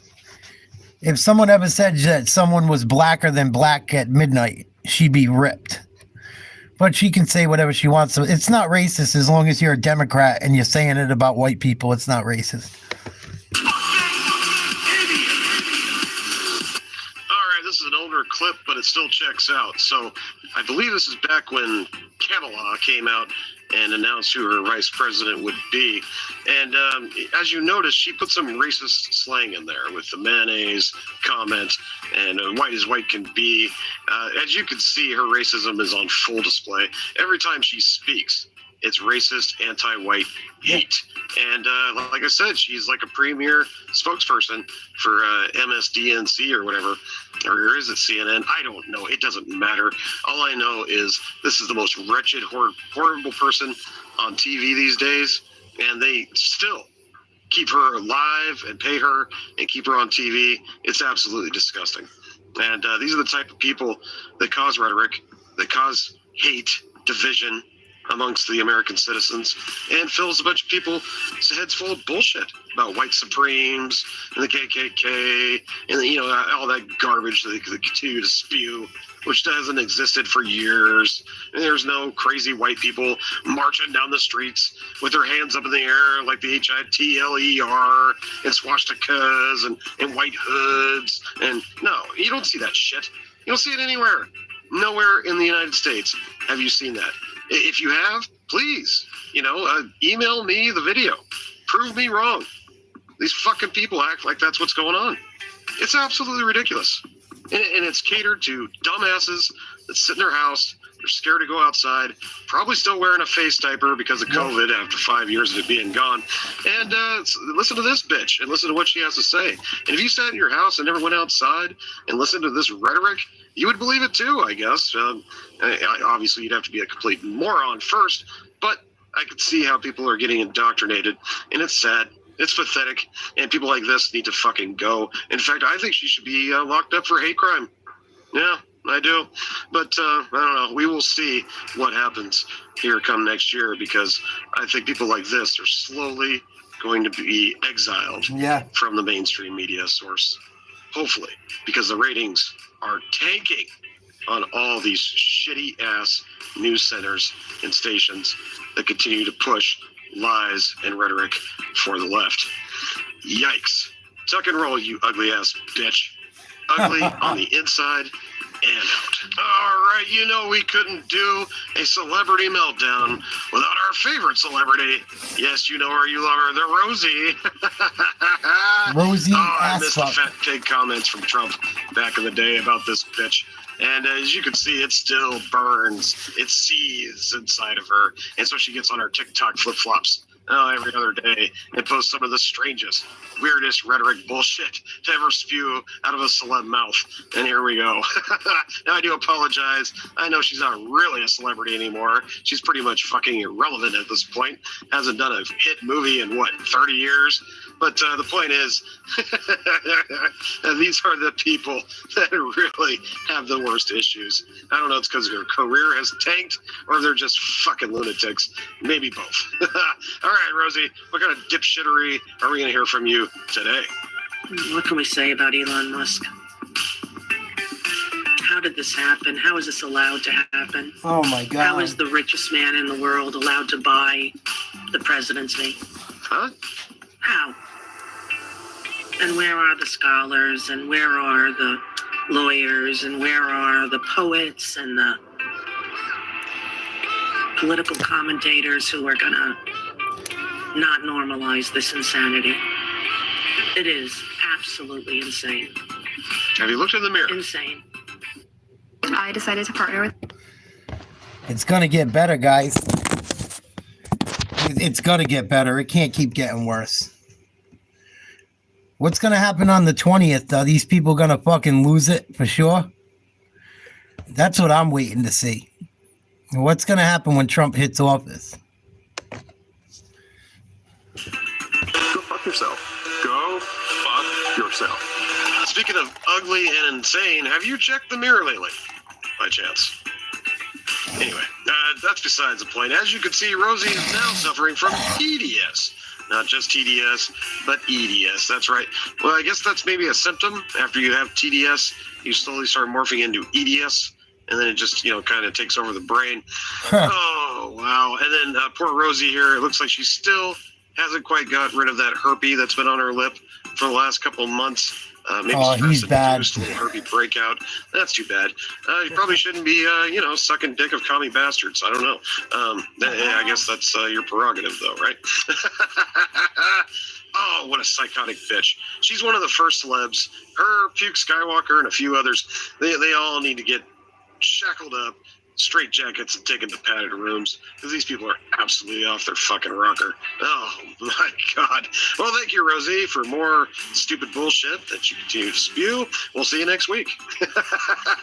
Tuck and roll, bitch. All right, and our last celebrity meltdown of the day is the ever so disgustingly decrepit, weird-looking, retarded, insanity-driven, dipshittery, gender dysphoria having crazy ass stupid bitch Dylan Mulvaney. Yes. This bitch is still around, unfortunately. I think Budweiser finally dropped their sponsorship because they lost so much damn money trying to promote your stupid ass. I hope so. You don't know who this bitch is. She started out her influential career by deciding she was going to suddenly be a female. Yes, one day she just decided to pick up TikTok, flip-flop, decorate her fucking room with a bunch of stuffed animals, and act like a 10-year-old little girl.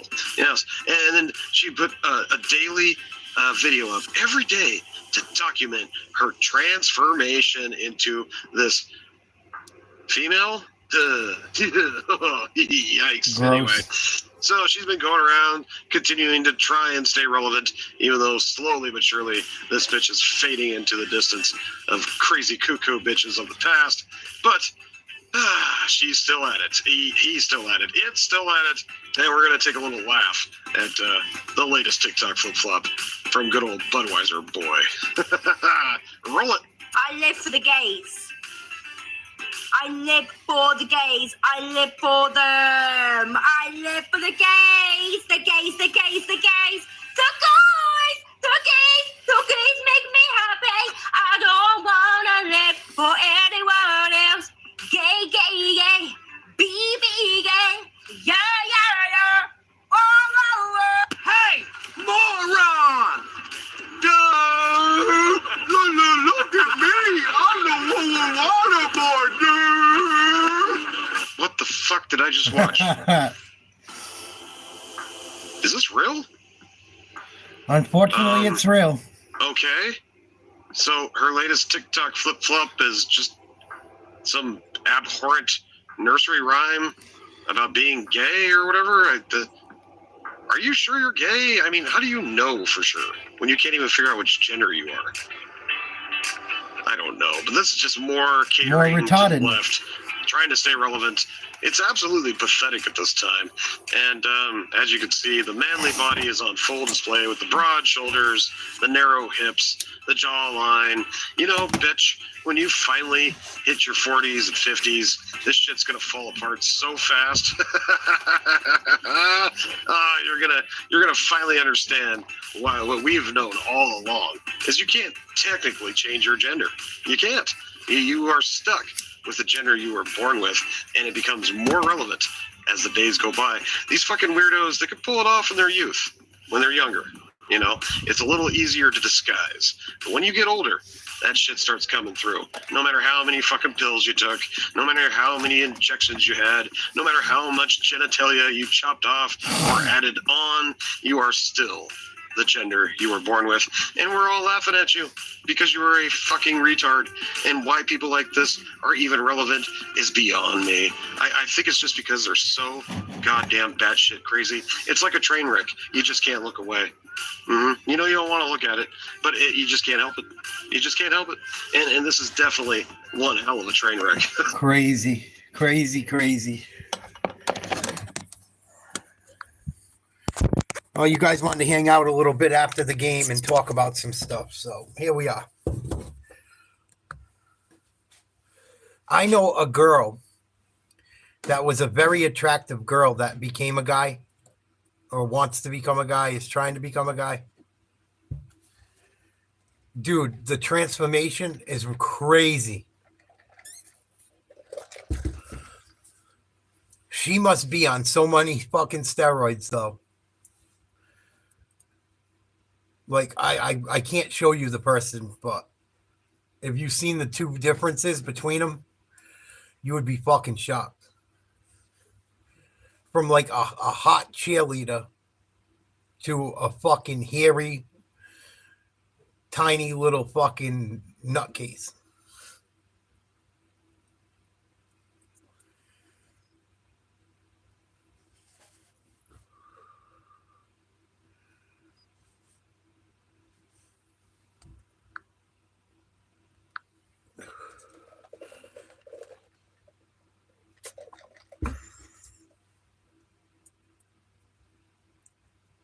And the person I'm talking about had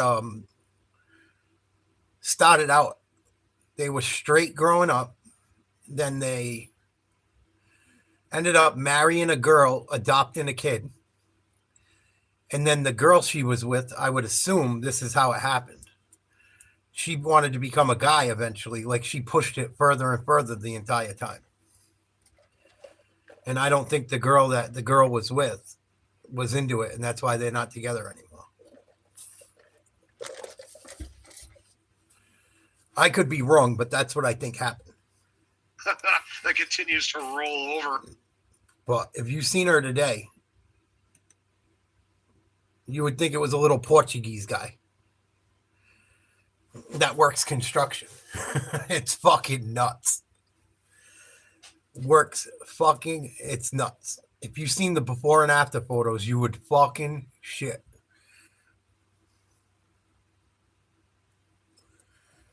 And the amount of fucking drugs she's got to be on to look like that is going to be massive.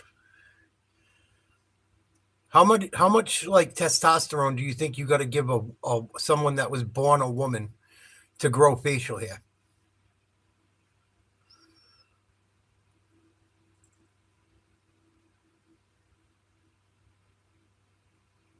Seriously, how much drugs do you got to give a female to make them grow hair like a man? It's got to be a massive amount.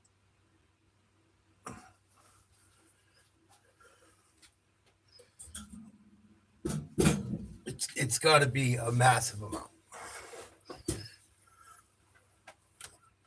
Not just money-wise. I'm talking the amount has got to be bad for you.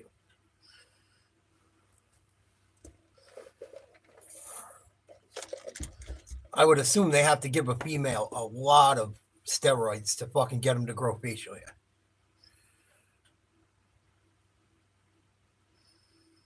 Maybe I'm wrong.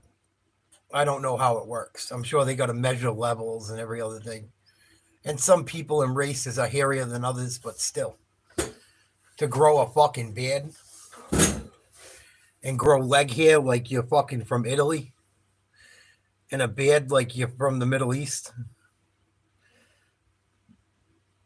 I've never seen nothing like it. It's the most amazing transformation I've ever seen in my life. It's like fucking shocking.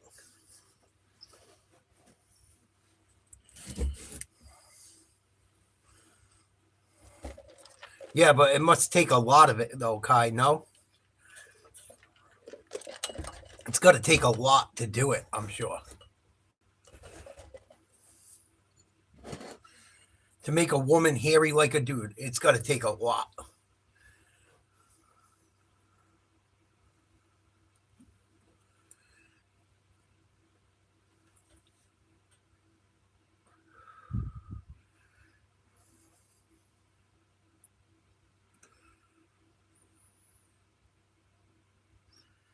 Yeah, I don't get it either, Jet. It kind of upsets me too.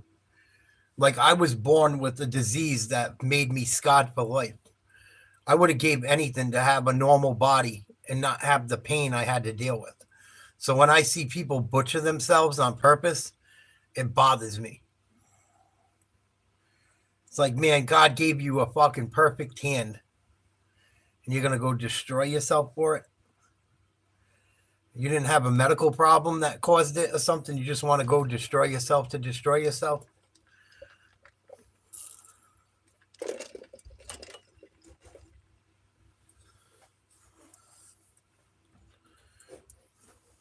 Gotcha, Kai.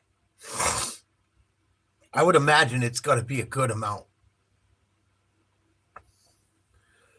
And you know, you still got female anatomy. Like I know giving females them type of drugs, it can affect them much differently. It can fuck your heart up. It can fuck your liver up. It can fuck your kidneys up. Like you're giving drugs to a different gender, a person, like you would give to a man. It's got to fucking cause health problems down the line. And the person I'm talking about is short and not heavy. Probably like 5'3", 130 pounds. So you go pumping some fucking steroids in a woman that's tiny. It's gotta fucking affect their organs.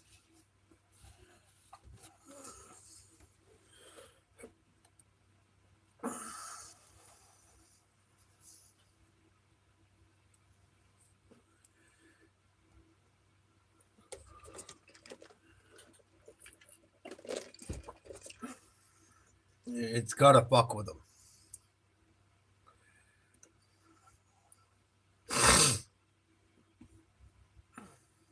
What else is going on in the world today?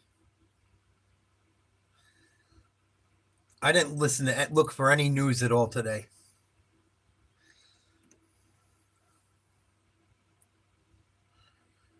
I've been holding off really watching the news because there's really nothing going on until Trump gets in.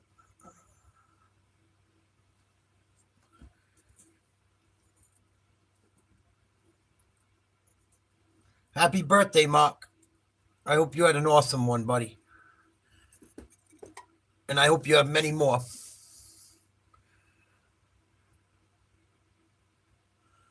I hope you have many more B days, my brother.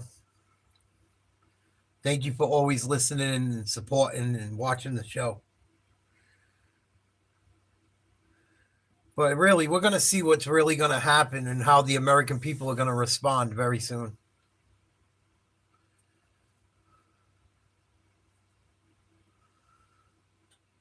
I think people just need to really, really, really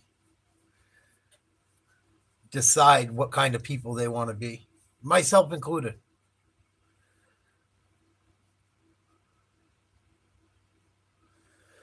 I worry about Americans having, I know it's a sin to be prideful, but it's also a sin to not care about shit too.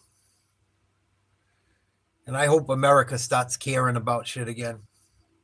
How we behave, how young people act, how people parent, how young people live their lives, how people treat each other.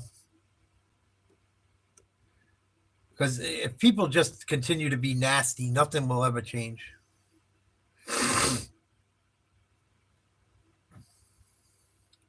Nothing will ever change, unfortunately.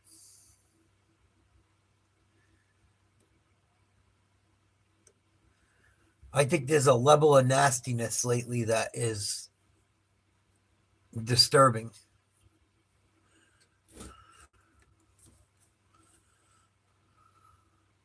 That's awesome, Mark. What's better than that? All that matters is that you're a Steelers fan. Yeah. That's a problem too. If that's your biggest worry in the world, that's a problem. If that's your biggest care, that's a problem. I love sports as much as the next guy, but they're not the most important thing. I guess ignorance is bliss, though. I guess ignorance is bliss sometimes. So I could get why you say that. I get it. I don't know. I just keep hoping we're gonna wake up one day and America is back to being what it used to be. Or something close to it. I want to go back out into public and I remember not even that long ago, you go out into public, people are smiling, laughing, people are pleasant. You don't see it as much anymore. I think part of it is we don't have enough human interaction too. I think the internet has played a huge role in it. And it's good to interact on the chat and we do our show and shit. There's nothing wrong with it. But there's a lot of people that fucking don't get enough human interaction. Like no one goes out and plays fucking pool anymore. No one no one does all the shit we used to do. No one does because you got all the things you need at home to waste your time. People don't go out and play cards. People don't go out and have game night, bowling. You know what I mean? A lot of people don't do that shit anymore. And I think it affects society. Part of the reason is also that everything's so expensive, people can't afford it.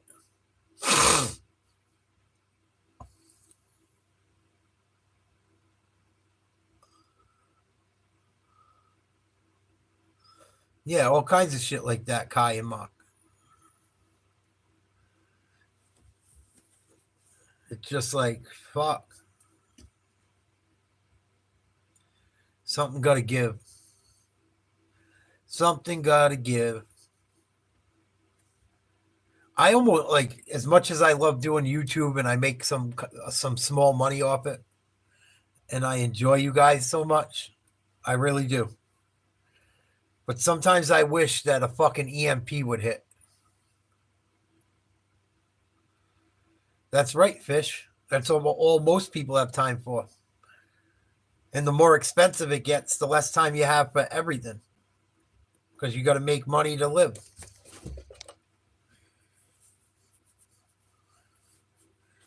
So hopefully there's big changes to come under Trump.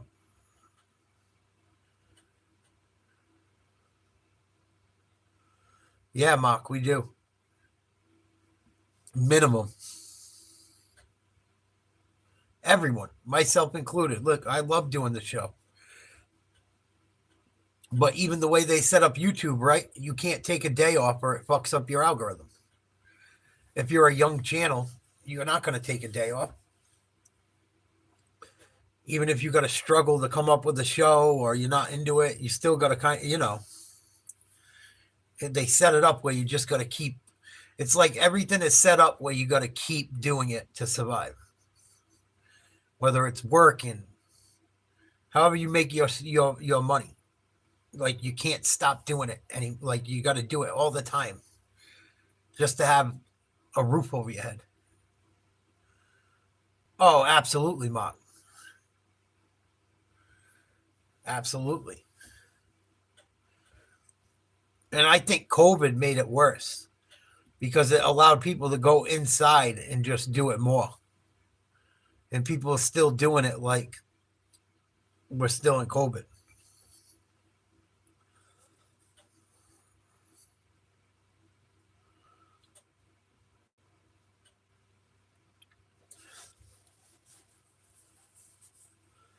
That's why one of my things going into the new year is to not do so much content and focus on the quality of it. Because it gets watered down after a while.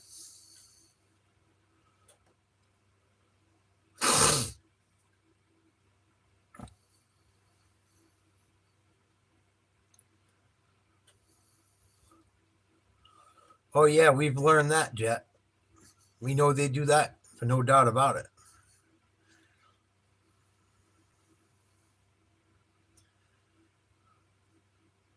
Yeah, that's crazy. I don't worry about that type of shit. I don't even look at them really anymore. Even the subscribe account, I don't look at it like that too much anymore. I just do my thing. But a lot of people do all that shit. That's a big Facebook thing, Mark. That's a big Facebook thing for people. I don't do Facebook.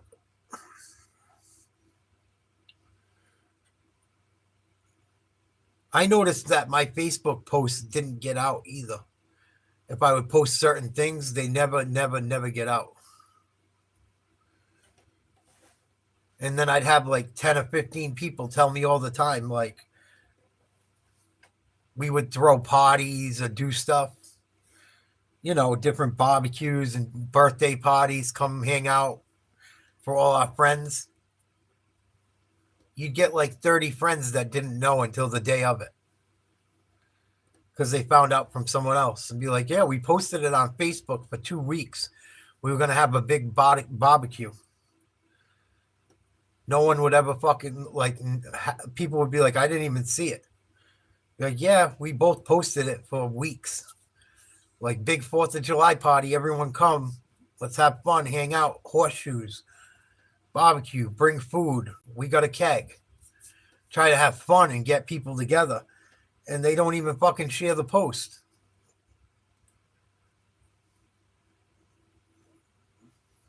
That shit happened a lot. Like, why is my shit not being fucking sent to my friends and followers? Why do I have this if it doesn't fucking work for what it's supposed to? And that's what people do with Facebook. Like, most people are busy.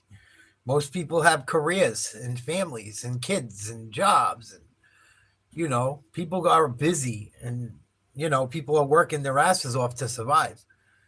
And then you post something for everyone supposedly to see, and fucking half the people don't see it. It's fucked up.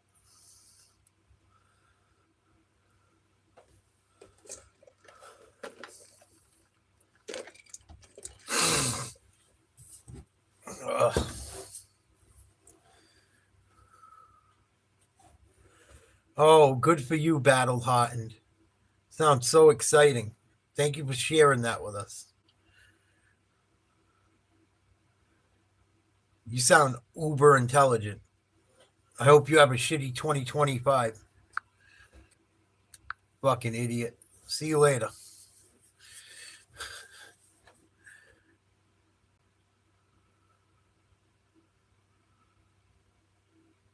Merry Christmas, Johnny Smith. Only 5 days late, but it's okay. I'm fucking with you. Merry Christmas, dog.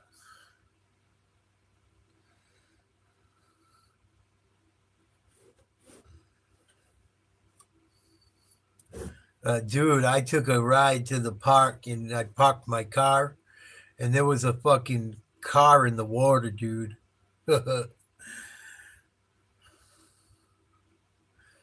Okay, thank you for sharing. Yeah, Mark, make sure you take care of yourself. Make sure you take care of yourself. Make sure you and your lady take good care of each other.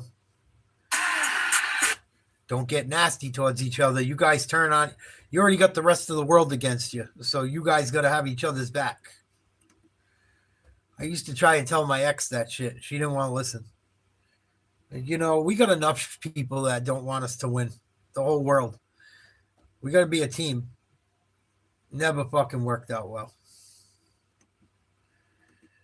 Like, you know, sometimes I need a good job, babe. Sometimes I need a pat on the back. Sometimes, you know, a good back rub would help.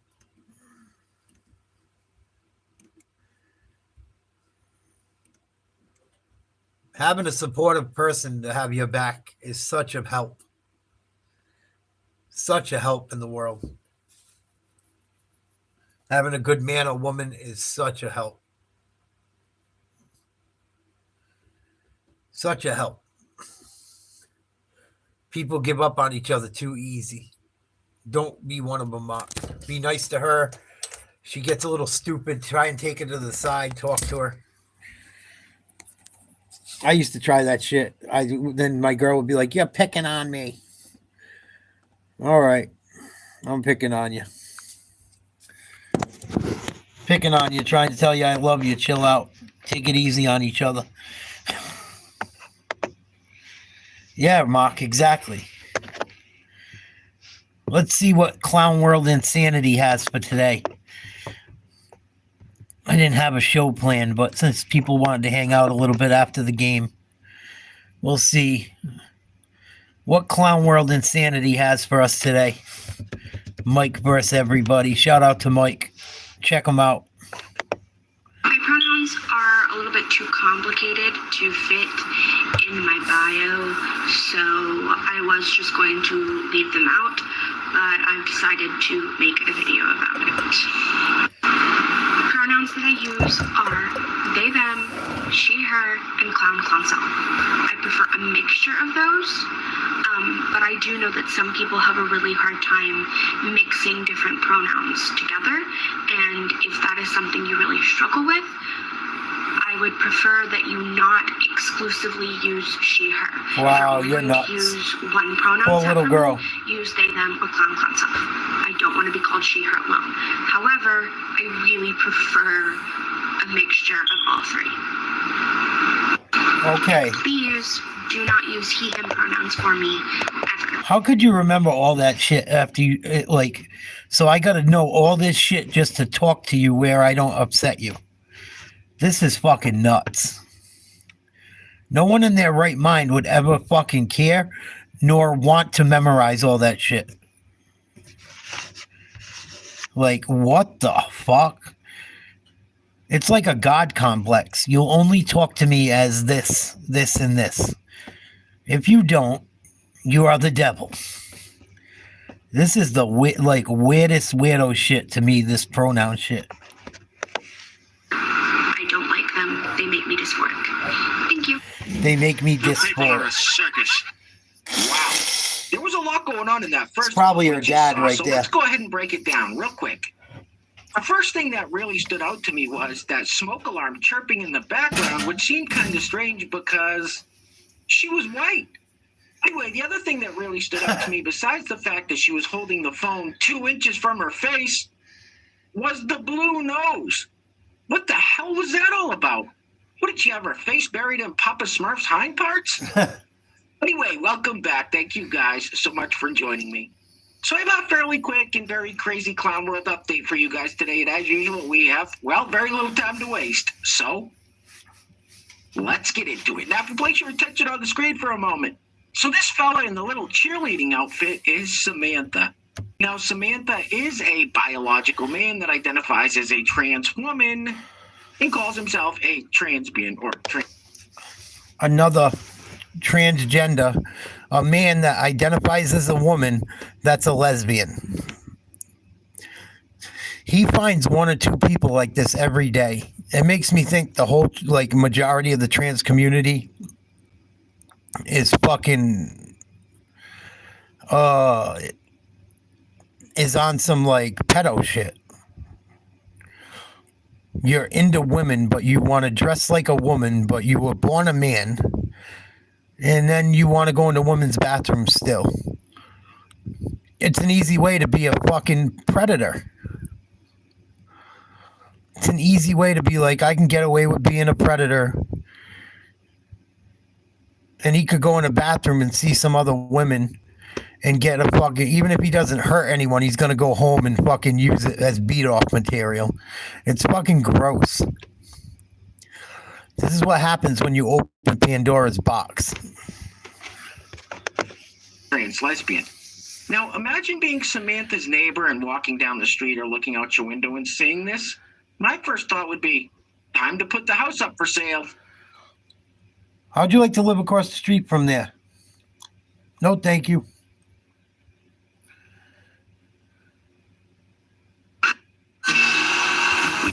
Imagine living next to a guy that identifies as a woman that dates women. Yeah, no thank you. Not buying this house. A little creepy, bro. Now, before we go any further, I just have to show you this post that I saw making its rounds on the interwebs, because it directly ties into what we are constantly seeing in these videos. So stick with me for a minute. I think you guys are going to get a kick out of this one. So this is a screenshot of one of these Facebook or Reddit groups called a Transbians. 11,000 members? Now, you're going to want to pay attention to what it says directly behind my head. Private group, 11,000 members. About, welcome transgender lesbians. No men allowed. What?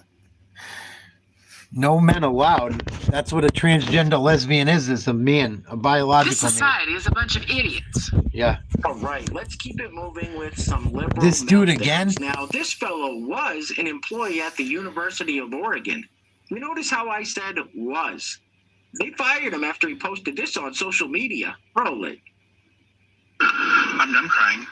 My sadness is over. Oh, this is an old clip. Set in. I am a very petty person, and I am very proud of that. Love it about myself, actually.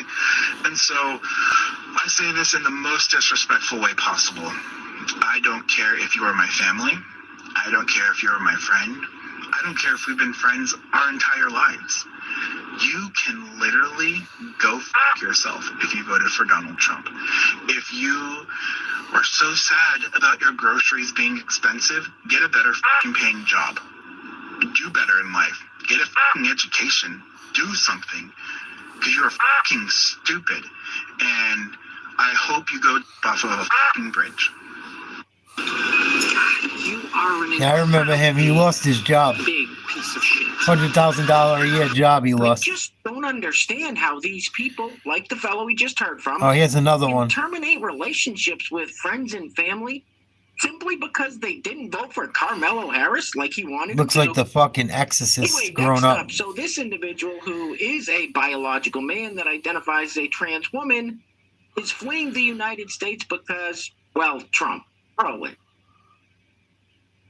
Trump doesn't care about you. He's not going to do anything to make your life more difficult. Well, last night he came out and said that as soon as he's in office, the policy of the United States is to get rid of trans people. There's going to be two genders, male and female, as assigned at birth.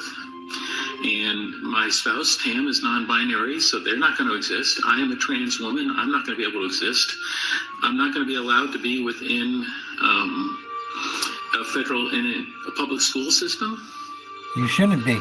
So they're keeping me out of spaces that... You shouldn't be around kids pushing your shit. Predators or something. It's just insane. So if you want to know why we're leaving, why are we leaving the U.S. and goodbye, going to spend time in Australia and Southeast Asia? Goodbye. That's why. Can you repeat the I wish part we of could the kick stuff them all where you out. said all about I do. things? The things? There's going to be two genders, male and female, as assigned at birth. You're goddamn right. And next up, we have this fella, James, who is very excited because he just changed the sex marker on his driver's license from male to female in Florida. Roll it. I just got my gender changed on my driver's license in the free state of Florida. My God, Ron DeSantis would be screaming right now if he knew about this. This little license now says female on it. It doesn't. Oh. I can't show you because then you would know way too much about me, but it says female. This was the last step in changing all of my documents. This was not easy. You're not even supposed to be able to do this in this state. Here's the loophole. Here's the loophole. Listen up. If you're replacing your driver's license, not renewing it, but replacing it because you lost it, they have to take all of your No one information thinks you're from what a they woman. consider a primary document. A passport You look and sound like a is dude. considered a primary document, and you can self-identify on your passport, which means, loophole, you can self-identify on your Florida driver's license. So my passport says female, and I showed it to them, and they made a bunch of copies, and they had a whole fucking team meeting in the back. I shit you not, there were 8 people that were like looking at it, looking at me, looking back, and I swear, I was like, I just felt like I was gonna cry. It's so humiliating sometimes to be in a hostile state. Like if you live in a hostile state, you know what I'm talking about. I don't know how possible it is to do this in every other red state. I don't know the loopholes everywhere else as well as I know them here. Then on the way out of the DMV, a guy rolled down the window of his Ford F-250 and yelled, "Nice at me." So, you know, good things don't last forever, but that license is going to last 10 years. I am wishing all trans people a positive and easy get your documents in order December. And Ron DeSantis, you can suck my trans dick. You fucking crazy, man. So classy. You sound insane. Do you realize that?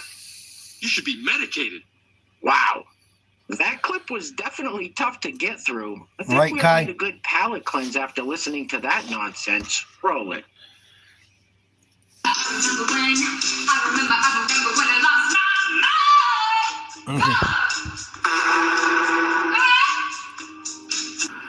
That's gross. Well, no shame in her game, I guess. Anyway, next up we have this fellow who is a teacher, and he makes his students discuss his nail polish every day. Yeah, These that's are the weird. people that are teaching our children. These are the people around your kids. I came up with the best idea, and it involves my nails. So every day I have new nails because I like practicing, so they change a lot. And every day at morning meeting, I tell this made-up story, and I get really crazy with it. Today was that I got attacked by Cinderella, and this is the gold from her tiara, and this is the blue from her dress. So now, whenever I have a new color, I'm going to have the scholars write their own story to describe what happened to Mr. Morris on his way to school. Yeah, let them dive further into fucking fantasy land, you numbskull. If I found out this shit was happening in my kid's school, I would fucking lose it. I swear to God, that's why God didn't give me children sometimes. Like, Nate, you couldn't handle what's going on right now. You would end up in jail the rest of your life. Parents should be able to sue schools that allow that shit if they don't agree with it. Not for nothing. Well, that's really messed up. Super gay. Hey guys, real quick, before we go any further, I want to give a huge shout out to the sponsors of today's video. And while I'm doing that, I'm going to let this loop on the screen. This is actually kind of creepy. This young lady could be the main character in a horror movie. Anyway, today's video is being brought to us by our first sponsor is none other Yeah, than what the Pastor fuck Bob is up with Rogers. you? And our second sponsor today is Wendy Gvozdich. Pastor Bob and Wendy, thank you guys so much for sponsoring today's video. I really appreciate the support. And I want to give a big shout out to today's honorable mentions. Pastor Bob Rogers, One Happy Oma, and Deplorable Veteran for each leaving a super thanks on the last video. So thank you guys so much. I really appreciate it. So once again, today's video sponsors are Pastor Bob Rogers and Wendy Gvozdich, with the honorable mentions going to Pastor Bob Rogers, One Happy Oma, and Deplorable Veteran. Now, if you'd like to sponsor the next video and help support the channel, there is a PayPal link in the description box below, and I will say your full name as a sponsor of said video unless stated otherwise by you. All right, I think we've all seen enough of this for one day. It's actually kind of creeping me out. Get this off the screen, please. Oof. Yeah, that's what I would do, Mark. I would find a fucking way.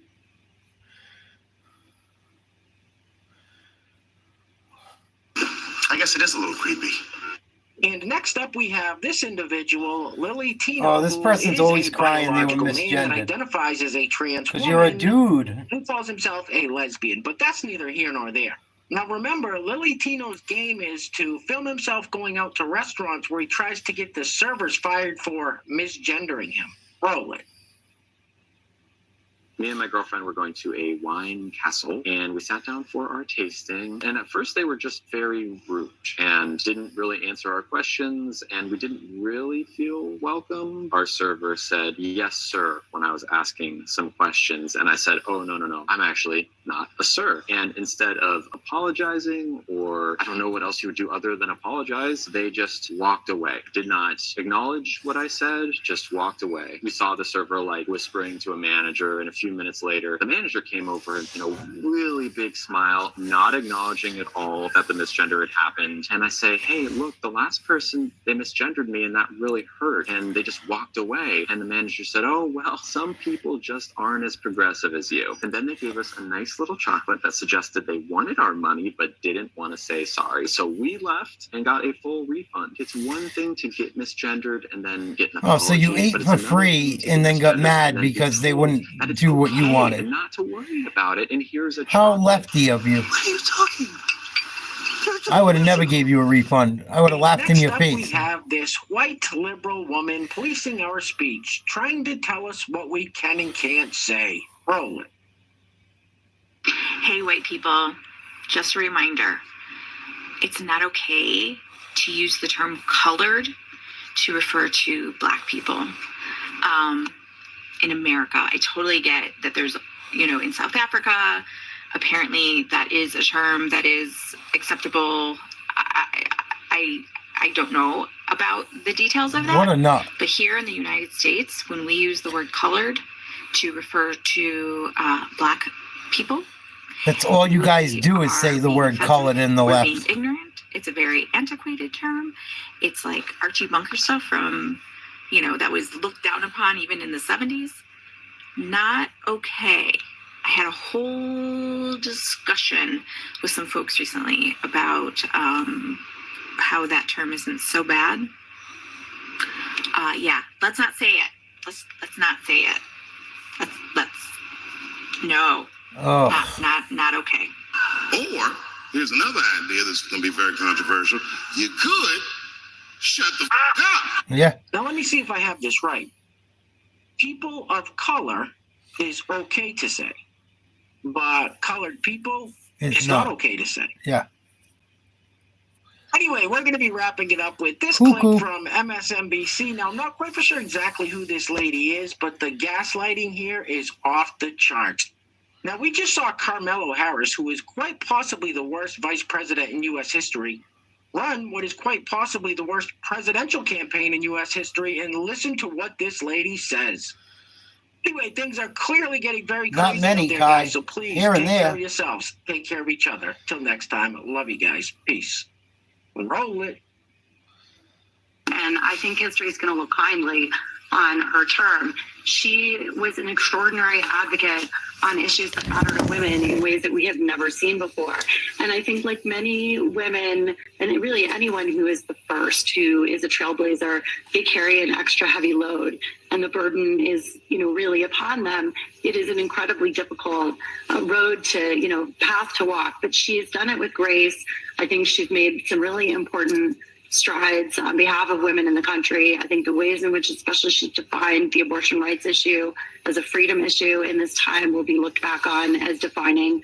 And I hope we, take a moment to acknowledge her extraordinary history-making contributions and not just, leave her sole legacy as having lost the presidency, because there's... Oh, I've heard it all now.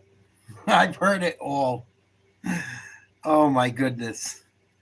That's what it's come to on the left side of lefty media. That's their new thing. How great Kamala's done. Let's give her a tip of the cap. Good job.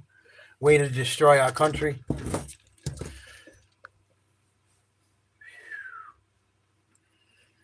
Oh yeah, SoCal. I've told people for 7 months, 8 months. I continue to tell people that all the time. There's nothing worse than a liberal white woman. A far left liberal woman, especially a white one. Oh, dude, you're better off talking to a Martian.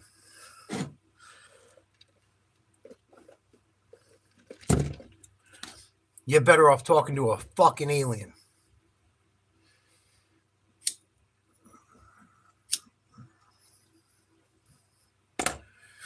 Let's see how much she did for women. Let's see. What did she do for women? Get them attacked by illegal immigrants? Unalived? Sexually assaulted?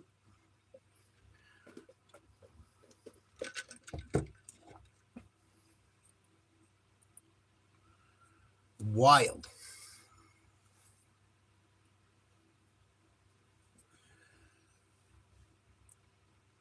America's got a huge hole to dig out of. Huge. And it's deeper than just the president. Much deeper than just the president. Like I said, I'm not going to fake the funk. If America continues the way it's going, I wouldn't want to see it in 50 years. Would not want to see the United States in 50 years if it continues.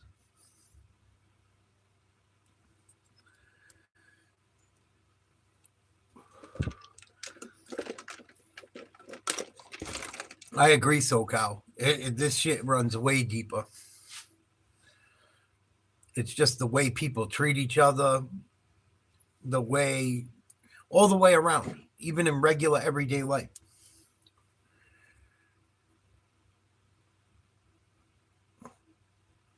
I don't know how you fix it all. You got to go back to having morals and values.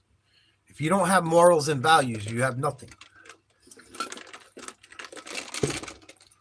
You have nothing but just people doing whatever they want to do, which is what we have now. I do too, Kai. I do too, Kai.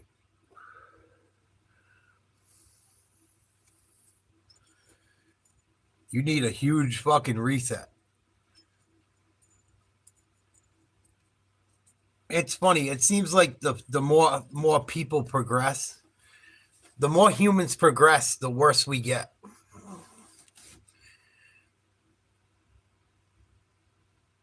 Like a virus. Seriously. Like a virus.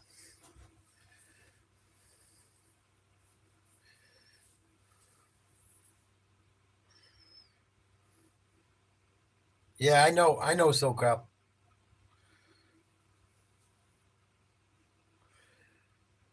I don't know how you turn it around. It's going to take a huge undertaking. Because it's just not politics. It's not as simple as just politics. The politics will help. The politics can help, but it's a societal issue. It's a societal issue. Major societal issue.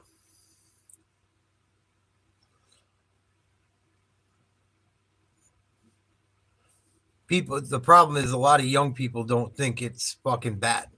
They haven't seen when it was good.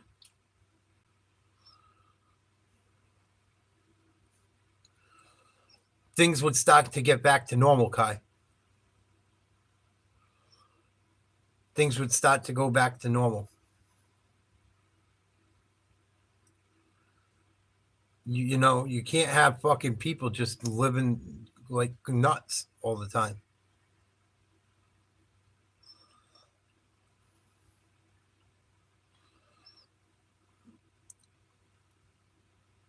I don't know. You can't have people working 80 hours a week that can't be around their kids just to survive. I think that's one of the biggest problems too. Is that people got to work so much just to survive. How can they have children and then raise productive children?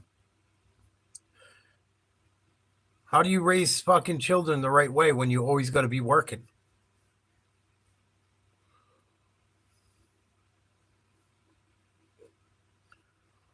You're just leaving kids to fucking do their own thing from a very young age. Even if you send them to daycare, they're on their own, just doing whatever. It's fucking bad. It's that everything's so expensive, they got everyone caught up. And that's how I don't know how you turn that around, plus try to fix a country that needs to make money. And then try to teach the younger culture not to sleep with everyone, not to have kids out of wedlock, how to get married, how to stick around with that person through death, you know what I mean? It's a huge fucking problem.